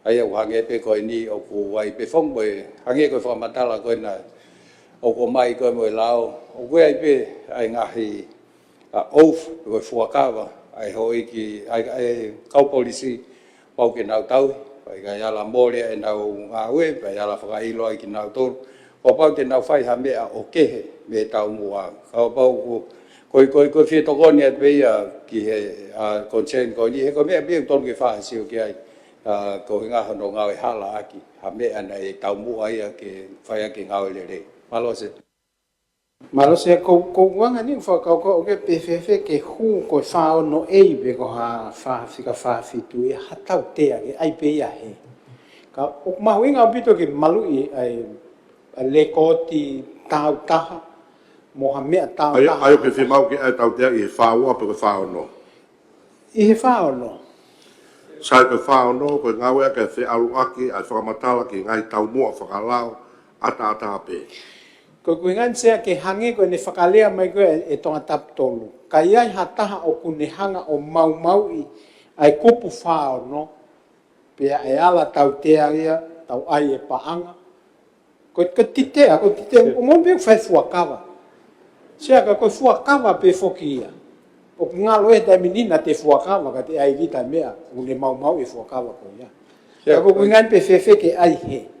Ei ko wana to mai misa polisi se e bia ai taute ai polisi ke time ko ke nau fai ai ko o fata tau ke nau fuaka wa se ka ko me pe ta ha se ha ke ko ni o pau o asi ko le ko defamation ko la ko ala faka ilo ki ta ia e la ko vi mo wala me pe hange ko ngahi provision ko ngahi kopu ko ia ya la whakailo ai, ka unga tō ka pai tō tōni mai misa polisi, ka ko wil pe o taktahi ai pe, o hange pe ko sotia polisi, ka o public service, o kui ai pe e nau programa asia e tautea i ngahi hia ke o nau whakahoko. Malo se. Sea, o kuhinga li leipe mea o hake he TPM, Koe whaono ua, o kuai ai ki whakarea koe ni. Ka pau o whie maaria Commissioner Polisi o kui kai ke toi aonga e whakamatala o ku mau i he ku whaua pe ku whaatolo e launi. Ki ha tau mua o ku whakaha i he kupsi ulua ki. Kua pau ke whakotu e he Commissioner ahono whakaauha re koti. Tana noa mai re koti. Koe mea koko hake koe ka pau e ngawe aki e ha ofisa polisi. Ai whakamatala o nau tānaki i he pēpesi o whaua mo e whātolu ke tauhanga whakotu ai ha deterrence, ha whakatokanga pe ko ha tautea. He wano inga pēni, koe lau kowi koe isiu kehea. Koe ilai u information koe ni ki he traffic data, o kai ka lau i kowi ia, koe mea mo onea. Kau hanga he ngahi he ka pau misuse ai whamatara ko ia tene lava o to'o e totonu a tahi. Ai o mahu inga ia ke aha ki kupu si i tolu. Kai ka kau fuatu atu ke paspe moia ke kalake. Ai ke alwhakataha ia. He uhinga lele mea ko hake pa kwa iaha mea ia e. Se kai ke whawe. Whaono uluaki a se ngahi me ako pau ke whakako. Whaono ua o kwa se mawhai koe ke komisiona o kuhange koe o pau nao to o mai ha mea ha ta. O ne na honga wha ngawe pe ha fui kopi e taha. Tuk pe mea tang koe mai fui e se carbon copy ki e tot ke polisi ke whanau ngawe. Pako ne fia maari e koe komisiona pau leo ke ne destroy ke o ten toi kipi ai teita ai to taha koe nai o mai mea ai. Ka koe mea nau toa ke misa polisi. Ko hinga ka mau i he polisi hono whatongia pe koe ni fuakawa. E tūri me he ngā whaka polisi, e ala whaka ilo he ngā polisi ai tō taha koe ia. Ai koe consequences ia pe koe mea na uhinga ki ai. He kono whatongia, o pau rewa e kai ke ne whai whakatatau ki he, o ne mau rewa e ia e ne fuakawa. Pai ala hoko rewa mea ki ai, hange koe tūri he ngā we, pe koe whaka ilo ia e. Malo se. Kai ko fie whatonton pēo ki ai, o kai kia ha nunu aia o ne mau i ne fuakawa. Oike. O pau ne mau i halau o kai no. Mo Ai tu ko kote. policia de na fa teria pe na do o kai kia ha na. O kai pe lao ia. Ka ko poinga aku ka pau te mau ai ngau ke fa matala he na tula ke pe ia. Ko ofisa ko ni ko police. Sia ka ki to ngone te. Ai. Ke i be ai foi. Yo. Me ma ke mi sta para o mai. Ta me fetona tia ko kupu tolu walu o ne fraha mai ai ngafa to tonu e ofisa polisi ke ngawe a ke ngai fa matala une puke ai pehe ngahi tau mua ai ngawe a ki ai ngahi mea ngahi tohi ngawe ma fa matala pe une hanga fa ngata mai ofisa polisi ke ngawe a ki pe ngai mea ko une puke ke tau mua ko fa ya ke puke a ke kupu tolu walu ya se ko mea ko to kanga ko ki ai a feme a ki ko ne ka ho ik me mi pase ko ke asiha ha fo i tau te to tonu o ka mau i fe ka pau te nga ke ka mea ke me ko to walu a fai ke to kanga se ma ke he me he no o fa la o pe o fai ke ka o polisi la o polisi pe ya se ko to kanga pe to koni o ka pau e ha ki fa piti he ke fa pau i o mama fa ke o tu kwanga ki tu fa matala o ya ka ko ku na to fa ve ko pai po tu ke tu kwat mo fa no ke ka ke va kai ke nei ton fo ke he ni attention ya le ke to koni mai ke fe me aki ko ke he ke tu kwat ve ke na ko skore pe he kamata anga no fa ria e laun e pure anga ka ko sio ko ke na me mai na to pe na lo to pe no to ke mo fa matala e mo to ke mo me ate mo to ai lao to ke na to ko ke fu mai no kana to ko tu kwat pe bo pe ke fo tu kwat pe ka ke ya po ke ai Bobo se. Iyo. Sai, tu ikote. Tau lirio kararea. Tapi o fituna, engse. Kapat ki tampili si ka mai. Are mi atonga ka mai. Hoi ke fararea engse. Oku ko foi lao di o fkao ko tawa senita ko lao fa pointa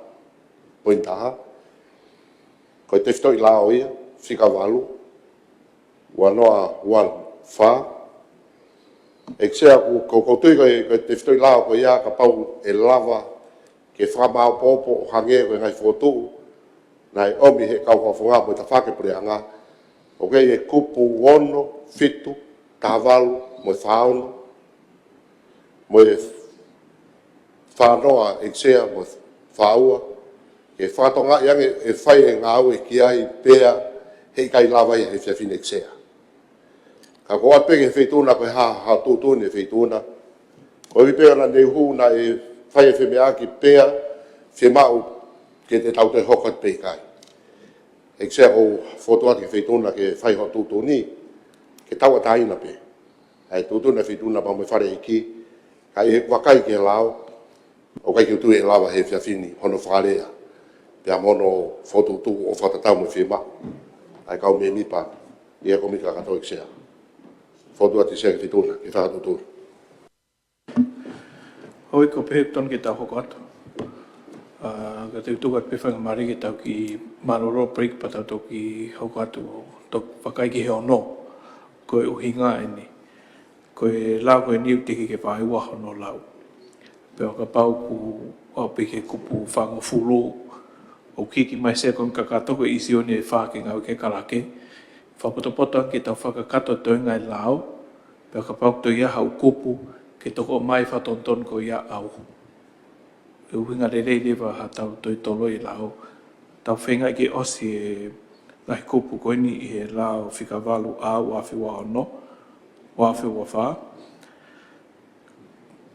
Ko hiuk mātou ngahi kupu ko ku loto ho i ki homo whemea aki ke whao o mai e karake. Ka te ia hau kupu i mui, whemau ke te whao o mai, ke te kau i hono tāna ki ngā au e karake ki toki whamau popo mai au. E sae ngia ha tau tolo i kātou ngā au i kia pompong. Koe angai whotu me whakaukau. Me mai tonga tau tau. Tia, i nei whai pe tohanga ia ni nai, ko hi ka pe koe he kai pe ke o se tau ase ni ta tau tau pa nge pe ko me tau o se ke e fe ni ka ku tu wat pe ke tau ho wat pe po wat pe ke ho wat tu ka kai ko me ko nei tu ke ka ke ko alo fa fo mai ko nga ke ne si mai a viu ko ha ka me nei ngai me ko da nge ko fa no ko ha explanation da nge ko ni pe ku ka fai halai policy o wala tau te ai la o policy pe firma o ke tau hanga fra mai no ke as ai tau te ko ai ko i to gonia tu be pe mo ke tau dito ke ho ko tu gonia fe fini malo se me mai se como kakato Tape mo fito, whamare mare pe tu toa. Se ho foto atu mua ke mai atensioniare. O mai mo atensioniare ke ngau e ke mea koe ni. He koe lau koe ni koe lau ea ai pure anga. Pea ko nau tolu atensioniare hei aho ane afi na nau fatu e whakaukau o age ke ni iho pure anga ko o set me pure anga.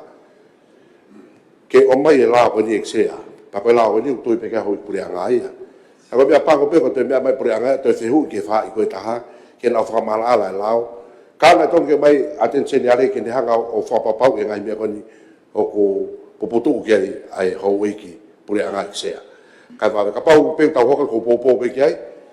Kai whaha ngau e ki ai. E lahe ngau e ko ni poti whamatau whakatau. Kai whakarere e mea he lau pa o sko tau whoki pe ki ai.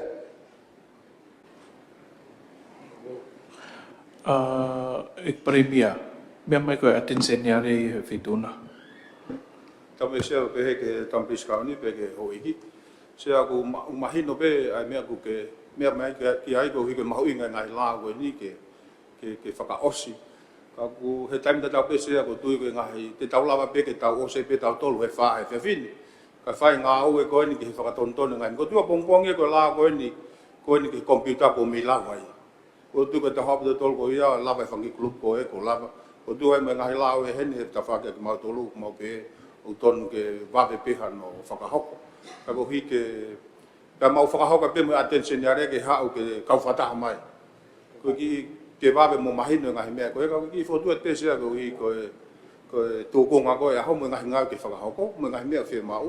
Ko mea ku whakahoka te sea ko e ka koe hape hau a whangatuku sea. Hala. Hoi ke o ksai pe moia o ka pati mo la whapapau i mau ki te kupu he toenga e lao te tau whihi ai.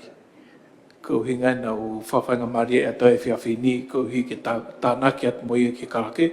Waka pau mo whia mari re repu mo toki toenga lao, pa tau whai ki whotuka ne pare mea ki whakakato mai atensiana mo ngā ue koe karake ki au. Ik tau prai mea me mai. Koe sea koe toenga i koe tui koe ngai koe whui whakapona whamui mui taha pe ne traffic tata. Koe toenga e kupuia koe whaapoin tolu e wahe koe e mea whikao ke mo whikao e mo tua pure anga ki he. Ki umea koe ke mea pa koe toenga e koe whikao pia pa mono whakahoko whatongia. Pa koe pātini mai koe whanki mea kehe pe. O koe ke tuia te mautoi whakawhihu ia mautoi ia hakupu i he toenga koe ni. O hango mea i pare mea ka pai heni mo atensioniare au. E wawe ai mamahe e fwoi te stoi lao. Ko tau hoka pia toke toenga ia ko ngai consequential lo mai. I kai ke fu lo fe tau te me fu lao ko. Marose. Se wo tu a pa ko mea e ke tau maro lo.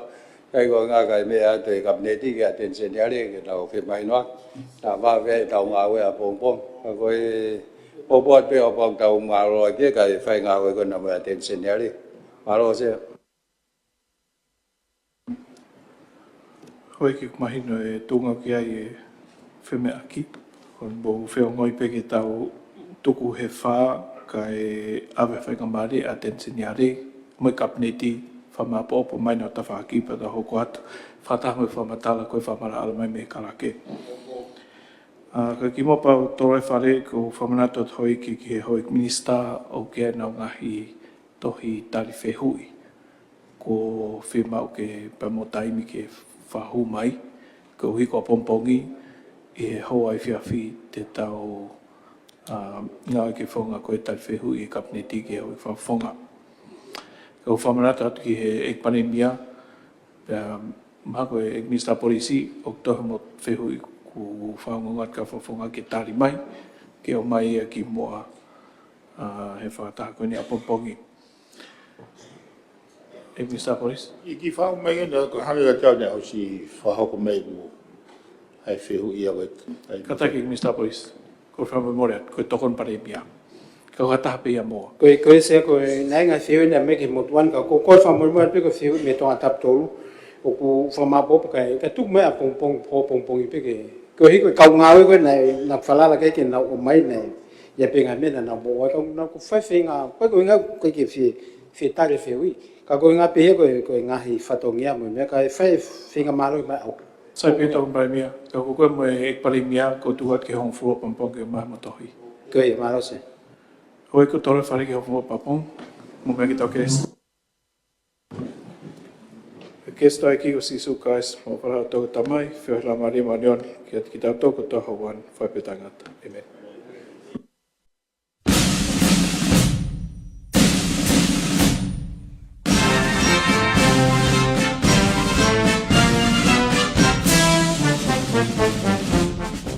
Tunga i heanga lelea pureanga Australia, o kumalawa i ke mau whamafola hanga tonu atu, a e to u wharearea o i wanoa ua wha.